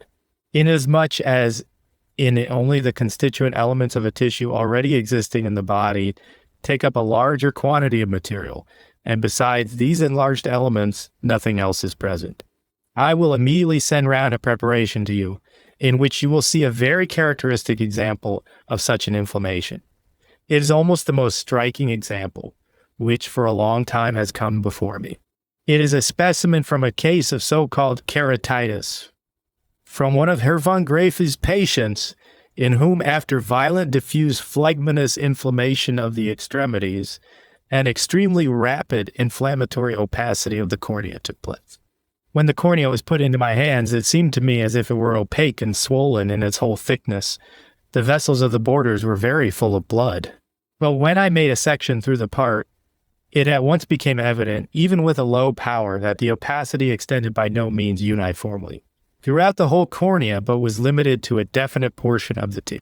This portion is so characteristic in reference to the different explanations possible that the case, I think, presents a special interest theoretically. It turned out, namely, that the opacity began in the immediate proximity of the posterior surface and at the circumference of the cornea, close to the membrane of decimate posterior elastic lamina, at the point where the iris is attached. Thence, the opacity, assuming almost the shape of a flight of steps, mounted up into the cornea till within a certain distance of the external surface. Then, it proceeded at the same level till it descended upon the other side again in a similar manner. Thus, an opaque bow was formed throughout the whole substance of the cornea without reaching the external anterior surface and without encroaching upon the central parts of the posterior surface. If we imagine the nutrition of the cornea to proceed from the aqueous humor, the opacity did not assume the form that might have been looked for. For then we should rather have expected that the hindermost layer would be the first to undergo the change. If any influence from without had been here in operation, the opacity must have been seated in the most anterior layers. If again the opacity were one which essentially proceeded from the vessels, we might, inasmuch as they chiefly lie along the border and nearer to the anterior surface, have expected to find the principal disease there.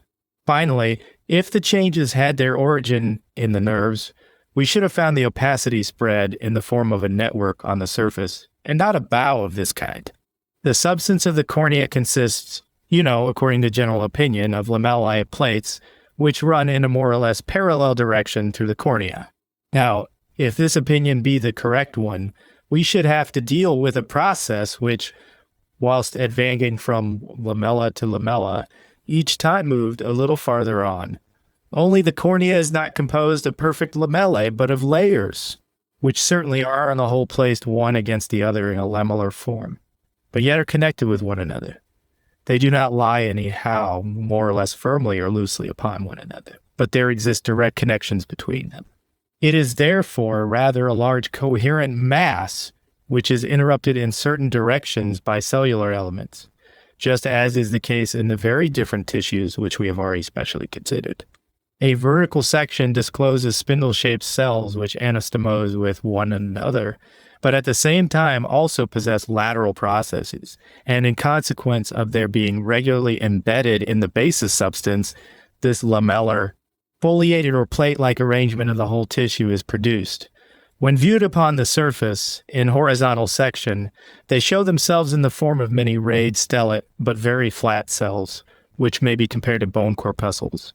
If now, in this case of ours, we follow the process with a higher power, we discover, what may easily be shown to be the case in every form of keratitis, that the change is essentially seated in the corpuscles or cells of the cornea, and that in proportion as we approach the clouded spot, either from without or within, the little narrow cells continually become larger and more cloudy.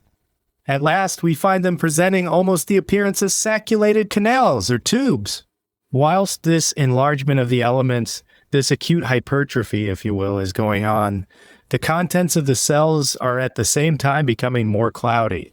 And it is this cloudiness of the contents which in its turn occasions the opacity of the whole coat. For the proper basis substance appears to be altogether unaffected. This cloudiness of the contents is in part occasioned by particles which are of a fatty nature, so that the process seems to have begun to assume the character of a degenerative disease. I should have had no hesitation in believing that a destruction of the cornea had here really set in, but Herr Graf assures me that, from what lies seen, such conditions may, when the disease runs a favorable course, terminate in resolution. And there is really nothing at all in the matter at variance with this possibility. For since the cells still exist, and the only thing required is that their changed contents be get rid of, a complete restitution may no doubt take place. Now, just this doctrine of a simply nutritive restitutional power is of very great importance practically. In such a case as this, where nothing has taken place excepting that the cells, without ceasing to display their activity, have accumulated in their cavities a larger quantity of material than usual, everything is prepared for the process which we call reabsorption. The cells can transform a certain quantity of the material and convert it into soluble substances, and the material in this form may disappear in the very same way in which it came. The structure in the main remains the same, all the while nothing foreign has thrust itself in between the parts the tissue presents throughout its original constituents. From the phenomena of this nutritive irritation, direct transitions to incipient formative changes are often seen. If, namely, we follow up the higher degrees of irritation which take place in a part, we find that the cellular element, shortly after they have experienced the nutritive enlargement, exhibit further changes which begin in the interior of the nuclei, generally in such a manner that the nucleoli become unusually large, in many cases somewhat oblong. and sometimes staff-shaped. Then as the next stage, we usually see that the nucleoli become constricted in the middle and assume the form of a finger biscuit, and a little later 2 nucleoli are found. This division of the nucleoli is an indication of the impending division of the nucleus itself. And the next stage is that about such a divided nucleolus, the finger biscuit-like constriction. And afterwards, the real division of the nucleus takes place, as we have already seen in colorless blood and pus corpuscles, figures 11, AB 56-63. Here, we manifestly have to deal with something essentially different from what we had before. In the simple hypertrophy consequent upon nutritive irritation, the nucleus may remain quite intact. Here, on the other hand, we frequently see that the contents display a relatively slight amount of change, the utmost being that the cells become larger, whence we infer that a quantity of new material has been taken up into them. In many cases, the changes are limited to this series of transformations, of which the division of the nucleus must be regarded as the conclusion. This may be repeated so that 3, 4 or more nuclei arise, figure 15bi, cf. Thus, it comes to pass that we sometimes find cells not merely in pathological conditions, but also not unfrequently where the development is altogether normal, which contain 20 to 30 nuclei or more. Recently, in the marrow of bones, especially in young children, cells have been observed where the entire structure is full of nuclei, which often attain the size of the whole original cell. Such formations occur in many tumors in such large quantities that in England a particular species is thereby distinguished, and on the proposal of Paget, a myeloid tumor, medullary swelling has been received into the classification. This formation is not, however, confined to the medulla of the bones, but occasionally occurs in nearly all situations.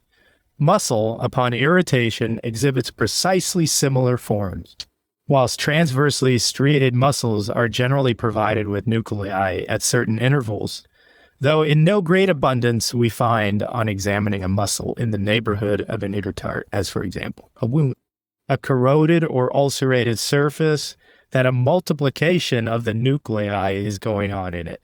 We see nuclei, 2 nucleoli, then come constricted, and then divided, nuclei count, figures 23 BC, 24 BC, and so it goes on, until we find in different places whole groups of nuclei lying side by side, in which the divisions have taken place to a large extent, or else whole rows of them, one behind the other.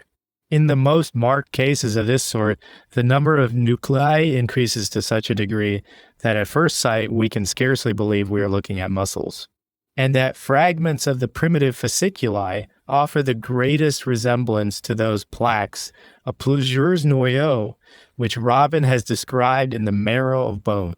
This is something quite peculiar, which looks extremely like the commencement of a real new formation, only that new formations in the ordinary sense of the word are not limited to single cell constituents.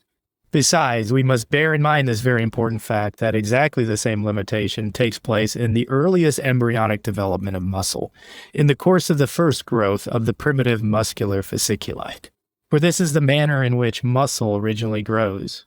If a growing muscle be watched, the same division of the nuclei is witnessed, and after groups and rows of nuclei have arisen in it, they are in the course of growth, gradually thrust farther and farther asunder by the continual increase of the intermediate sarcous substance. Now, although a growth in length has not as yet been demonstrated with certainty in a pathologically irritated muscle, I say demonstrated, because there really is a probability that something of the kind may yet be proved to be the case. We must still hold the perfect analogy of morbid irritative processes with the natural ones of growth to be a well-ascertained fact. For the formative act of real growth begins with a multiplication of the centers, inasmuch as the nuclei must, as was long since shown by John Grudseer, be regarded as the central organs of the cell. If now, gentlemen, we advance a step further in these processes, we come to the new formation of the cells themselves.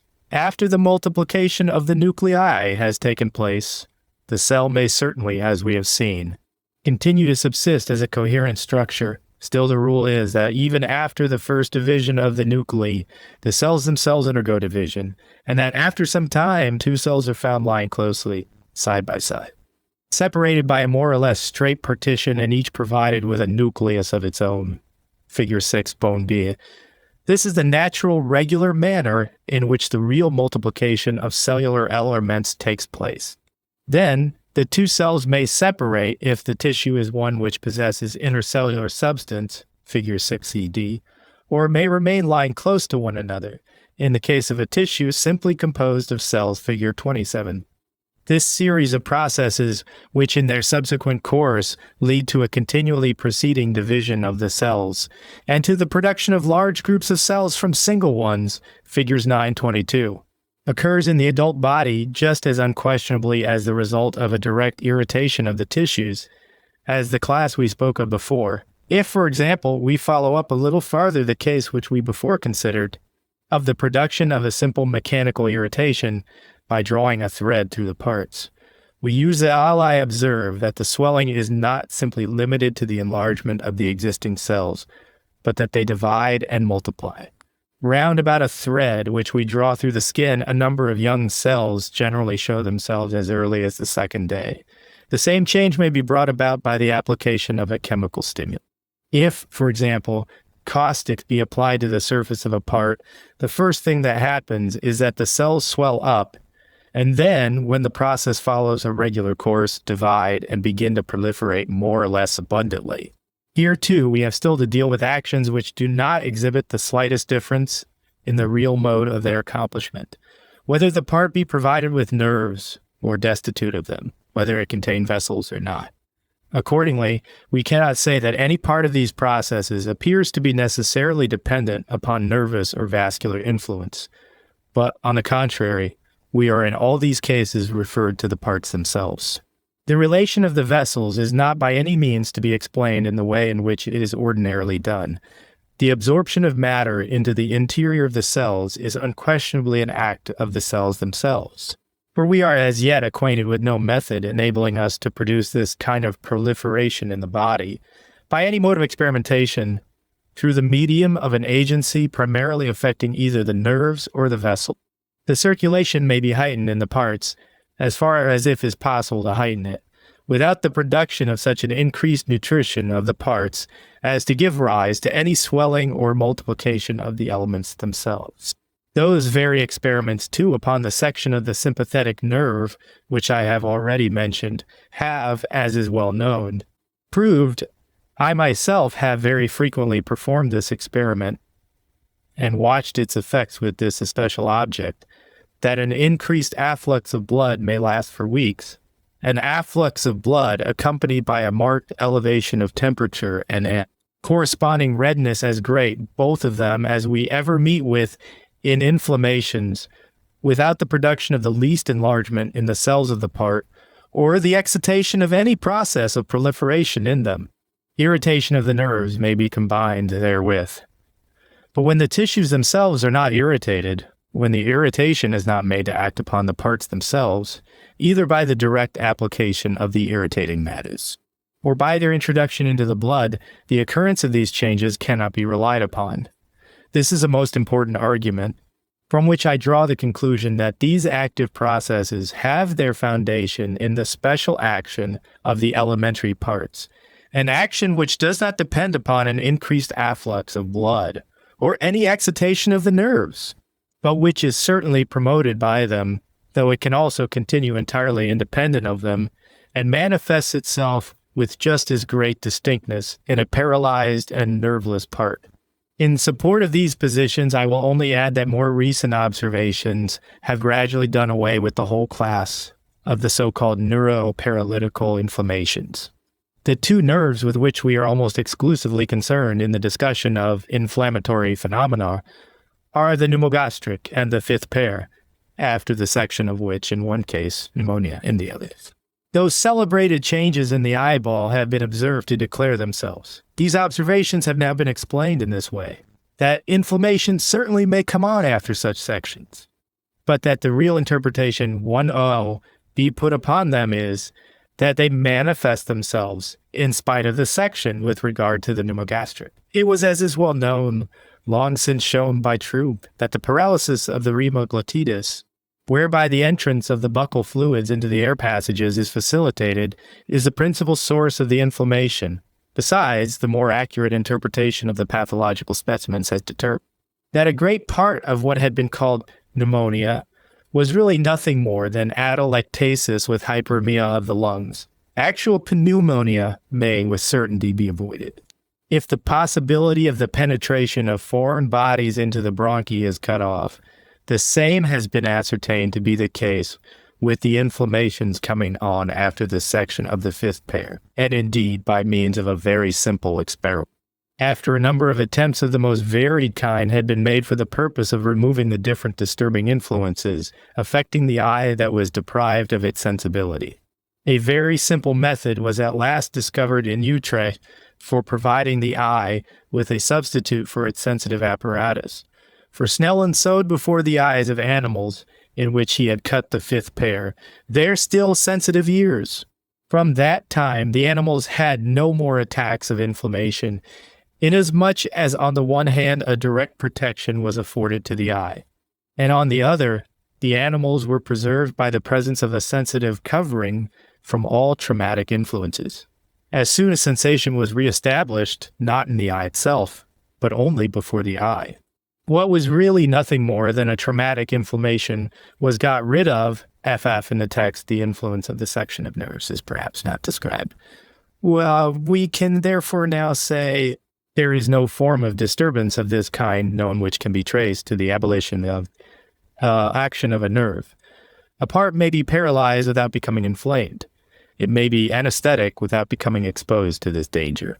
There is always required, in addition, some special irritation, either of a mechanical or chemical nature, and proceeding either from without or from the blood, in order to produce the peculiar liability. In this manner, therefore, we have, as you see, a series of connecting links between facts eminently pathological and the most common processes of physiological life facts, of which the special import can, however, only be understood and defined. When the distinctions are made, to which I called your attention at the commencement of the lecture, that is, when the different kinds of irritation are separated according to their functional, nutritive, or formative nature. If they are jumbled together, as they have been by the neurists, and especially if the formative and nutritive processes are not kept apart, then it is impossible to arrive at any simple explanation of the phenomena. Those states of irritation which we witness in the course of the severer forms of disease, the really inflammatory kinds of irritation, never in any case admit of a simple explanation. In inflammation, we find side by side all the forms of irritation of which I have given you an analysis. Indeed, we very frequently see that when the organ itself is made up of different parts, one part of the tissue undergoes functional or nutritive, another formative changes. If we consider what happens in a muscle, a chemical or traumatic stimulus will perhaps in the first instance produce a functional irritation of the primitive fasciculi. The muscle contracts, but then nutritive disturbances declare themselves. On the other hand, in the interstitial connective tissue which binds the individual fasciculi of the muscle together, real new formations are readily produced, commonly pus. Here we have today with a formative irritation. Whilst the inflamed primitive fasciculus commonly produces no pus, any more than it does new muscular substance. On the contrary, we most frequently see, when the irritation has attained a certain height, degenerative processes set in. In this manner, the three forms of irritation may be distinguished in one part. Of course, there may be in addition also an irritation of the nerves, but this has, at least if we do not take function into account, no connection of cause and effect with the processes going on in the tissue proper, but is nothing more than a collateral effect of the original disturbance. This must, in my opinion, be regarded as the most important result derived from the facts of special histology, and is all the more certain because it can be tested both by experiment and by physiological and pathological experience. Soon I will show you how, in the study of inflammatory processes, a clearer apprehension of their nature may hereby be obtained. Chapter 19. Lecture 15. Passive processes. Fatty degeneration. Passive processes in their two chief tendencies to degeneration: necrobiosis, soft deadening and disintegration, and induration. Fatty degeneration. Histological history of fat in the animal body. Fat as a component of the tissues, as a transitory infiltration, and as a necrobiotic matter. Adipose tissue, polysarcia, fatty tumors, interstitial formation of fat, fatty degeneration of muscles. Fatty infiltration, intestines, structure and functions of the villi, reabsorption and retention of the chyle, liver, intermediate interchange of matter by means of the biliary ducts, fatty liver. Fatty metamorphosis, glands, secretion of sebaceous matter and milk, colostrum. Granule cells and granule globules, inflammatory globules, arteries, fatty usure and atheroma in them, fatty debris. We have, gentlemen, hitherto nearly always spoken of the actions of cells and the processes which manifest themselves in them, when, in consequence of any external influence, they give signs of their vitality. There take place in the body, however, also a tolerably large number of passive processes, in which, as far at least as can be demonstrated, there is no particular activity displayed by the cells. Allow me, therefore, before we proceed farther in the description of the active processes, to speak a little more in detail concerning these passive processes, for the history of the affections of cells, as they are exhibited to us in our patients, is generally composed of processes which belong, some of them, rather to the active class, and some of them, rather to the passive one, and the obvious results are in many cases apparently so similar in both classes, that the ultimate changes which we meet with, after the continuance of the process for a certain time, may very nearly be the same.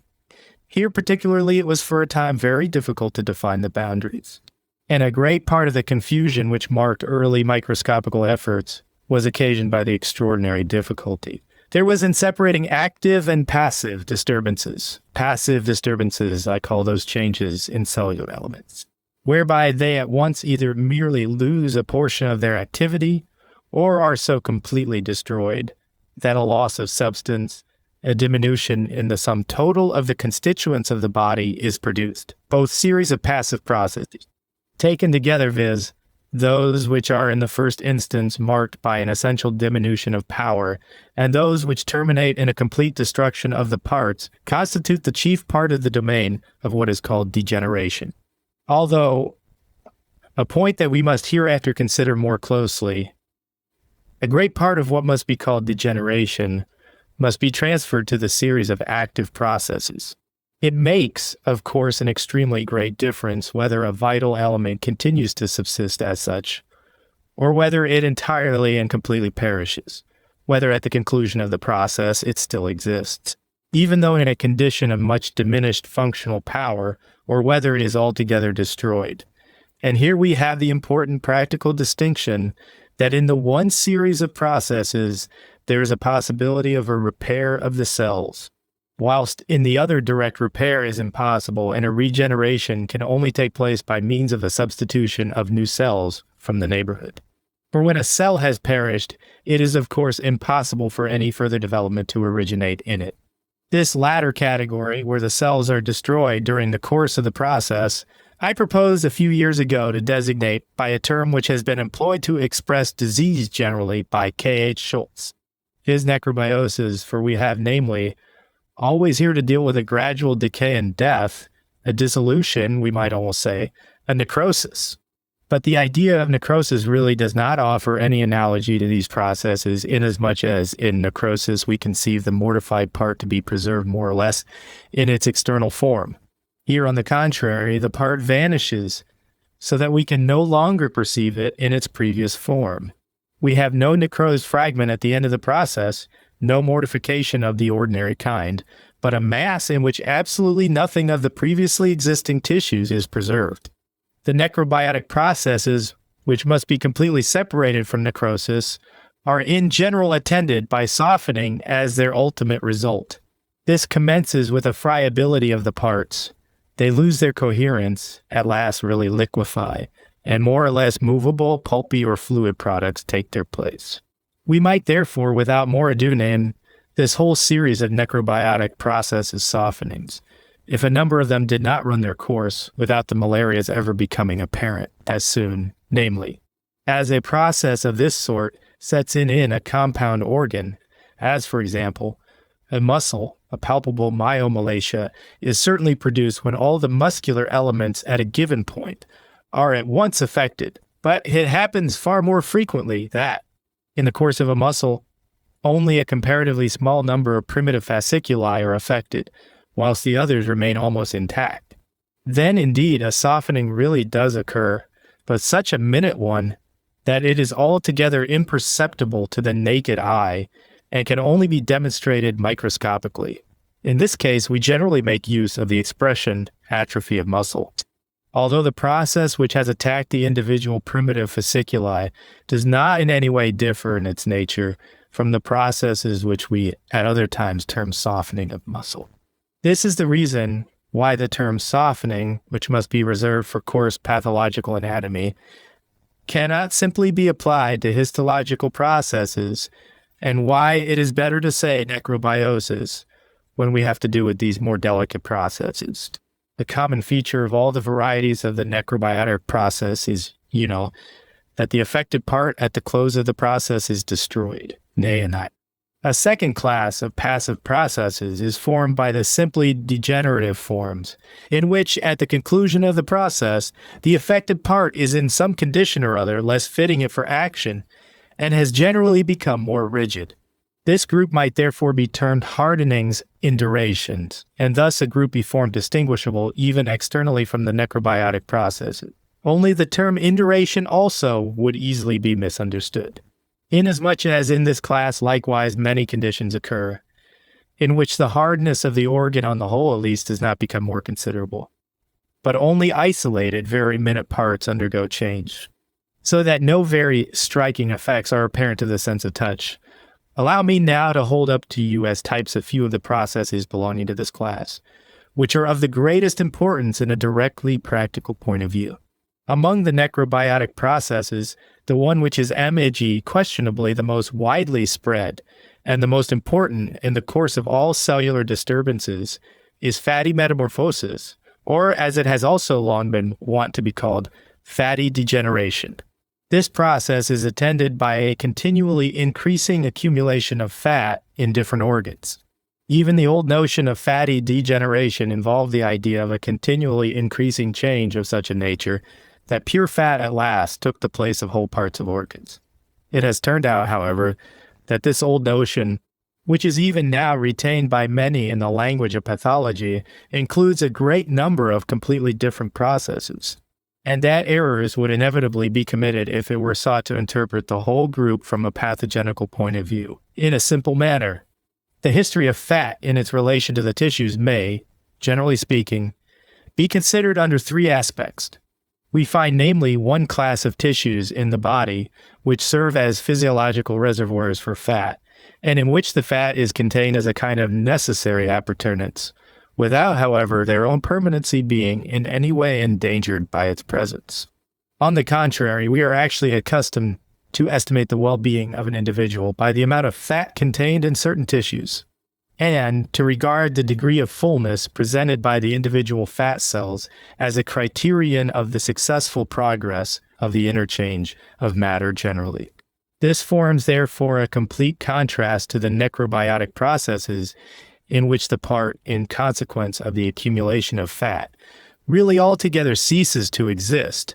A second series of tissues do not constitute regular reservoirs for fat. On the contrary, fat is found in them only at certain times and transitorily, for after a short time it again disappears from them, without their being on that account left in an altered state. This is the case in the ordinary absorption of fat from the intestinal canal. When we drink milk, we expect in accordance with old experience that it will gradually pass from the intestines into the lacteals, and thence be conveyed into the blood. We know that the passage of digested matters from the intestines into the lacteals takes place through the epithelium and the villi, and that some hours after a meal, the epithelium and the villi are full of fat. Now, with respect to such a fat-containing villus or epithelial cell, we take for granted that in the natural course of events, it will at last yield up its fat, and after some time again become perfectly free from it. This is fatty infiltration of a purely transitory character. Finally, we have a third series of processes, namely those which lead to necrobiosis and which have of late frequently been regarded as peculiarly pathological, as it has been shown to be the case in all other conditions that pathological processes are not specific ones, but, on the contrary, that others analogous to them exist in normal life. So also the conviction has been acquired that this necrobiotic development of fat is an entirely regular and typical process in certain parts of the body. Nay, that it is even met with in very obvious forms in physiological life. The most important types of this process we find on the one hand in the secretion of milk, the sebaceous matter of the skin, the cerumen of the ears, etc., and on the other in the formation of the corpus luteum in the ovaries. In all these parts, a development of fat takes place precisely in the same manner that we meet with it, in the necrobiotic fatty metamorphosis occurring from morbid causes. And in what we call sebaceous matter, milk or colostrum, we have formations analogous to the pathological masses of fat, which constitute fatty softening. If in any person milk is manufactured in the brain instead of in the mammary gland, this constitutes one form of cerebral softening. The product may morphologically exactly correspond with what in the mammary gland would have been quite normal. The great difference, however, is this, that whilst in the mammary gland, the cells which perish are replaced by a succession of new cells, the disintegration of elements in an organ which is not arranged so as to furnish such a succession leads to a permanent loss of substance. The same process which in one organ yields the happiest, nay, the sweetest results, brings along with it in another painful lesions.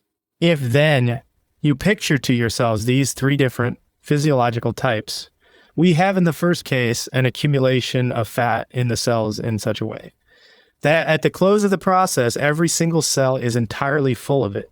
This yields us the type of the so-called adipose cellular tissue, or simply adipose tissue, as it occurs in such large masses, especially in the subcutaneous tissue, where it on the one hand gives rise to beauty, particularly in the female figure, and on the other to the pathological conditions of obesity or polysarcia. Fat cells always possess a membrane and fatty contents, but the fat so completely fills up the interior, and the membrane is so extremely thin, delicate, and tense, that usually nothing else is seen than the drop of fat. And thus it was, until very recently, still a matter of discussion whether the fat cells really were cells. It is in reality very difficult to come to a distinct decision upon the subject, but supporting testimony of a very beautiful character is supplied in the course of natural processes. When a person becomes thinner, the fat gradually disappears. The membrane loses somewhat of its tension, is no longer so thin and delicate, and thus becomes more clearly manifest, being sometimes distinctly separated from the drop of fat, and even provided with a recognizable nucleus, figure 107AA. We have here, therefore, a real complete cell with nucleus and membrane, though the contents have been almost entirely supplanted by the fat it has taken up.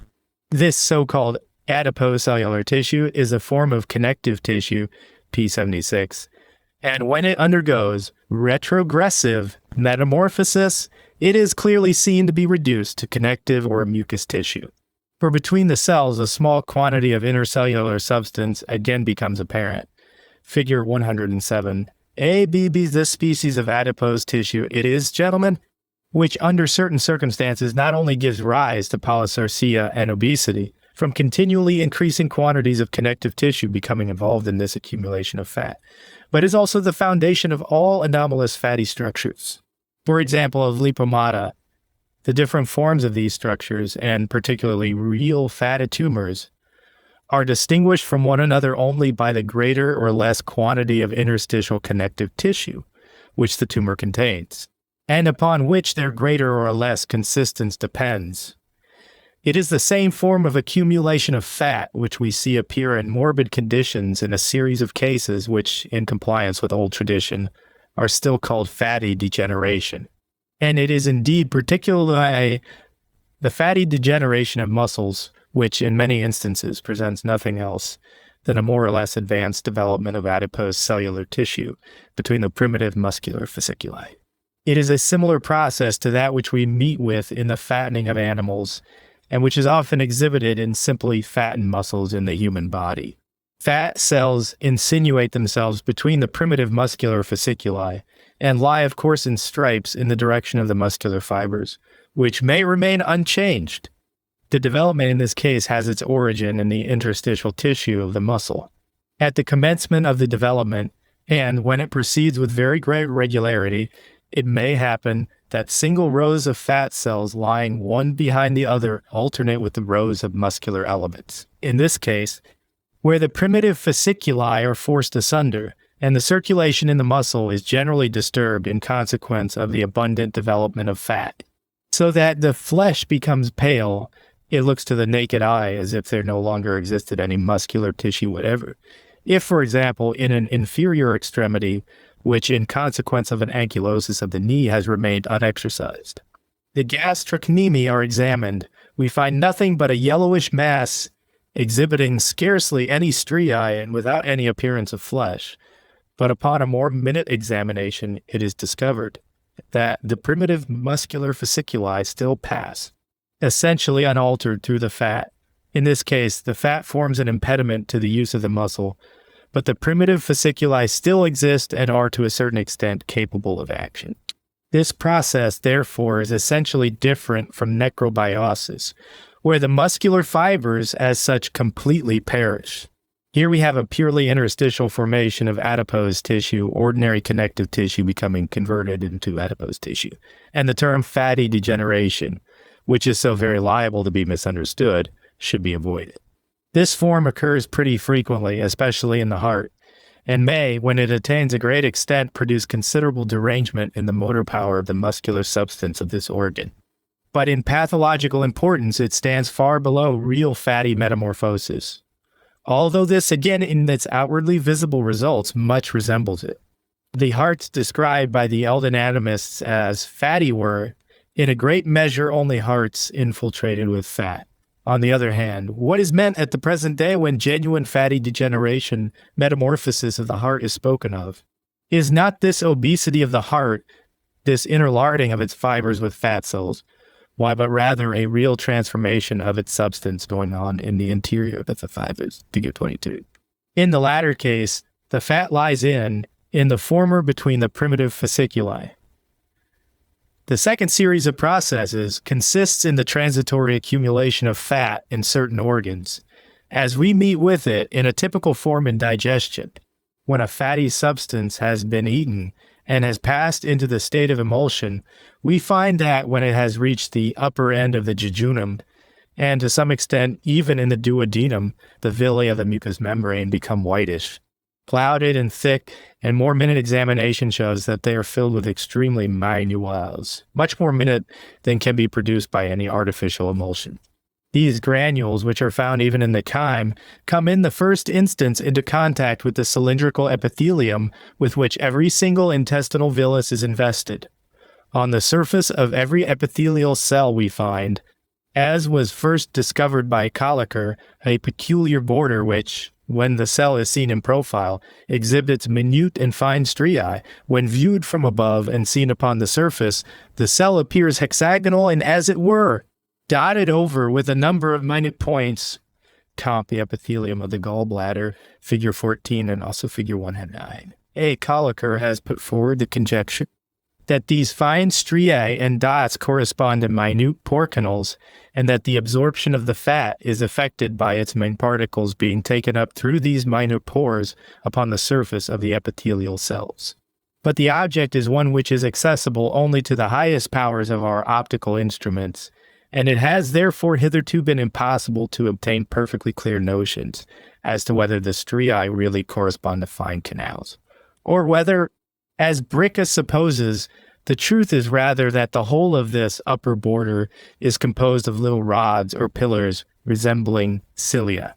I must confess that my own investigations also have rather disposed me to adopt this latter opinion, especially as comparative histology shows us real ciliated epithelium to be the equivalent structure in the same parts.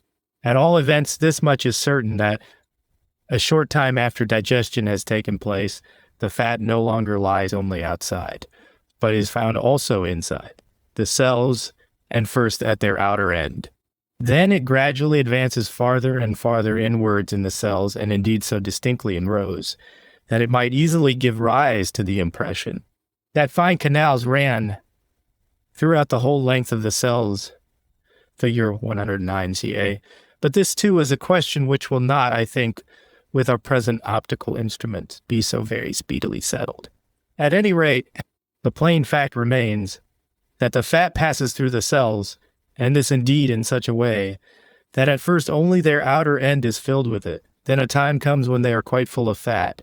Then a little later, the outer part again becomes entirely free from it, whilst the inner still contains a little, until at last all the fat entirely vanishes from the cells. In this manner, its gradual progress may be followed from hour to hour. After the fat has advanced as far as the inner extremity of the cells, it begins to pass into the so-called parenchyma of the villus figure 109c. Whether the epithelial cells have an orifice below, and whether, as has been quite recently maintained by Heidenhain Jr., they are connected with extremely minute canals formed by the connective tissue corpuscles, is not quite decided, though it is very probable. It is extremely difficult to come to any definite conclusions with regard to these extremely minute arrangements of the substance of tissues. In the interior of the villi, we generally find the network of blood vessels a little below the surface, figure 109a BV, whilst in its axis there is a tolerably wide canalicular cavity with a blunt extremity. The commencement of the lacteal vessel, as far as it can at present be determined with certainty, figure 109 AC, at the periphery of the villi bruca has discovered a layer of muscular fibers, which is of great importance in digestion, inasmuch as by its help in approximation of the apex of the villus to its base, a shortening is effected, as may very readily be seen, upon cutting off villi from the intestine of an animal just killed. They may be seen under the microscope to contract, become wrinkled, thicker, and shorter, figure 109b. Thereby a pressure from without inwards is manifestly produced, which promotes the onward movement of the juices. So far, the matter is tolerably clear, only what sort of a structure the rest of the parenchyma has. It is extremely difficult to see. Upon the outer side of the muscular layer, smallish nuclei are seen, which, as I pointed out many years ago, are now and then pretty distinctly enclosed in fine cellular elements. But whether these parenchymatous cells anastomose with one another so as to form a special network, I am unable to say. During the process of absorption, it looks as if the fat which keeps penetrating farther and farther into the interior of the villi filled up the whole parenchyma. At last, it reaches the central lacteal, and there the regular current of child begins. The whole process, therefore, presupposes an emulsive condition of the fat, which penetrates through the parts everywhere in a state of extremely minute division. In the regular course of events, the particles are so extremely minute that if the child is examined when fresh and still warm, scarcely a trace of the solid particles can be detected in it. But every disturbance which occurs in the process of absorption and impedes the onward movement of the fatty particles causes them to run together. Larger granules separate in the tissues, drops appear which continually increase in volume, until at length they attain quite a large size. These are found even in the epithelial cells or within the tissue of the villi. And indeed, it sometimes happens that the ends of the lacteals grow wider and swell out into a bulbous form from the great accumulations of fat, so as to be recognized even by the naked eye. Nowhere have they been so frequently witnessed in a striking form as in cholera, and a good description of these appearances as occurring in this disease was published as far back as 1837 by Bone. They indicate nothing more than an obstruction to the current of lymph in consequence of the disturbances in the respiration and circulation, figure 109d. since attacks of cholera are well known to occur with preponderating frequency during digestion and are attended by greatly impeded respiration, which makes itself felt throughout the whole venous system. They must, of course, also react upon the stream of chyle. Thus, the enormous retention of fat in the villi is explained. This is therefore, if you will, a pathological condition, but it only depends upon a transitory obstruction, and we have every reason to suppose that, when the current again becomes free, these large drops of fat are gradually removed. But here we set foot upon other domains, where the boundaries of pathology can only be traced with great difficulty, and this is particularly the case with the liver. It has been known from of old that the liver is the organ, which is by far the most liable to fall into a state of fatty degeneration, and the knowledge of TL state has long been derived from popular experimenti. The history of the pates de foie gras proves this in the most agreeable manner, although M. Liraboulet of Strasbourg maintains that the fatty livers of geese are physiological ones, essentially different from the pathological ones which are not eaten, but only observed. However, I must confess that I have hitherto been unable to discover the difference between physiological and pathological fatty livers. On the contrary, I believe that it is only by admitting the identity of the two that correct notions with regard to the pathological fatty liver can be obtained. We are namely acquainted with a fact which was likewise first observed by Colliker, that in sucking animals a few hours after digestion has taken place, a kind of fatty liver is a constant physiological occurrence. When of the same litter of animals, some are made to fast, while others are allowed to suck, those which have sucked have a fatty liver a few hours afterwards, whilst the others have not. The fatty liver appears quite pale, though certainly not so white as a goose's liver.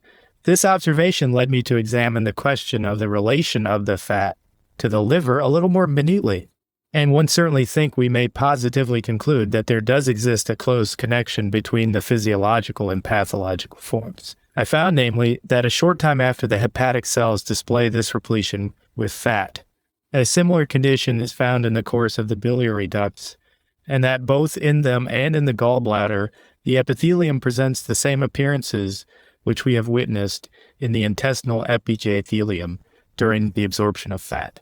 You only require one, therefore, to invert the picture we just now considered, figure 109. Instead of a villus invested externally with epithelial cells, imagine a canal clothed on the inside with epithelium. The delicate cylindrical epithelium in the gallbladder has the same striated border as that in the intestine, figure 14, and the fat is seen in the same way to penetrate into it from without, to pursue its course downwards and after a time to pass into the wall of the gallbladder. The same may be said of the biliary passages, duct, biliary, hepat, cystic, coldoc, which are also provided with cylindrical epithelium of a similar structure. I've watched the same process also in young sucking animals after digestion. And there it is easy to convince oneself that the fat, which for a time is contained in the hepatic cells, is manifestly excreted from them into the biliary ducts. But that in the course of these ducts, the fat is reabsorbed and thus a second time returns into the circulation.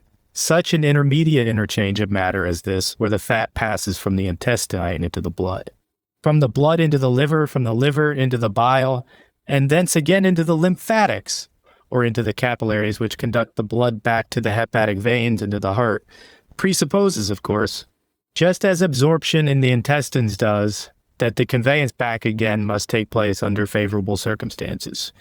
If any disturbing cause arises, a retention will of course ensue, and the place of the fine granules will gradually be occupied by large drops. But this is the mode of proceeding as it can really be traced in the fatty liver. Upon studying a fatty liver, it is generally seen that the fat is first deposited in that zone of the acini, which is immediately contiguous to the capillaries into which the branches of the portal vein break up, Fig. 110 cc. When sections of the organ are carefully examined with the naked eye, it looks in many parts as if one had an oak leaf with its ribs and indentations before one. The ramifications of the branches of the portal vein correspond to the ribs, the fatty zone to the substance of the leaf. The more abundant the infiltration, the broader does the fatty zone become, And there are cases in which the fat fills the whole of the acini up the central intralobular hepatic vein, figure 110 LE, and every single cell is crammed full of fat. In rare cases, it certainly happens. That we find just the reverse, and that the fat lies around the central vein. These are cases which are probably to be explained by supposing that the fat is already in process of excretion, and only the last cells still retain a little of it. Only we must take care not to confound with this condition a kind of fatty necrobiotic atrophy which occurs particularly in chronic cyanosis. If now we consider the process in detail, we find that the manner in which the hepatic cells fill themselves entirely corresponds to that in which an epithelial cell in the intestine becomes filled with fat. At first, we find fat granules widely scattered and indeed very small. They become more numerous, more closely aggregated, and after a time larger. At the same time, the cells become larger, swell up, and larger and smaller drops of fat are found. In them, figure 27 BP, until, when filled to the utmost, they present the same appearance as those of adipose tissue. Scarcely any membrane and scarcely ever a nucleus is seen. Nevertheless, they both still continue to exist. This is the condition which is called fatty liver in the proper sense of the word. In it, too, we have what we found to be the case in adipose tissue, a persistence of the cells. There is any such thing as a fatty liver in which the cells have ceased to exist. These constituents of the organs always exist, only they are almost entirely filled with drops of fat instead of with their ordinary contents. It can scarcely be doubted but that even in this condition, they still contain a certain amount of matter capable of performing its functions. For in many animals, as for example, the codfish from which liver oil is obtained, the functions of the organ are still performed, however large the quantity of oil contained in the cell. In man, too, even in the most advanced stage of fatty liver, we still find bile in the gallbladder. So far, therefore, these conditions can in no respect be compared to the necrobiotic conditions, which are found in the course of fatty degeneration in so many other parts, and in which the elements perish. In fatty degeneration, in the ordinary sense of the word, we find in the later stages of the affection, somewhere or other, friable, softened places, where the fat is contained in free drops in some sort of fatty abscesses. It is therefore a fact of extreme importance, and one which I consider to afford very decided indications for the correct appreciation of this form E fatty liver, that in it there is always a persistence of the histological constituents, and that, however much these constituents may become filled with foreign substances, they still continue to exist as cells. Hence it follows that a fatty condition of the liver may be removed, that it is curable, without my particular regenerative processes being required for the cure. The only requisite is that the causes of the retention be removed, and the hepatic cells be freed from fat. It is true we have no positive information respecting either the one or the other of these points. We are not acquainted with the states which lead to the retention of the fat, nor with the conditions under which it can again be expelled. However, now that we have got so far, it will probably also be possible to make out the remaining facts. For it is conceivable, for example, that simply the elasticity of the histological elements is of importance, that when the cell walls become relaxed, they may readily admit a quantity of matter and tolerate its presence in them, whilst, if they are very elastic, a removal and expression of their contents may be more likely to ensue. The state of the circulation also is certainly of importance, and the frequent occurrence of fatty liver in chronic affections of the lungs and heart is certainly in no small degree to be ascribed to the increased pressure to which the venous blood is subjected. What I was particularly anxious, gentlemen, to render evident to you was the great difference which this kind of fatty degeneration presents from that which we had previously considered. Whilst there we saw arise between the proper specific constituents of the organ, fat cells which belong to the connective tissue, here it is the specific gland cells themselves which are the seat of the fat. On the other hand, you must take into consideration the great difference from the necrobiotic processes of fatty degeneration, in which the cells as such disappear. We have now, gentlemen, to consider this third series of fatty conditions a little more closely, those, which are attended by a destruction of the elements, and of which we have set up the secretion of milk and sebaceous matter as the true types. That these two secretions are analogous to one another is simply explained by the circumstance that the mammary gland is really nothing more than an enormously developed and peculiarly formed accumulation of cutaneous sebaceous glands. In their development, both classes are perfectly analogous. Both are produced by means of a progressive proliferation from the internal layers of the epidermis, P68, figure 18a. To the same category also belong the ceruminous glands of the ear and the large glands of the axilla. In all these cases, the fat, which constitutes the chief constituent of milk, at least as far as its external appearance is concerned, and which furnishes the sebaceous secretion, originates in the interior of epithelial cells, which gradually perish and set the fat free, while scarcely a trace of the cells is preserved. The sebaceous glands are generally seated on the sides of the hair follicles at $on depth below the surface. We there find a series of mini globules, into which a prolongation of the mucosum is uninterruptedly contained. The cells of this become more numerous and larger, so as to fill the gland sacs with a nearly solid matter. Then the fat begins to be secreted into their interior, at first in small particles, which soon become larger. And after a short time, the individual cells can no longer be distinctly perceived, but only conglomerations of large drops, which rise up out of the gland into the hair follicle. If we unravel the gland so as to form a flat surface, its layers of cells would have the appearance of epidermis, only that the oldest cells do not become horny, but are destroyed by fatty metamorphosis. The secretion is a purely epithelial one, like the seminal secretion. This process furnishes us at the same time with an accurate representation of the formation of milk. You need only imagine the ducts much lengthened and the terminal acini greatly developed. The process remains essentially the same. The cells multiply abundantly. The multiplied cells undergo fatty degeneration. And ultimately, there remains scarcely any material traces of these cells excepting the drops of fat. The closest resemblance to the manner in which the secretion of sebaceous matter ordinarily takes place is presented by the earliest period of lactation, when the so-called colostrum is yielded. A colostrum corpuscle, figure 112c, is the still coherent globule which results from the fatty degeneration of an epithelial cell.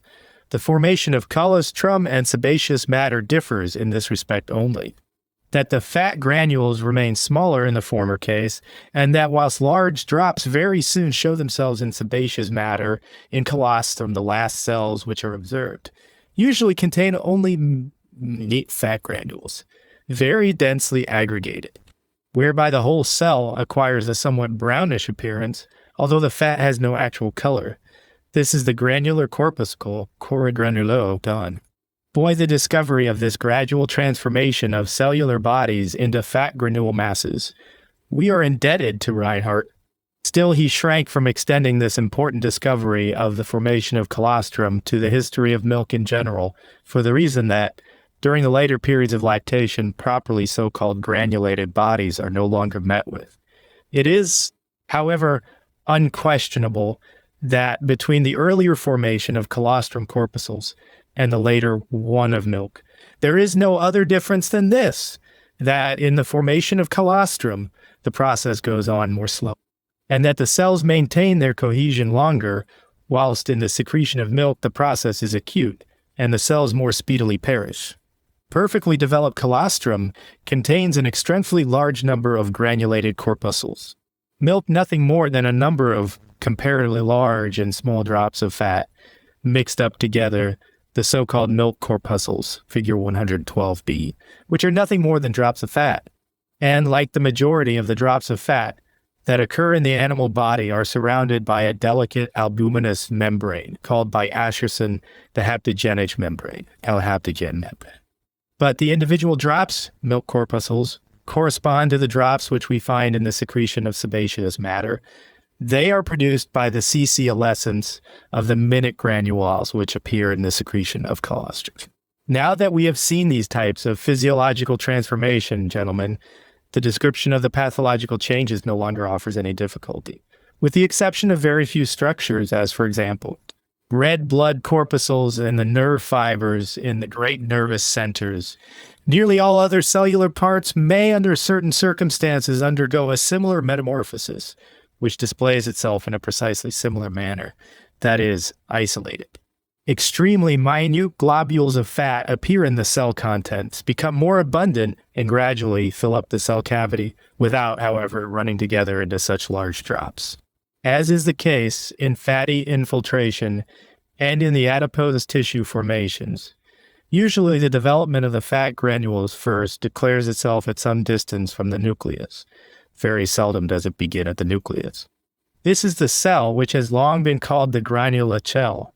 Then comes a stage in which the nucleus and membrane are indeed still to be seen, but the fat granules lie as close to one another as in colostrum corpuscles, only at the spot where the nucleus lay. There is still a little gap, figure 66b. From this stage, there is but a short step to the complete destruction of the cell. For a cell never remains for any length of time in the state of a granule cell, but as soon as it has once entered into this stage, the nucleus generally disappears at once, and ultimately the membrane also, probably by a species of solution. Then we have the simple granular globule, or as it was formerly called, inflammatory globule cachidation corpuscle, which Gluge first described under this name, figure 66e. Gluge in this made one of those mistakes which not unfrequently marked the early periods of microscopy. He saw, when examining a kidney, bodies of this sort in the interior of a canal, which he took for a blood vessel. This happening at a time when the doctrine of stasis was most in vogue, he imagined he had before him a vessel with stagnating contents which were disintegrating and generating inflammatory globules. Unfortunately, the blood vessel was a uriniferous tubule.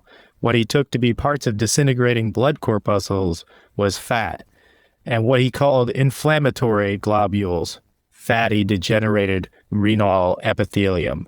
One might easily have spared oneself this error in the history of stasis, but at that time there were few people who knew what was the appearance of uriniferous tubules, and how they might be distinguished from vessels.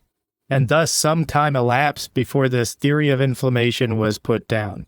At present, we call the body a granule globule, and regard it as the first distinct proof of degeneration, when the cell no longer retains its existence as a cell, but merely its former shape remains, after the parts which really constitute a cell, namely the membrane and the nucleus, have completely passed away. After this, in accordance with external circumstances, either a complete destruction of the parts ensues, or they may still persist coherent. If, namely, we have to deal with very soft parts in which much fluid or juice has been present all along, the granules fall asunder. The medium which bound them together and enabled them to retain the globular form, namely a remnant of the old cell contents, is gradually dissolved. The globule breaks up into a crumbling mass, which is often still somewhat coherent in places, but from which one drop of fat after another is detached, so that the correspondence with milk is very beautifully displayed. This is the manner in which the disintegration of nearly all parts takes place, which essentially consist of cells and naturally contain a good deal of fluid, as for example pus among familiar pathological products, p. 216, figure 66. If, on the contrary, the parts are in themselves somewhat more rigid, so that movement in and displacement of the fatty mass takes place with less facility, the fat remains in the form of the previous cell. Of this, we meet with an example in the fatty degeneration of the walls of arteries. In the aorta, the carotids, and the cerebral arteries, changes of the inner coat are often seen with the naked eye of such a nature that small, whitish spots of a rounded or angular form, occasionally running one into the other, project somewhat above the surface. If an incision is made at these spots, it is found that they are quite superficial, that they lie in the innermost layer of the internal coat, and must not be confounded with the really atheromatous condition. If such a spot be cut out, it is found that a fatty degeneration of the connective tissue corpuscles of the innermost coat has taken place, and since they are branched cells, We do not here have granule cells in their ordinary rounded form, but often very long, fine bodies, which here and there swell up into the form of a spindle or star, and in which the fat granules lie heaped up like strings of pearls, whilst between there still remains intermediate substance quite intact. It is the cellular elements of the connective tissue which in these cases undergo the change in their totality. Afterwards, the intermediate substance also softens. The cellular fat granule masses fall asunder, and the current of blood carries away the particles of fat with it. In this way, a number of uneven places are produced upon the surface of the vessel, which swell up as long as the process continues, afterwards become worn away, usured, and acquire a slightly velvety appearance, without there being any ulceration in the proper sense of the word. This is a particular form of fatty usure which occurs in many parts, as for example in articular cartilages, and even on the surface of mucous membranes, for example, that of the stomach, foxed. But at no time does the matter accumulate in such abundance as is the case in abscesses which have undergone fatty degeneration.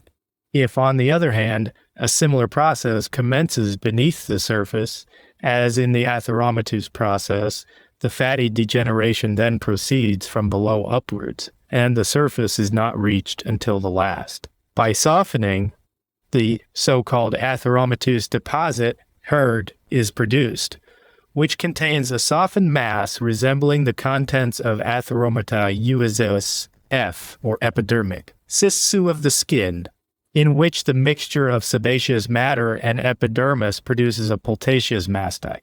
What we find in the arteries is a mixture of fatty debris with softened intermediate substance.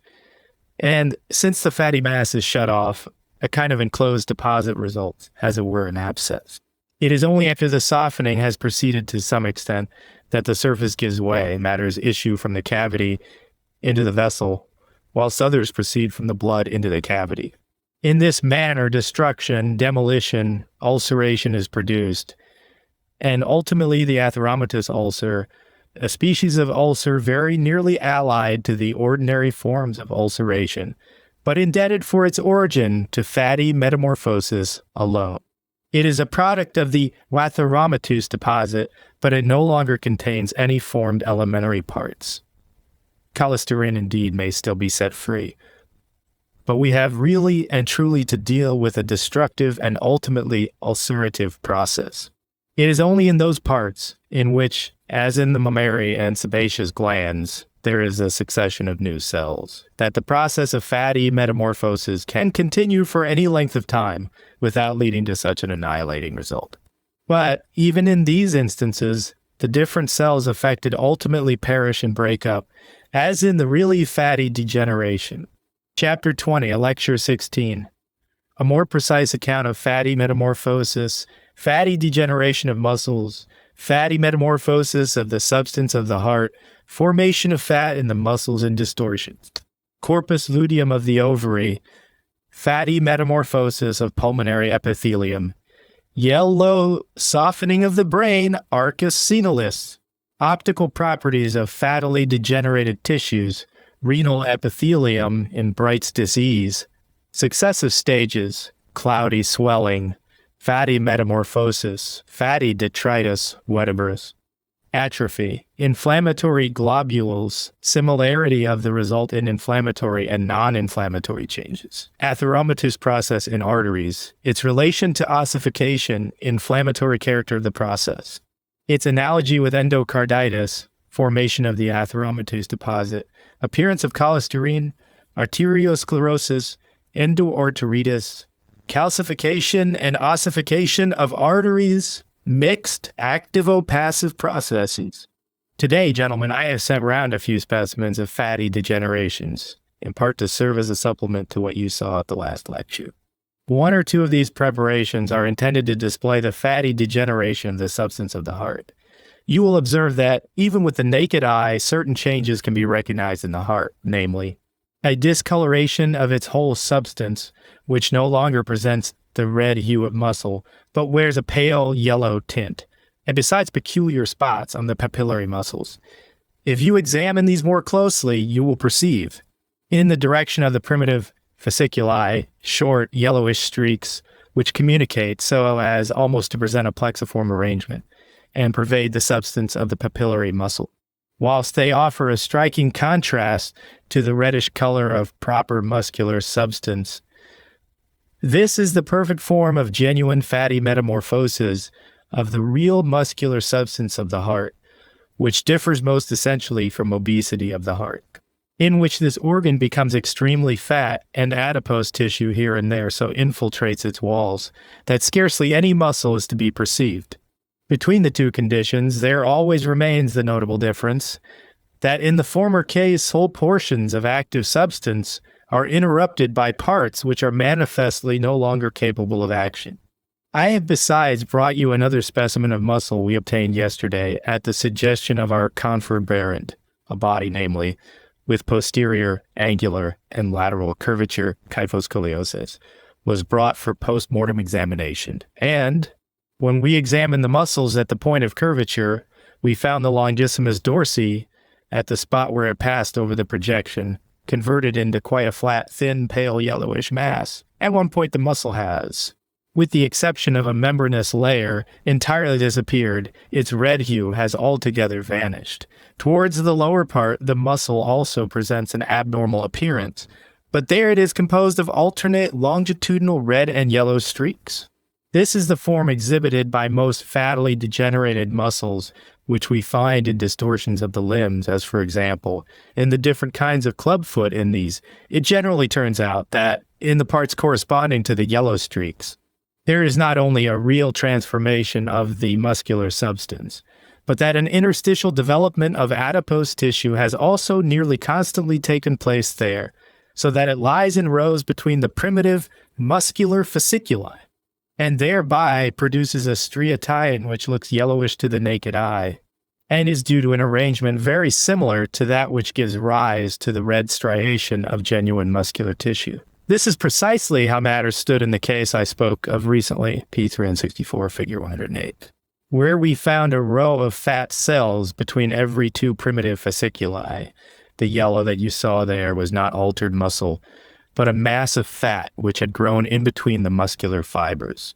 But in addition to such interstitial adipose tissue, there is, in the case now before us, a parenchymatous degeneration in the same muscle. The substance of the muscle is also really in a state of fatty degeneration. The degenerated fibers are, however, only to be seen with the naked eye in the lower parts of the muscle, whilst the portion which lay in immediate contact with the greatest projection of the thorax, and had been subjected to the greatest tension, to the naked eye presents no trace of muscular tissue. Under the microscope, however, we even there find isolated muscular fibers lying close to one another, and still distinctly transversely striated, and others plentifully filled with fat. You see, therefore, that these are two different conditions. The one form, where the muscle is interrupted in the course of its primitive fasciculi by degenerated places, and where therefore the same primitive fasciculus is, as it pursues its course, now in a state of degeneration, now preserved in all its integrity. The other form in which the disease sweeps along the primitive fasciculus, and this undergoes the change in its whole extent at once, and where therefore normal and degenerated fasciculi lie side by side, and may alternate with one another. Here is another specimen from a young female, who died shortly after menstruation in consequence of a burn, in which you will find a very beautiful corpus luteum in the ovary. I lay it before you because you will be able to see from it how obviously fatty metamorphosis may display itself to the unaided eye. The incision into the ovary has been made perpendicularly to the surface, at a point where a little prominence and slight rent upon the surface mark the place at which the ovule has emerged, figure 115b. From the point in the tunica albuginea where the follicle has burst, the very broad yellowish-white layer, figure 115ab, from which the body derives its name, is seen running around a red mass. It is this layer which, in a purpural corpus luteum, is of very great breadth, and has a rather reddish-yellow tint. In a menstrual corpus luteum, it is narrower, and very distinctly separated on the inner side from the freshly extravasated contents which have filled up the follicle emptied by the extrusion of the ovule. This internal red mass consists entirely of thrombus, or blood clot. The external layer essentially consists of fattily degenerated cells, and the yellow color which it bears is occasioned by the refraction produced by the numerous minute particles of fat. This is not a real color, but a phenomenon of interference. A similar change you see in a lung which we took today out of the body of a man who, after caries of the internal ear, had a thrombosis of the transverse sinus with gangrenous metamorphosis, and in consequence, gangrene of the lung. The cells we have here to deal with were not taken, however, from the actual seat of the gangrene itself, but from a condensed spot in the neighborhood, where a very abundant accumulation of masses of proliferating epithelium, catarrhal pneumonia, had taken place. In this case, you can see the difference between fat granulate cells, figure 66, and other forms of granulate cells, very prettily shown. For in these masses of epithelium which have filled up the alveoli of the lung, you find extremely numerous pigment cells, such as in cases like this are brought up in great quantity in the sputa, which are indebted to them for the well-known smoky gray spots, figure 11b. At first sight, it is difficult to make a distinction between fat granule and pigment cells, inasmuch as in both cases apparently the same image is offered to our view. In the one case, the cells appear as brownish-yellow corpuscles, although their individual particles have no positive color. In the other, on the contrary, they contain unquestionable gray, brown, or black pigment. The diagnosis of ordinary granulate cells, by which fat granule cells are always meant, is, however, very important because in other parts also, as for example in the brain, we find both sorts of granule cells, those containing fat and those containing pigment side by side, and even when the affection is limited to very small spots in this organ. It is very important for the interpretation of the objects found to know whether they belong to the one or the other class. For in the brain also, the accumulation of a number of minute particles of fat may, on the whole, through the multiplication of the refracting points, occasion an intense yellow color. The different proportion of fat and the degree of its division produce a greater number of varieties of color, which at last manifest themselves very distinctly to the naked eye. So that the more minute and the more closely aggregated the fatty particles are, the more marked is the production of a pure yellow or brownish yellow hue, even to the naked eye.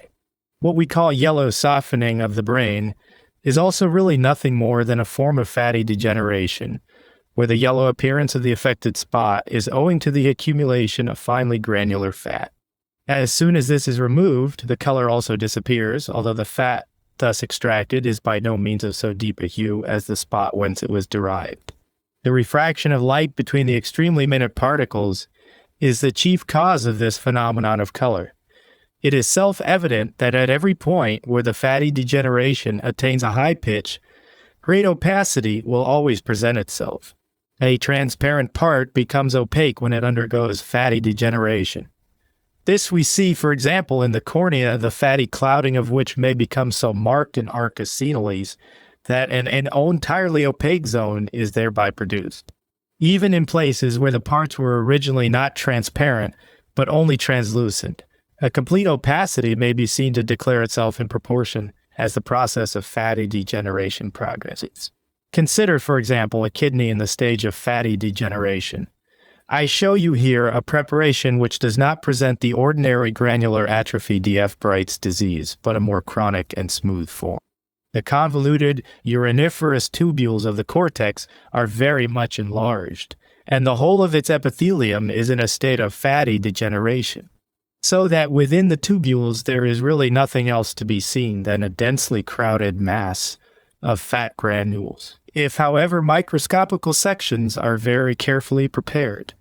The fat granules are in the first instance still seen collected in isolated groups.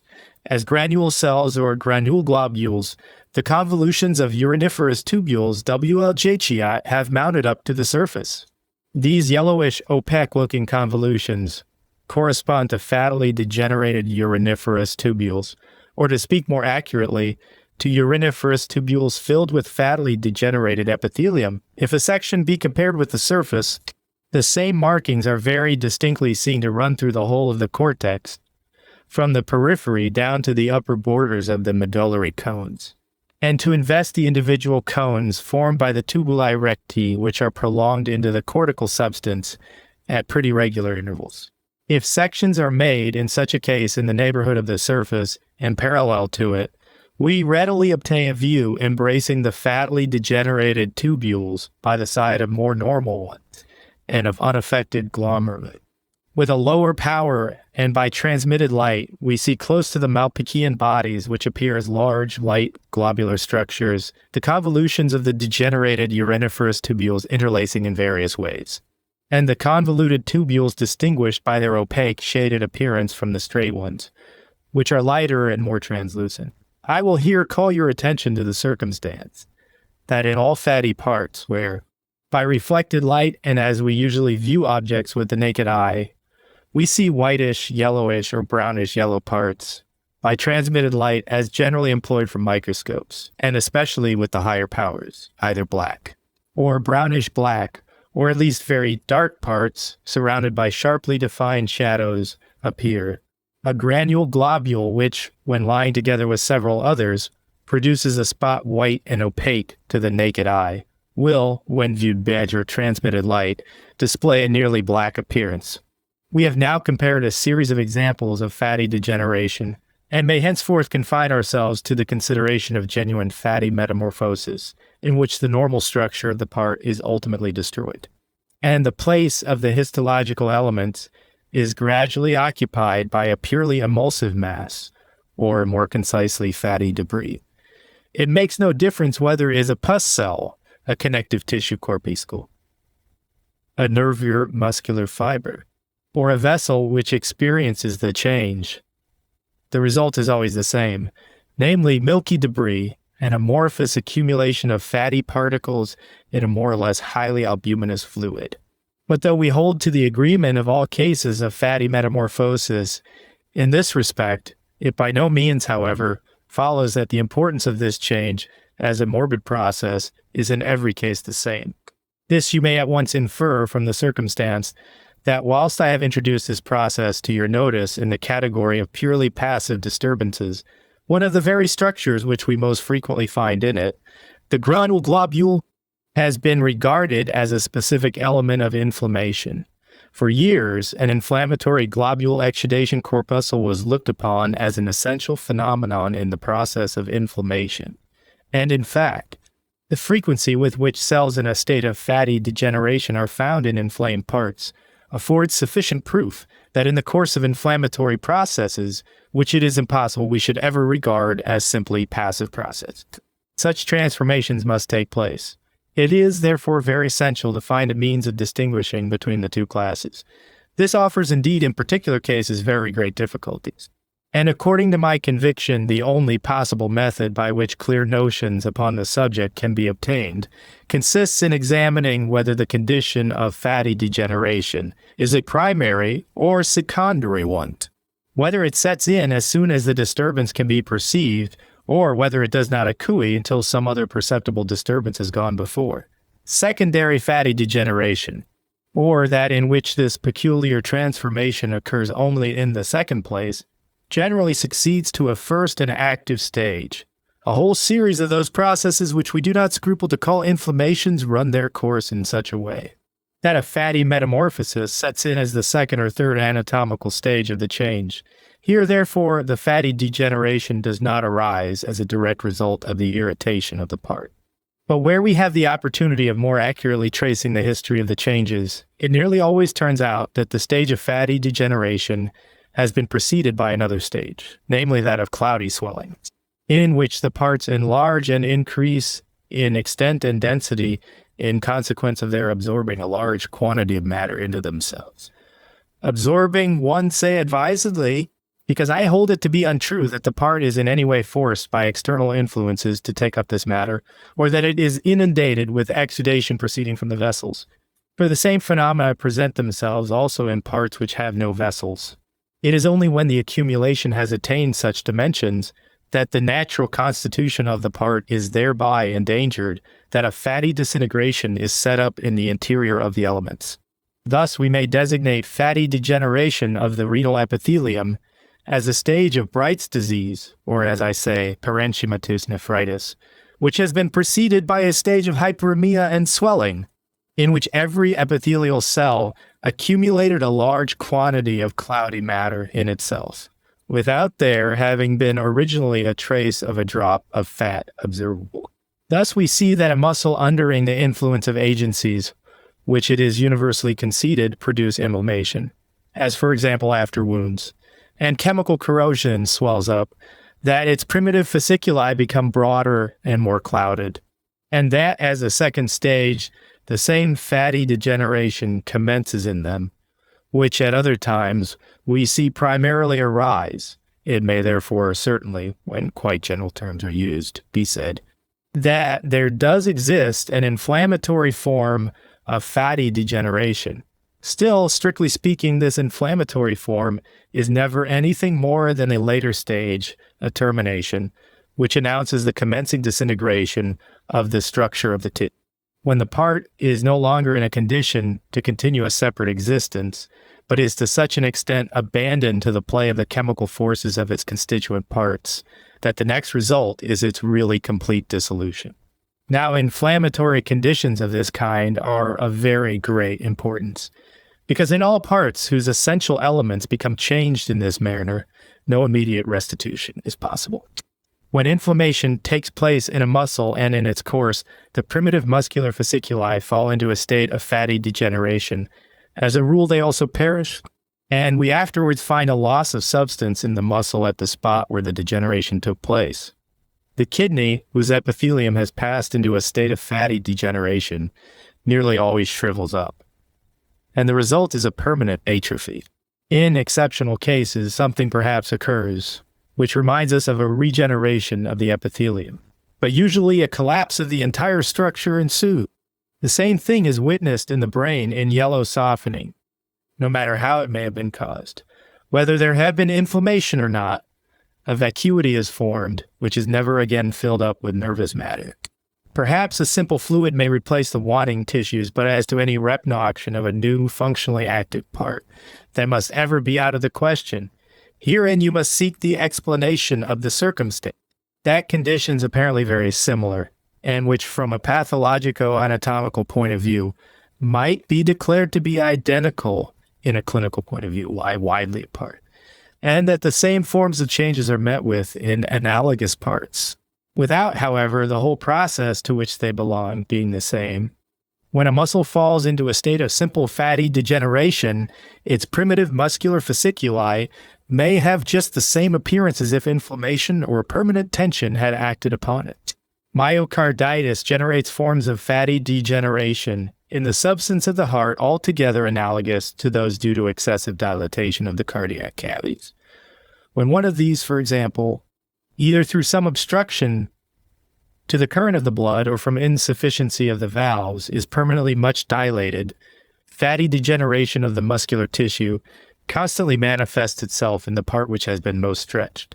This form, morphologically speaking, completely resembles the early stages of myocarditis, and in many cases it is utterly impossible to say with certainty in what way the process may have arisen. I have, in order to clear up to some extent these difficulties as they are presented by an important, frequent, and at the same time much misunderstood process, prepared a series of specimens exhibiting really atheromatous conditions of the arteries.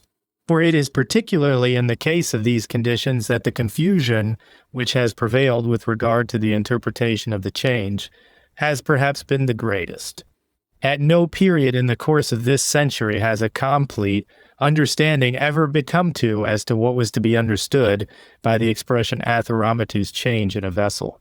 Some have taken the term in a wider, others in a narrower sense, but still it has perhaps been taken in too wide a sense by all, when, namely, the anatomists of the last century applied the name of atheroma to a definite change in the coats of arteries. They, of course, had in their minds a condition similar to that of the skin, to which ever since the days of ancient Greece, the name of atheroma, grit follicle, gritsbog, sebaceous, or epidermic cyst, had been assigned. It is self-evident, therefore, that the idea of atheroma presupposes a closed sac, Nobody ever called anything in the skin an atheroma that lay open and uncovered. It was therefore a curious misapprehension when people recently began to call changes in the vessels atheromata, which were not seated below the surface and shut off from the surrounding parts, but belonged to the surface.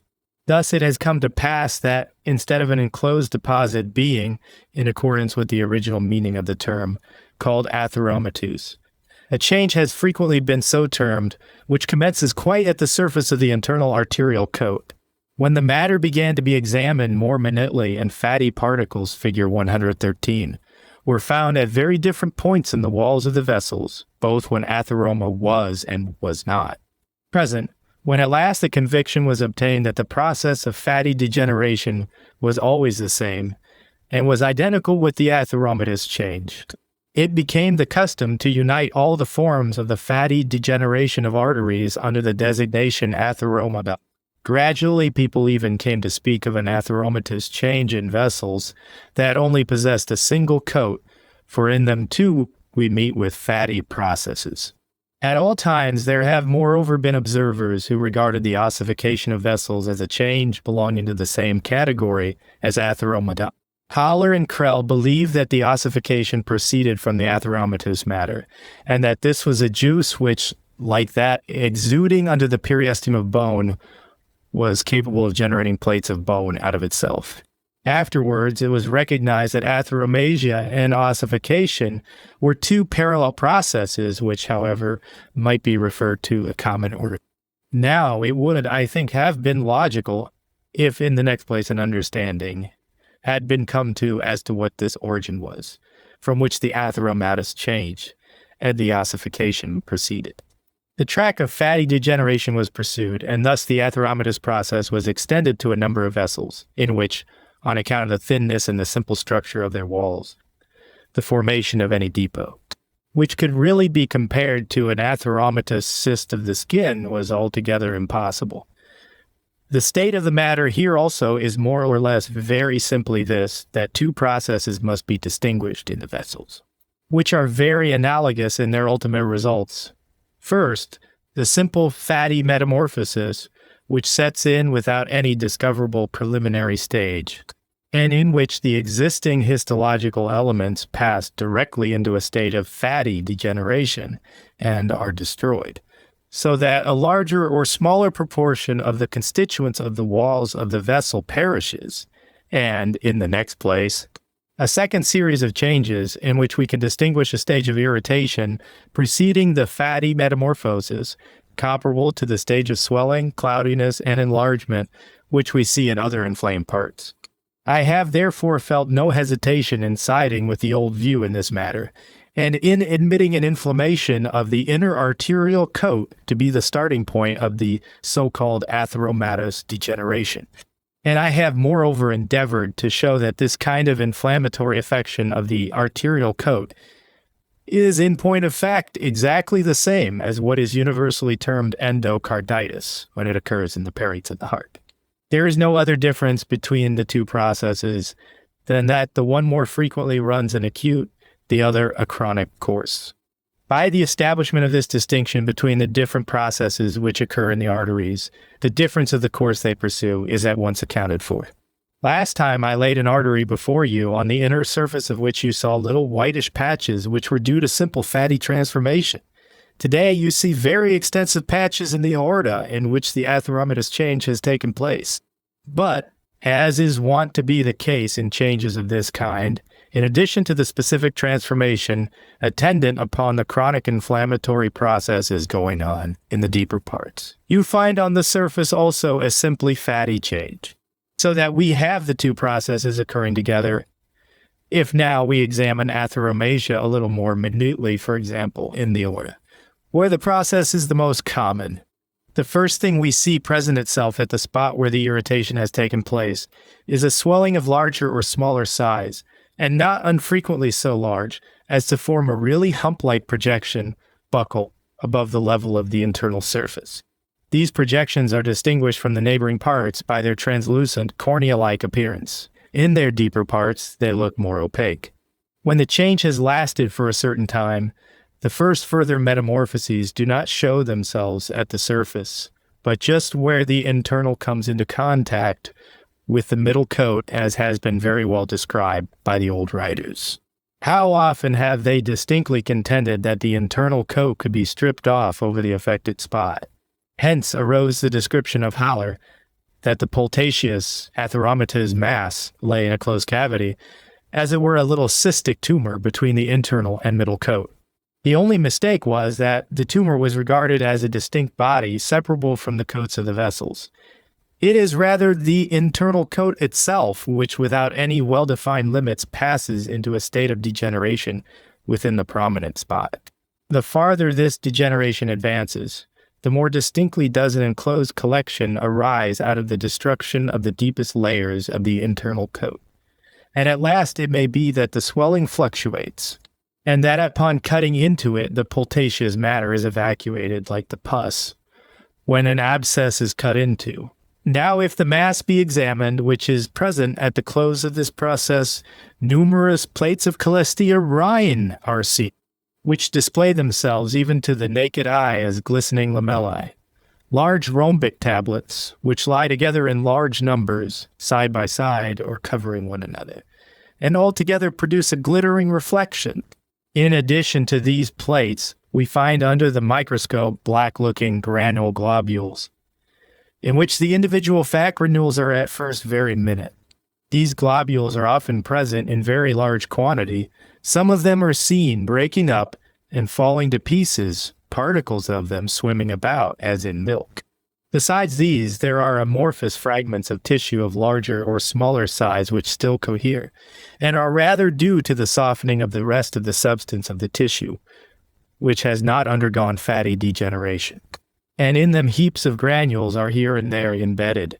It is these three constituents together, the cholesterine, the granulocellulose and fat granules, and finally the large lumps of half-softened substance, which give the atheromatous matter its pultaceous character and really produce a certain degree of resemblance to the contents of a pultaceous and sebaceous epidermic cyst, grits butyl, of the skin.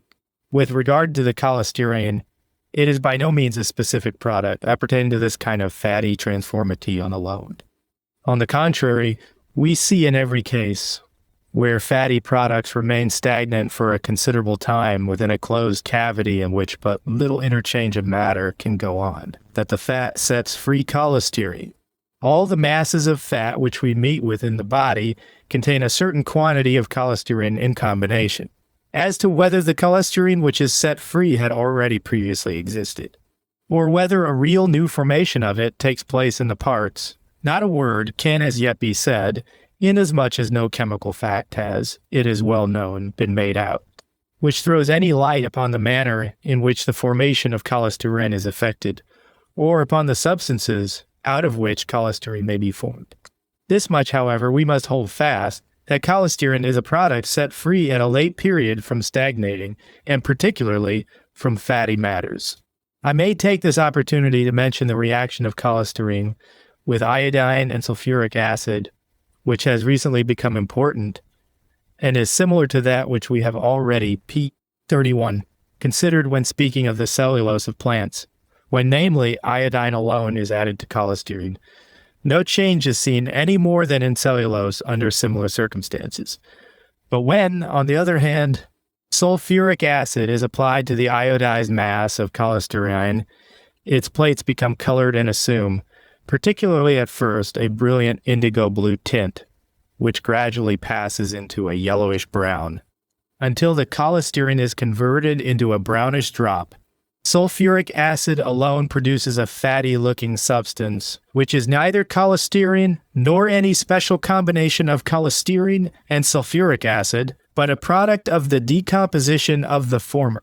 Sulfuric acid alone also produces very beautiful phenomena of color with cholesterine. If now, gentlemen, we trace the development of the atheromatous condition a little further back, we come anteriorly to the period when the pultaceous matter is found in the seat of the atheroma, across a stage where nothing more is found than fatty degeneration in its ordinary form of granule cells.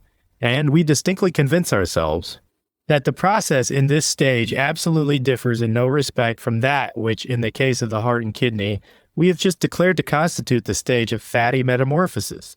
At this period, immediately before the formation of the depot, the state of matters as seen with a high power is about as follows. On making a section, we see the fatty cells which are interspersed through the tissue becoming larger towards the middle and lying more closely together, but generally bearing the form of cells. But as we proceed from within outwards, they become smaller and less numerous. All these cells are filled with small, fatty granules, which strongly reflect the light. Hereby is produced what looks to the eye in a section like a whitish spot. Between these fatty corpuscles runs a meshed basis substance, the really fibrous stroma of the internal coat, which we plainly see continued towards the exterior into the normal internal coat. This fact, that we are able to acquire the direct conviction that the fibrous layer which lies over the depot is continued into the fibrous layer of the neighboring normal portions of the internal coat, is one of especial value in the interpretation of these processes. In this manner, the view which was for a considerable time defended by Rokitansky also, that the affection consists in a deposit upon the internal coat, is refuted. In a vertical section, it is distinctly seen that the most external layers run in a curve over the whole swelling and return into the internal coat.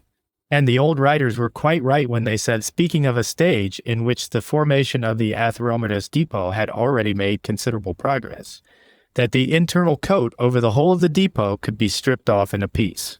On the other hand, however, we can convince ourselves that the inferior layers of the internal coat run directly into the depot, and that their continuity has been broken by their degeneration, so that we have not to deal either with an interjacent deposit between the internal and middle coat, as the old writers suppose, but the whole of what we have before us is degenerated internal coat. In some particularly violent cases, the softening manifests itself even in the arteries, not as the consequence of a really fatty process, but as a direct product of inflammation, whilst at the circumference, the fatty softening takes place. In the center of the seat of change, a yellowish cloudy appearance is seen to arise, whereupon the substance almost immediately softens and disintegrates, and a mass of coarse crumbling fragments is found, figure 116. E, which fills the center of the atheromatous D6 pot. In the last place, it is a question where the seat of the fatty degeneration really is.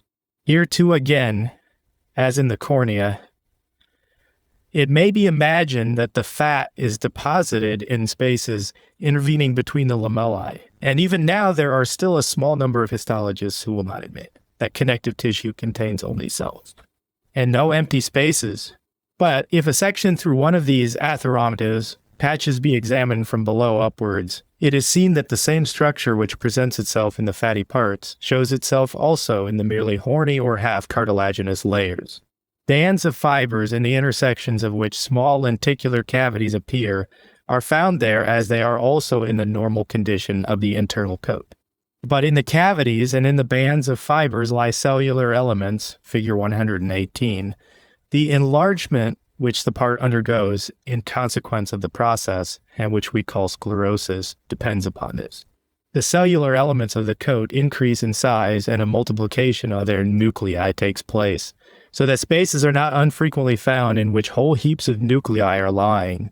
This is the mode in which the process sets in. In many cases, division occurs in the cells and a great number of young cells are met with. These afterwards become the seat of the fatty degeneration, figure 118a, and then really perish. Thus, you have here an active process which really produces new tissues, but then hurries on to destruction in consequence of its own development, but one who knows that the fatty degeneration is here only a termination, and that the process is really a formative one inasmuch as it begins with a proliferation. He can readily imagine the possibility of another termination, namely ossification. For here we have really to do with an ossification, and not merely, as has recently been maintained, with a mere calcification. The plates, which pervade the inner wall of the vessel, are real plates of bone, since they form out of the same sclerotic substance from which in other cases the fatty mass arises, and since a real tissue can only arise out of a pre-existing one, It follows, of course, that when the process terminates in fatty metamorphosis, we cannot assume this to consist in a simple dissemination of fatty particles which has taken place in whatever interspaces we like to fix upon. The essential difference which exists in a large vessel, as for example, the aorta, between this process, nathroma, and simple fatty degeneration, is therefore this, that in the latter, a very slight swelling arises on the surface of the internal coat. A swelling which at once disappears if the superficial layers be removed by a horizontal section, and beneath which there still remains a portion of the coat unaltered. In the other case, on the contrary, we have in the extreme stage a depot which lies deep beneath the comparatively normal surface, afterwards bursts, discharges its contents, and forms the atheromatous ulcer. This commences as a small hole in the internal coat, through which the thick viscous contents of the atheromatous depot are squeezed out onto the surface in the form of a plug. Gradually, more and more of these contents is evacuated and carried away by the stream of blood, until at last there remains a larger or smaller ulcer, which may extend as far as the middle coat, and indeed not unfrequently involved. We have therefore always to deal with serious disease of the vessel leading to just as destructive results as we see in the course of other violent inflammatory processes. You need only apply these observations to the history of endocarditis, and you will have a correct notion of all that goes on there also. In the valves of the heart also, we find simple fatty degeneration taking place, both at the surface and deep beneath it. The process generally pursues its course so latently that no disturbance is perceptible during life, nor are we able, in the present state of our knowledge, to name any very obvious anatomical change as being the subsequent result of it. On the other hand, what we call endocarditis, what can be demonstrated to arise in the course of rheumatism, and may indubitably appear as a sort of equivalent to the rheumatism of the peripheral parts, begins with a swelling of the deceased spot itself. There is, namely, no exudation, but the cellular elements take up a greater quantity of material, and the spot becomes uneven and rugged. Then we see, when the process runs its course, somewhat slowly, either that an excrescence, a condyloma, arises, or that the swelling assumes a more malleated form and afterwards becomes the seat of a calcification, which may produce real bone. If the process runs a more acute course, the result is either fatty degeneration or softening. The latter gives rise to the ulcerative forms in which the valves crumble to pieces, drop off, and embolical deposits are produced in remote parts, figure 73p. 242. Only in this manner, by observing, namely, the earliest stages of the changes, is it possible to form certain and practically useful opinions with regard to pathological process. Never ought one, basing one's opinion upon the difference of the processes in a clinical point of view, to allow oneself to be induced to regard their ultimate products as necessarily different. The most violent inflammatory processes which run their course in quite a short time may have the same terminations as those which, in other cases, are brought about more slowly. It is not my intention to go through the series of the different passive disturbances which may possibly arise in the later stages of irritative conditions in detail. Else, we should be able to discover analogous instances in the history of nearly all degenerative atrophies. In all cases, we must discriminate between the conditions in which a part becomes directly the seat of such a retrograde metamorphosis, and those in which it previously underwent an active change. The description which I have given you of the fatty processes directly applies to the class of calcifications. If it be wished to discriminate between ossification and calcification, it is not sufficient to keep the ultimate result in one's eye. A part does not become true bone, because it takes up lime into its intercellular substance and has stellate cells present in it. It may, in spite of all this, be nothing more than calcified connective tissue.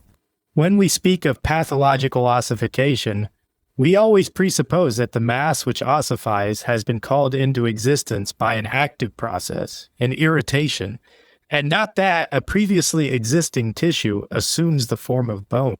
By absorbing calcareous salts, we have therefore calcifications and ossifications in the vessels. In ancient times, everything was called ossification. Many of the more recent observers have denied that it ever does occur in vessels. Ossification does, however, really occur, but so does mere calcification, or as I will briefly term it, petrifaction. The latter is comparatively more frequent in the peripheral arteries, so that the condition, which is generally regarded as a special criterion of the atheromatous process, and in which the radial artery is felt to be hard and calcareous, and the femoral or popliteal is perceived to have hard and rigid walls, is no proof at all that the process is an atheromatous one. Very frequently, this induration has its seat in the middle coat. In this case, the calcification really invades the muscular elements, so that the fiber cells of the circular fiber coat are transformed into calcareous spindle-shaped bodies. The calcareous matter may in these cases also invade the neighboring parts, but the internal coat may possibly remain quite unaltered. This is a process, therefore, which differs more from what is termed the atheromatous process than periostates from ostates. This species of calcification has no necessary connection whatever with an inflammation of the artery. It occurs most commonly in cases where there is a tendency to calcifications generally, and where calcareous salts are set free at other points in the economy and circulate with the juices. This much at least can with certainty be affirmed, that we are as yet acquainted with no stage in these changes which is at all akin to inflammation. On the contrary, we see ossification declare itself in the internal coat of vessels in precisely the same manner as when an osteophyte forms on the surface of bone amidst all the phenomena of inflammation. The osteophytes of the inner table of the skull and of the cerebral membranes follow the same course of development as the ossifying plates of the internal coat of the and even of the veins. They always begin with a proliferation of the pre-existing connective tissue, whereby partial swellings are produced, in which the deposition of the calcareous salts does not take place until a late period.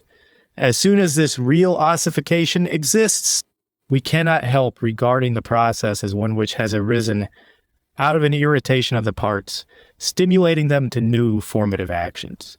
So far, therefore, it comes under our ideas of inflammation, or at least of those processes which are extremely nearly allied to inflammation.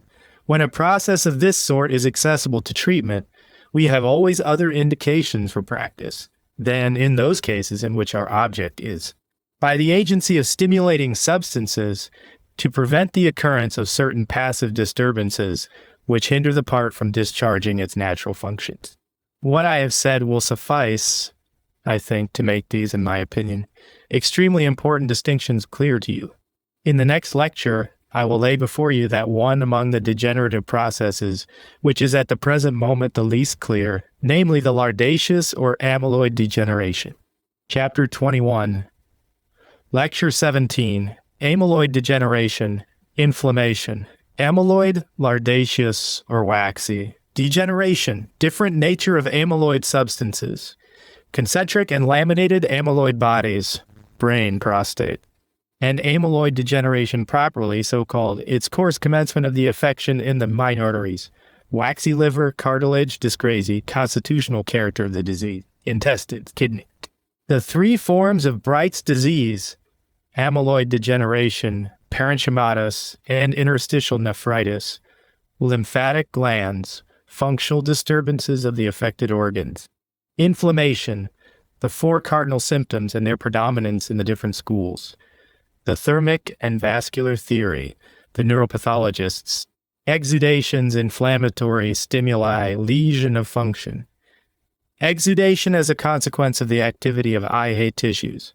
Mucus and fibrant. Inflammation as a complex irritative process, parenchymatous and exudative secretory form. I will today, gentlemen, from among the changes which must in general be rather ranked with that class of degenerations which are attended with a diminution of functional power, introduce to your notice one, which has recently acquired a special interest, namely that which has been by some called the lardaceous bacony, specig, by others the wax, whilst I have given it the name of the amyloid change. The term lardaceous change has again come more into use chiefly through the instrumentality of the Vienna school. You know that the term itself is of tolerably ancient date in medicine as a denomination for a firm, compact, homogeneous appearance of parts. We find it has been employed for centuries, and even in recent times tumors have been termed lardaceous. Still, the term lardaceous changes as now used has but very little to do with these tumors, and rather refers to things upon which the old writers, who I think were better connoisseurs in bacon than our friends in Vienna, would hardly have bestowed such a name. The appearance of such organs, namely as in accordance with Viennese ideas, are said to look like bacon bears, according to northern notions, a much greater resemblance to wax. And I have therefore now for a long time, like the Edinburgh School, made use of the term waxy change instead. When we look at a liver or lymphatic gland, which constitutes a well-marked specimen of this condition, what strikes the naked eye most is the translucent, but at the same time, dull appearance which the cut surfaces exhibit. The natural color of the parts is also more or less lost, so that a material, at first more of a gray tint, but afterwards perfectly colorless, seems to fill the parts. The translucent nature of the tissue allows, however, the red of the vessels and the natural hue of the neighboring parts to glimmer through, so that the altered spots in different organs have rather a yellowish, reddish, or brownish tinge, but this is not a color belonging to the substance deposited. The first fact by the help of which we were enabled to determine more accurately the nature of this substance which had previously been taken, sometimes for a peculiar fatty matter, sometimes for albumin or fibrin, sometimes finally for a colloid substance, were furnished by the application of iodine to animal tissues.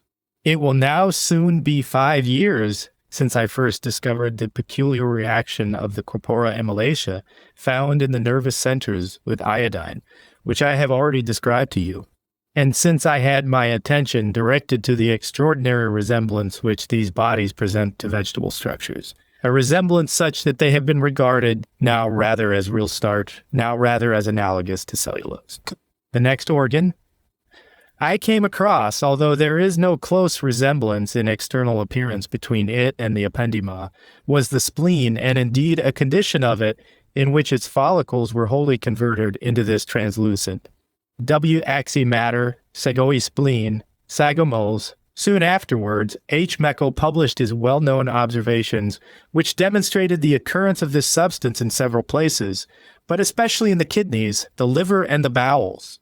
And we afterwards succeeded in finding it in different other parts, in the lymphatic glands, throughout the whole of the digestive tract, in the mucous membranes of the urinary passages, and finally, even in the substance of the muscular organs, the heart, and the uterus, as well as in the interior of cartilages, so that at the present moment there are but few parts of the body that we do not know may undergo this peculiar change.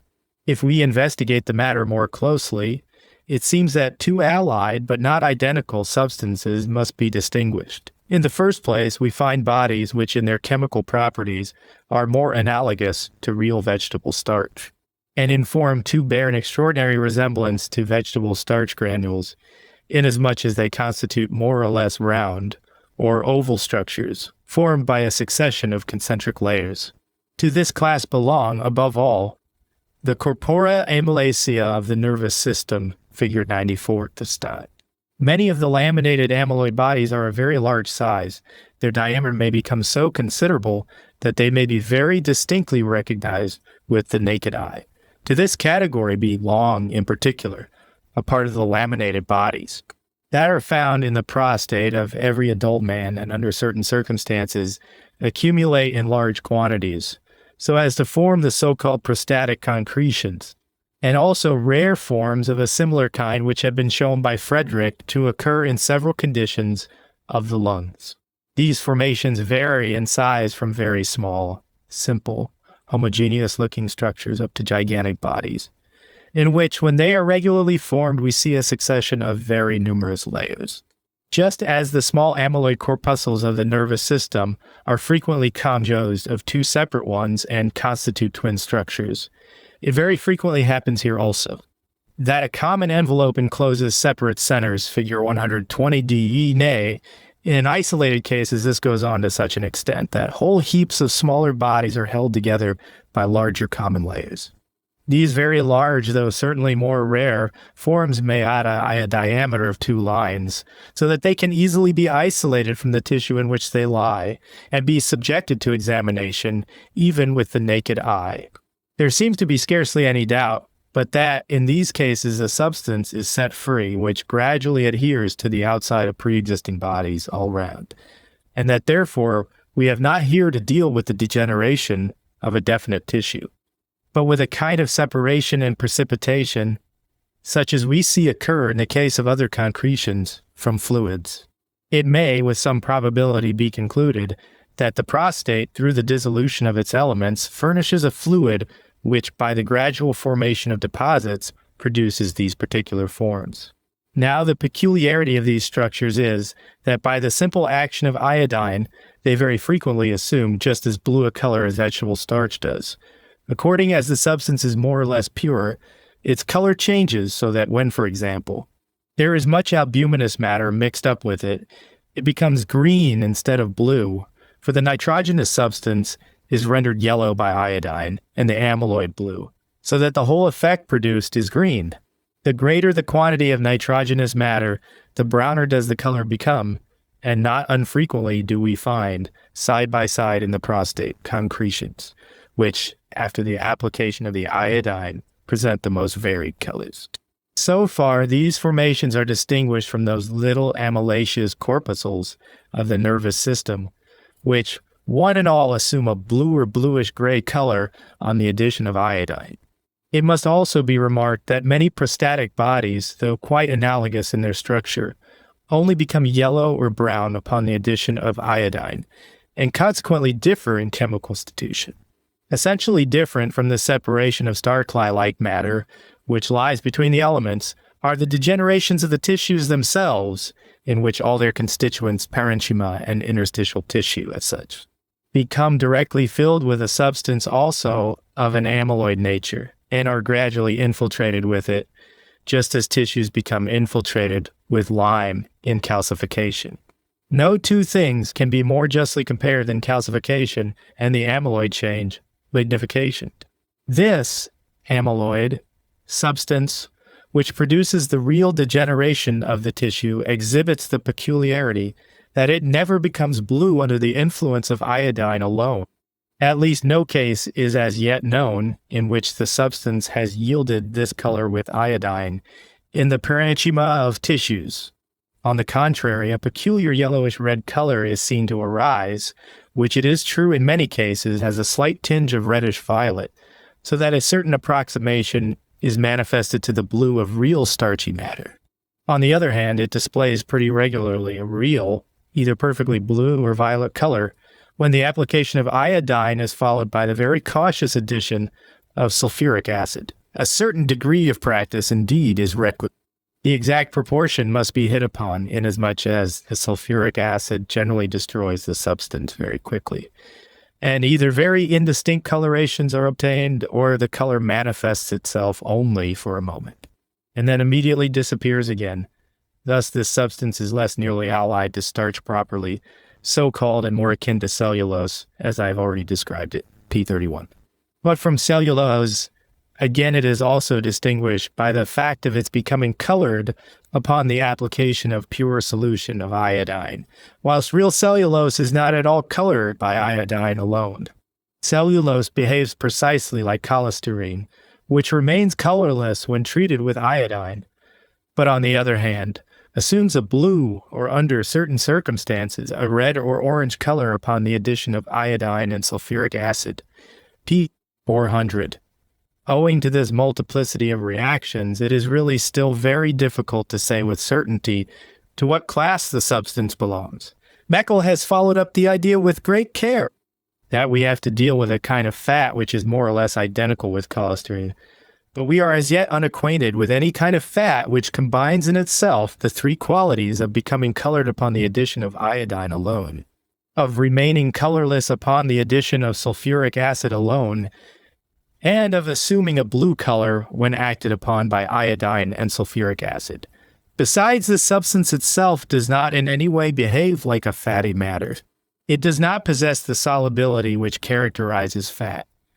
And in particular, no substance can be obtained from these parts by extraction with alcohol and ether, which possesses the peculiarities of the original. According to all this, there is rather a correspondence with vegetable forms, and the view may still be maintained that we have here to deal with a process comparable to that which we see set in during the development of a plant. When the simple cell becomes invested with capsular layers and gradually grows woody, to Schmidt's analyses of the corpora amalacea of the brain, we cannot attach the slightest importance, because his statements concerning them were founded upon an error. He says, namely, he selected for his analyses a choroid plexus from a human brain, rich in corpora amalacea. But corpora amalacea are never found, and these changes can be best followed in those structures which must on the whole be regarded as the most frequent and the earliest seat of this change, namely, the smallest arteries. These first undergo the transformation, and only after the constitution of their walls has become changed is the infiltration wont to extend to the surrounding parenchyma, until at last the whole district of tissue to which the artery leads has experienced the change. If in an amyloid spleen we trace one of these small arteries, whilst it breaks up into so-called penicillus, we see how its wall, in itself already a thick one, becomes thicker in proportion as the change advances, and how at the same time the caliber of the vessel becomes considerably diminished. This accounts for the circumstance that all organs which experience the amyloid change in a considerable degree look extremely pale. An ischemia of the parts is produced by the obstruction which the narrowed vessels oppose to the influx of blood. If now we examine in which of the histological elements of the vessels the substance is first found, it seems to be pretty constantly seated in the little muscles of the circular fiber coat. First of all, the place of every fiber cell is occupied by a compact, homogeneous body, in which the center of the nucleus at first still appears as a whole, but gradually every trace of a cellular structure is lost, so that at last a kind of spindle-shaped flake skull remains, in which neither membrane, nucleus, nor contents can be distinguished. In the calcification of small arteries, exactly the same process takes place. The individual fiber cells of the middle coat take up calcareous salts, at first in a granular, afterwards in a homogeneous form, until they are at last transformed into homogeneous-looking calcareous bodies of a spindle-shaped form, which coalesce and produce plates of a considerable size. In like manner, the amyloid substance pervades whole tracts of tissue, and the walls of the artery are transformed into a mass, at last nearly completely homogeneous compact, shining with reflected light and colorless, which not only does not possess the hardness of calcified parts, but on the contrary exhibits a high degree of friability. Now, when a change of this nature has advanced to a certain height, an analogous change takes place also in the parenchyma of the organs. This can nowhere be so distinctly traced as in the liver. Here it sometimes happens that WT meet with stages where nothing else in the whole organ is altered, excepting the minute branches of the hepatory. On making fine sections through the liver, carefully washing them and applying iodine, we sometimes see, even with the naked eye, the small iodine red lines and points, which correspond to the cut branches of the hepatic artery. In a later stage, however, it is essentially the hepatic cells which are affected by the change, and indeed, what is again very characteristic, just those hepatic cells, between which lie the capillary ramifications of the hepatic artery. If, namely, we picture to ourselves a single acinus of the liver, we can, in accordance with the pathological changes which may often be recognized even with the naked eye, distinguish three different zones within each acinus. Figure 110, the most external part, which lies next to the branches of the portal vein, is the chief seat of fatty infiltration, the intermediate part, which receives the capillary terminations of the hepatic artery, belongs to the amyloid degeneration, and the central part of the acinus around the vena hepatica is the most common seat of pigmentary infiltration. Even with the naked eye, the pale, colorless, translucent, and resistant zone of the waxy or amyloid change is sometimes recognized between the most external yellowish white and the most internal yellowish or grayish brown layer. If a single hepatic cell be watched, its previous granular contents, which give every hepatic cell a slightly cloudy appearance, are seen gradually to become homogeneous. The nucleus and cell wall gradually disappear, and at last a stage sets in which nothing more can be perceived than an absolutely homogeneous, slightly shining body, if you will. A simple flake is called. In this manner, the whole of the hepatic cells in the zone I have described are sometimes converted into amyloid flakes. And if the process attains a very high pitch, the change at last even oversteps this zone, and it may happen that nearly the whole substance of the acinus is transformed into an amyloid mass. Thus, out of the hepatic cells, there is at last produced in these cases a kind of corpora amylacea, only they are not laminated like those we have already spoken of, but form uniform, homogeneous bodies in which no internal division, no indication of the peculiar course of their formation can be recognized. If we take all these facts together, it appears pretty probable that we have here to deal with a gradual infiltration of the parts with a substance which has been conveyed to them from without. This is a view which derives essential support from the fact that nearly always, when this change declares itself, a considerable number of organs are affected, and that the process is not confined to a single spot, but that many places in the body are simultaneously affected. Hereby the whole process really acquires an essentially Kleist-Krasik appearance, the only place where, until now at least, an entirely independent development of this change has been observed by me, and where it may, therefore, with some degree of probability be assumed, that the formation is autochthonous and not imported from without, is permanent. The cartilages, particularly in people somewhat advanced in life, assume in various places, as for example the sternoclavicular articulations, the symphyses of the pelvis, and the intervertebral cartilages, a peculiarly pale yellowish hue. And then we may be tolerably certain that if we try the iodine test with them, we shall obtain the peculiar coloration. These colors are not seen so much in the cartilage cells as in the intercellular substance. And as cases of the sort do not occur simultaneously with amyloid degeneration of large internal organs, but quite independently in individuals who in the rest of their body manifest nothing of the kind, it seems that we really have here to deal with a direct transformation, and not with any importation from without. But in vain have I hitherto endeavored to detect any definite change in the blood from which the inference might be drawn that this was really the source of the deposits. There exists as yet but one single observation that points to the presence of analogous bodies in the blood, and this is so strange a one that we can scarcely attempt to ground an explanation of the process upon it. A physician of Toronto in Canada had, namely, in compliance with the wish of a patient suffering from epilepsy, examined his blood and discovered in it peculiar pale bodies.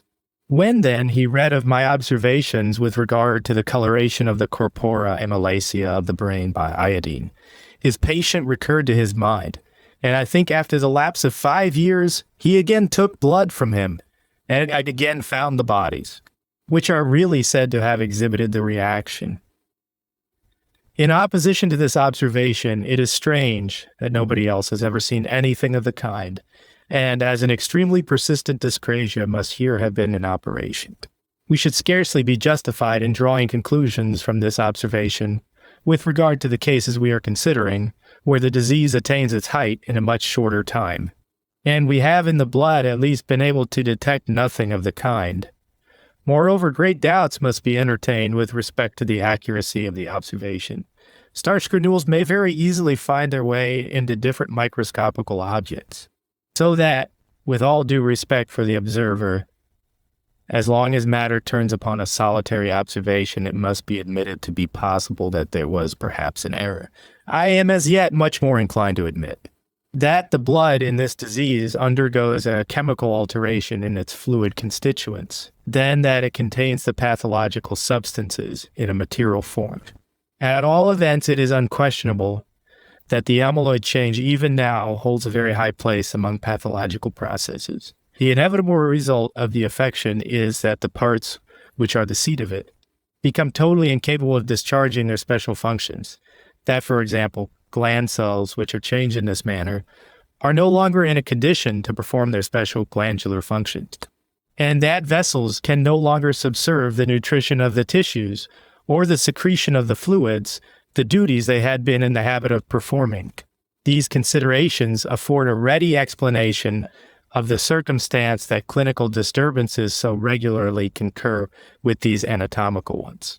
We find on the one hand well-marked conditions of cachexia, on the other, with extreme frequency, dropsy with the whole complex group of changes, which are usually included in the idea we form of Bright's disease.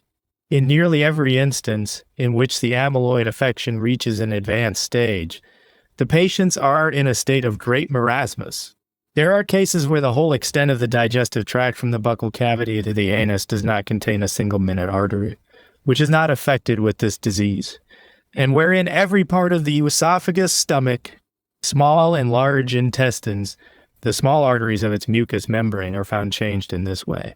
Now, this state of things is very apt to escape observation, because this kind of metamorphosis, which exercises such a decided influence upon the functions of the intestines, causing deficiency of absorption and a tendency to diarrhea, produces scarcely any effect perceptible to the naked eye. The intestines are pale and have a gray, translucent, sometimes slightly wax-like appearance, but this, however, is so little characteristic that no inference can with certainty be drawn from it with regard to the internal changes and the only possibility of determining the point, when one has no microscope at hand, consists in the direct application of the test. One need only brush a little iodine upon the surface, and a number of densely aggregated yellowish or brownish red spots are soon seen to start up, whilst the interjacent mucous membrane merely looks yellow. These red points are the villi of the intestine, and if one of them be placed under the microscope, the walls of the small arteries, and even of the capillaries, which ramify in them, and sometimes also the parenchyma, are seen to be colored iodine red. The most important disturbances of this kind, with which we are as yet acquainted, are those which arise in the kidney. A large proportion of the cases of Bright's disease, especially of the chronic ones, are assignable to this change, and must therefore be separated from many other similar forms, as constituting a special, altogether peculiar affection. Kidneys affected in this way were called in Vienna, at a time when the chemical reaction was not yet known, lardaceous kidneys, specnirin. I must, however, again remark that it is impossible to distinguish immediately with the naked eye whether this particular change has taken place or not, and that part of the so-called lardaceous kidneys exhibit nothing more than a kind of induration. Not until iodine has been employed can a diagnosis be readily made. TP, a solution of iodine, be applied to a quite anemic cortex. A number of red points usually first appear, which correspond to the glomeruli, and sometimes fine streaks also, which are the afferent arteries, and next to this. When the disease is very severe, red parallel lines are also seen within the medullary cones, lying very close to one another. These are all arteries. The affection of the arteries becomes sometimes so severe that after the application of the test, a clear view of the whole course of the vessels is obtained, as if one had a very complete artificial injection beforehand. But in these very kidneys, an injection is hardly practicable. Even the finer materials which we employ as injections are much too coarse to be able to pass through the narrowed vessels. Upon examining one of these glomeruli microscopically, we see that from the point where the afferent artery breaks up, the loops are no longer the fine, delicate tubes that they formerly were. On the contrary, they appear compact and nearly solid. Now, as these are just the parts which manifestly constitute the real points at which the secretion of the fluid portion of the urine is affected, we can easily conceive that in such cases disturbances in the secretion of urine must arise. Unfortunately, we have as yet no completely satisfactory analyses, but it seems that many cases of albuminuria, which are attended with a considerable diminution in the secretion of urea, are connected with these very conditions, and that the excretion becomes more and more scanty in proportion as the disease increases in intensity. These cases are very frequently complicated with anasarca, and with dropsy of the different cavities, and may exhibit in the completest manner the symptoms of Bright's disease. They differ, however, essentially from the simply inflammatory form of Bright's disease, which I designate parenchymatous nephritis in this respect. That in the latter, the disease has not so much its seat in the glomeruli or the arteries as in the epithelium of the kidney, and that the change is often for a long time confined to the epithelium, whilst the glomeruli themselves may in such cases still appear unchanged when there is scarcely any epithelium remaining in the substance of the cortex. From these forms, a third again must be distinguished, where the interstitial tissue is predominantly affected, where thickenings take place around the capsules and uriniferous tubules, constrictions and contractions are affected, and thereby mechanical obstructions to the current of the blood are produced, which must naturally be attended by secretory changes. It is very important that you should discriminate between these different varieties which exist in what is apparently a single disease, because you will hence see how it is that the facts which have been ascertained concerning the one class cannot forthwith be applied to the other classes, and that neither the same physiological inferences nor the same therapeutical maxims are equally applicable in every one of these several conditions. At the same time, however, it must not be overlooked that these three different forms by no means always appear unmixed, but that on the contrary, frequently two, and sometimes all three, of them exist simultaneously in the same kidney. Amongst the other preparations which I place before you, I have, especially on account of its distinctness, chosen the amyloid disease of the lymphatic glands. In these, the state of things is much the same as in the spleen. We see on the one hand the small arteries, on the other the essential substance of the glands, i.e. the mass of minute cells which fill the follicles, undergoing the change. You will remember from a previous occasion, P288, figure 61, that there are follicles lying beneath the proper capsule of the gland, and that these follicles are made up of a delicate network in which the small cells of the gland are heaped up cells, which seem to have a double duty to perform inasmuch as they discharge their own special functions as gland cells, and at the same time, as we suppose, serve as the starting point for the development of blood corpuscles. The arteries run first in the interstices of the follicles, and they break up into capillaries which form a web round the follicles, and sometimes even penetrate into their interior. Now, the amyloid disease consists on the one hand in a thickening and narrowing of these arteries so that they convey less blood, and on the other hand, in the conversion of the small cells contained in the individual meshes of the follicles into corpora amylacea, so that afterwards, instead of a number of cells in every mesh of the follicle, a single large corpus amylaceum is met with. Thereby the gland acquires even to the naked eye the appearance as if it were sprinkled all over with little spots of wax. And when examined microscopically, it looks as if the contents of the follicles were a pavement of closely set stones. Concerning the importance of these changes, empirically not much can be affirmed. But if the contents of the follicles are the essential components of a lymphatic gland, and if from them proceeds the development of the new constituents of the blood, we must, I think, conclude that this disease of the lymphatic glands and the spleen, in which the follicles are likewise generally affected, must exercise a directly injurious influence upon the formation of the blood, and that the effects therefore produced by the disease are not remote ones, but that the formation of the blood immediately suffers an alteration, so that anemic conditions must ensue. To the stream of lymph also an obstruction may arise, and in this way, again, deficiency of absorption, tendency to dropsy, etc., be produced. If we apply iodine to sections of such glands as these, all the diseased parts become colored red, whilst every part that retains its normal structure merely becomes yellow. The capsule, which consists of connective tissue, the fibrous trabeculae between the follicles, the delicate intrafollicular network which separates the different corpora amylacea, and lastly those follicles which contain normal cells, remain yellow. All the other parts assume the iodine red hue. If we add sulfuric acid, these parts become of a dark reddish brown, or violet red, or if one hits the mark, pure blue. But if there are still nitrogenous particles present, the color becomes green or brownish red.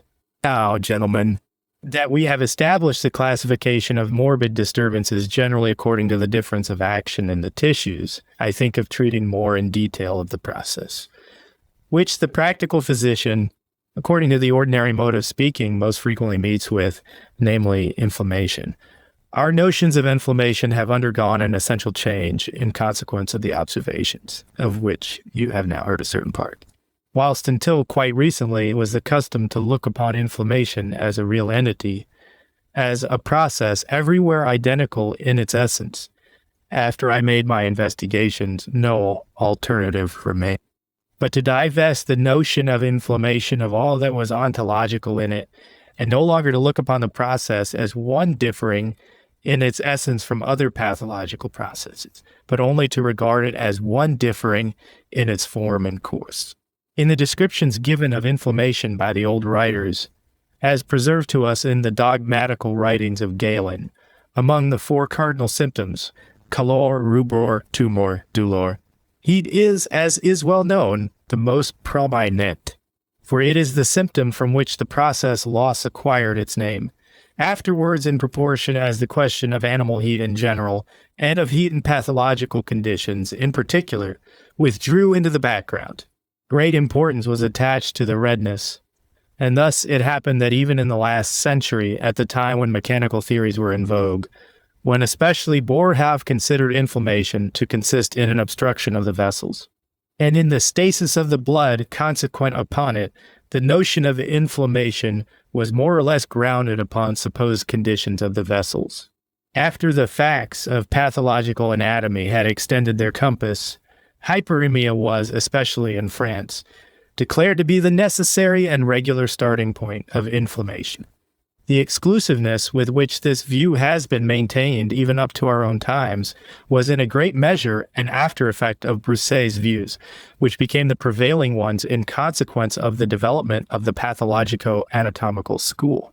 Hyperemia gradually superseded all the other essential symptoms. A change in the doctrine on a grand scale has really only been attempted by the Vienna school, for they too, like the French school, grounding their system of pathology upon pathological anatomy, have put the products of inflammation in the place of the symptoms of inflammation. What, basing their opinion upon their own experience, they especially had in view, and sought to establish as the essence of inflammation was the product, which, in accordance with traditional notions, was designated as one which had necessarily proceeded from the vessels as an exudation. In the old classification of symptoms, the swelling corresponded pretty nearly with the exudation of the Vienna school, and it might therefore be said that, as previously, first the heat, and then the redness, had held the first place, so now the swelling occupied the foremost rank. It is only in the more speculative views of the neuropathologists that the pain is, as is well known, regarded as the essential and original change in the act of inflammation. There can be no doubt. But that of these different positions, the anatomical doctrine of the Vienna school would be the most correct, if it could be demonstrated, that as the language of most of the physicians of the present day would lead us to believe, an exudation really does take place in every case of inflammation, that the swelling is essentially occasioned by this exudation, and especially that this exudation ought to be regarded as a constant and typical one, and the quantity of fibrine contained in it as a criterion of its inflammatory nature. I have already in the previous lectures endeavored to show you in what a considerably restricted sense the term exudation must be employed, and how essentially the activity of the elements of the tissues themselves is concerned in the appearance of matters, which we certainly must regard as derived from the vessels and deposited in the parts affected. A good deal is, as we have seen, not so much exudation as, if I may so express myself, an eject from the vessels in consequence of the activity of the histological elements themselves. Irritation must, I believe, be taken as a starting point in the consideration of inflammation, and it is because Broussais and Andral regarded the matter in this light that I consider the views advanced by them to be the most correct. We cannot imagine inflammation to take place without an irritating stimulus, irritament, And the first question is what conception we are to form of such a stimulus. We have already seen that the irritation may in general be traced to one of three different sources, according as it is a functional, nutritive, or formative irritation, which has taken place. Now there can be no doubt, but that functional stimuli, irritaments, do not play an essential part in inflammation, and for the simple reason that, a point upon which all the more recent schools at least are agreed, to the four characteristic symptoms, lesion of function, functionalesa, must be added. If there be a disturbance of function in inflammation, this presupposes that the inflammatory stimulus, irritament, must be of such a nature as to cause changes in the composition of the part, which render it less capable of performing its function. Nobody would expect a muscle which is inflamed to perform its functions normally. Everyone supposes that the contractile substance of the muscle has thereby experienced certain changes. Nobody would expect an inflamed gland cell could secrete normally, but we should look upon the disturbance of secretion as a necessary consequence of the inflammation. Nobody could expect an inflamed ganglion cell or nerve to discharge its functions, or normally to respond to stimuli. The conclusion, therefore, subsequently, provokes changes in the neighboring parts not directly altered by the irritant, the consequence of which is their action or reaction. This condition, which is an active one based upon the physiological powers of the parts, represents irritation in the proper sense of the word. And as the starting point in every form of inflammation, see Archive F. Path, Anna und Phys, 14th, P.I. Reisung und Reizbarkeit. That must, in accordance with the commonest experience, be necessarily drawn from all this, is that changes must have occurred in the composition of the cellular elements, altering their natural functional powers. Such changes, when they occur after the application of stimuli which are not powerful enough to destroy the parts at once, or to exhaust their functional power, are only possible when the stimuli are either nutritive or formative. And in fact, this conclusion is confirmed by what occurs in inflammation. For now, at Clays we find the view is already pretty generally spread, that in inflammation we have in the main to deal with a change in the act of nutrition. Nutrition being here indeed regarded as embracing the formative and nutritive processes. If therefore we speak of an inflammatory stimulus, irritament, we cannot properly intend to attach any other meaning to it than that, in consequence of some cause or other external to the part which falls into a state of irritation, and acting upon it either directly or through the medium of the blood, the composition and constitution of this part undergo alterations which at the same time alter its relations to the neighboring parts, whether they be blood vessels or other structures, and enable it to attract to itself and absorb from them a larger quantity of matter than usual, and to transform it according to circumstances. Every form of inflammation with which we are acquainted may be naturally explained in this way. With regard to everyone, it may be assumed that it begins as an inflammation from the moment that this increased absorption of matters into the tissue takes place, and the further transformation of these matters commences. This view accords to a certain extent, as you no doubt see, with that which has been maintained by the upholders of the vascular theory, according to which the exudation is regarded as an immediate consequence of the hyperemia, and in which it is assumed that inflammation, when it has once declared itself, is characterized by the presence of a substance more or less foreign to the natural composition of the part. The only question is whether the hyperemia really forms the actual commencement of these processes.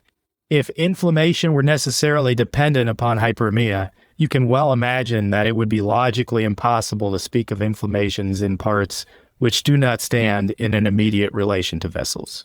We could not imagine an inflammation taking place at a certain distance from a vessel. It would be completely impossible to speak of an inflammation of the cornea, excepting as occurring at its border, of an inflammation of cartilage, excepting as occurring in the parts immediately adjoining the bone, or of an inflammation in the internal substance of a tendon.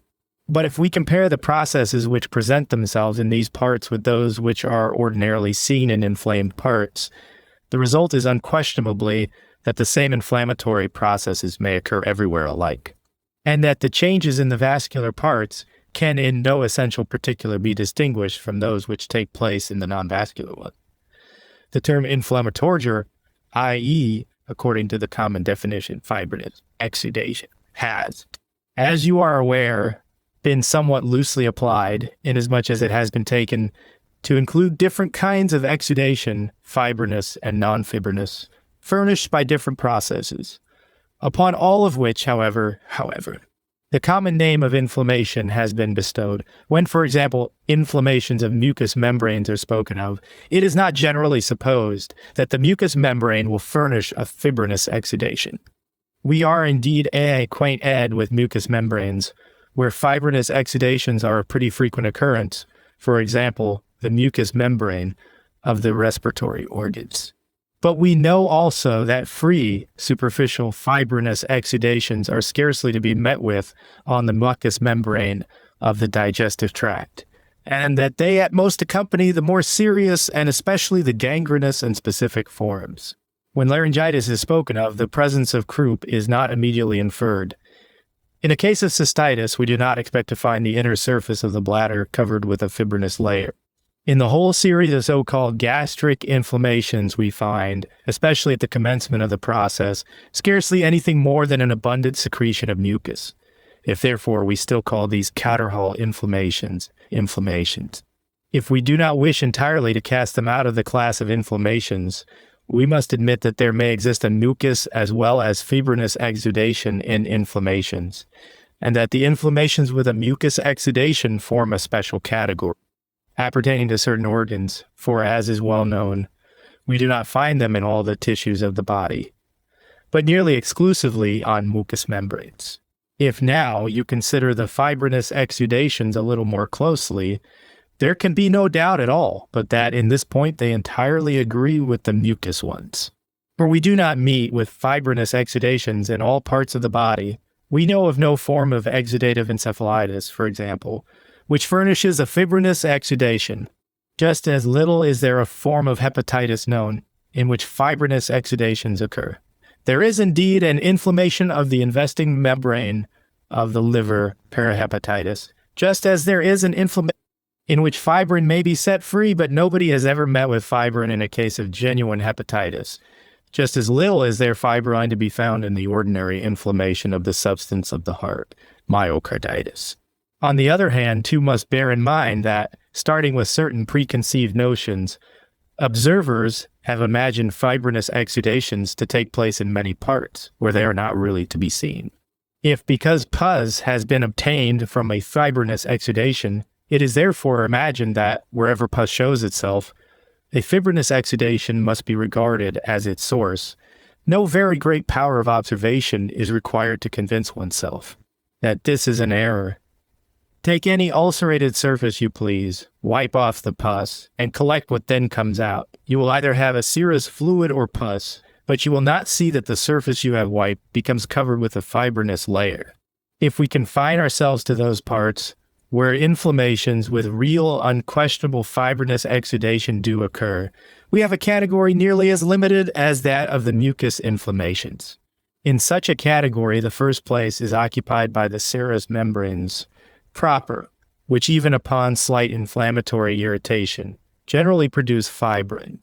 The second place is filled by certain mucous membranes in which, in a great number of cases, fibrinous inflammations unmistakably arise as an aggravation out of mucous ones. Ordinary croup does not generally at its very outset manifest itself in the form of fibrinous croup.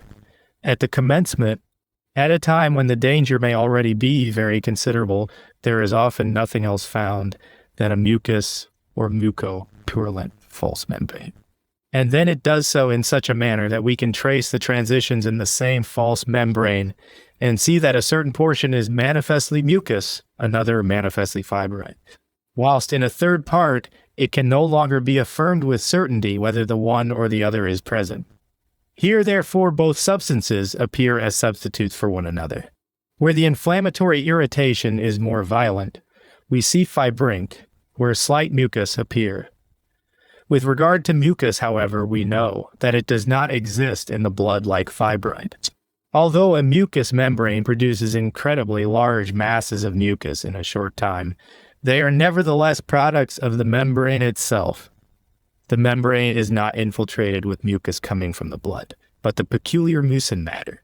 The principle of mucus is a product of the membrane and is conveyed to the surface by means of the fluid oozing through, transuding from the blood.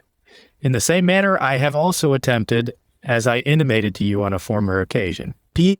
195, to overthrow the opinion which is wont to be entertained with regard to the origin of fibrine. Whilst until now, fibrine has been regarded as a real transudation from the liquor sanguis, as the outflowing plasma, I propose the explanation that the fibrine, like the mucus, is a local product of those tissues on and in which it is found, and that it is conveyed to the surface in the same way as the mucus of the mucous membrane. I then showed you how we have in this way a most ready explanation of the fact that in proportion as, in a given tissue, the production of fibrine increases, so also the amount of fibrin in the blood increases, and that the fibrinous crassus is just as much a product of the local disease, as the fibrinous exudation is a local product of the local metamorphosis of matter. Never has anyone, any more than it is possible for him by a change of pressure directly to produce mucus from the blood in any place which does not itself produce mucus, been able to produce fibrine by any change in the pressure of the blood. What transudes never consists of anything but serous fluids. I am accordingly of opinion that, in the sense in which it has usually been assumed to exist, there is no inflammatory exudation at all, but that the exudation which we meet with is essentially composed of the material which has been generated in the inflamed part itself through the change in its condition, and of the transuded fluid derived from the vessels, if therefore a part possesses a great number of vessels. And particularly if they are superficial, it will be able to furnish an exudation, since the fluid which transudes from the blood conveys the special products of the tissue along with it to the surface. If this is not the case, there will be no exudation, but the whole process will be limited to the occurrence in the real substance of the tissue of the special changes which have been induced by the inflammatory stimulus. In this manner, two forms of inflammation can be separated from one another. The purely parenchymatous inflammation, where the process runs its course in the interior of the tissue, without our being able to detect the presence of any free fluid which has escaped from the blood, and the secretory exudative inflammation, which belongs more to the superficial organs, where an increased escape of fluid takes place from the blood and conveys the peculiar parenchymatous along with to the surface of the organs. That there are two different forms is clearly shown by the fact that they occur for the most part in different organs. There are certain organs which, under all circumstances, only suffer from the parenchymatous affection, and others again which in nearly every instance exhibit a superficial exudative inflammation. The distinction into adhesive and purulent forms, which has generally been made in accordance with the example of Hunter, has reference to a much later stage in the process. The first point to be considered is always how far the tissues themselves become changed and their products assume a degenerative character, or how far through the passage of the fluids the part is again freed from what it has generated in itself, and how far thereby the degeneration of the part is avoided. Every parenchymatous inflammation has from its outset a tendency to alter the histological and functional character of an organ. Every inflammation with free exudation in general afterwards a certain degree of relief to the part. It conveys away from it a great part of the noxious matters with which it is clogged, and the part therefore appears comparatively to suffer much less than that which is the seat of a parenchymatous disease.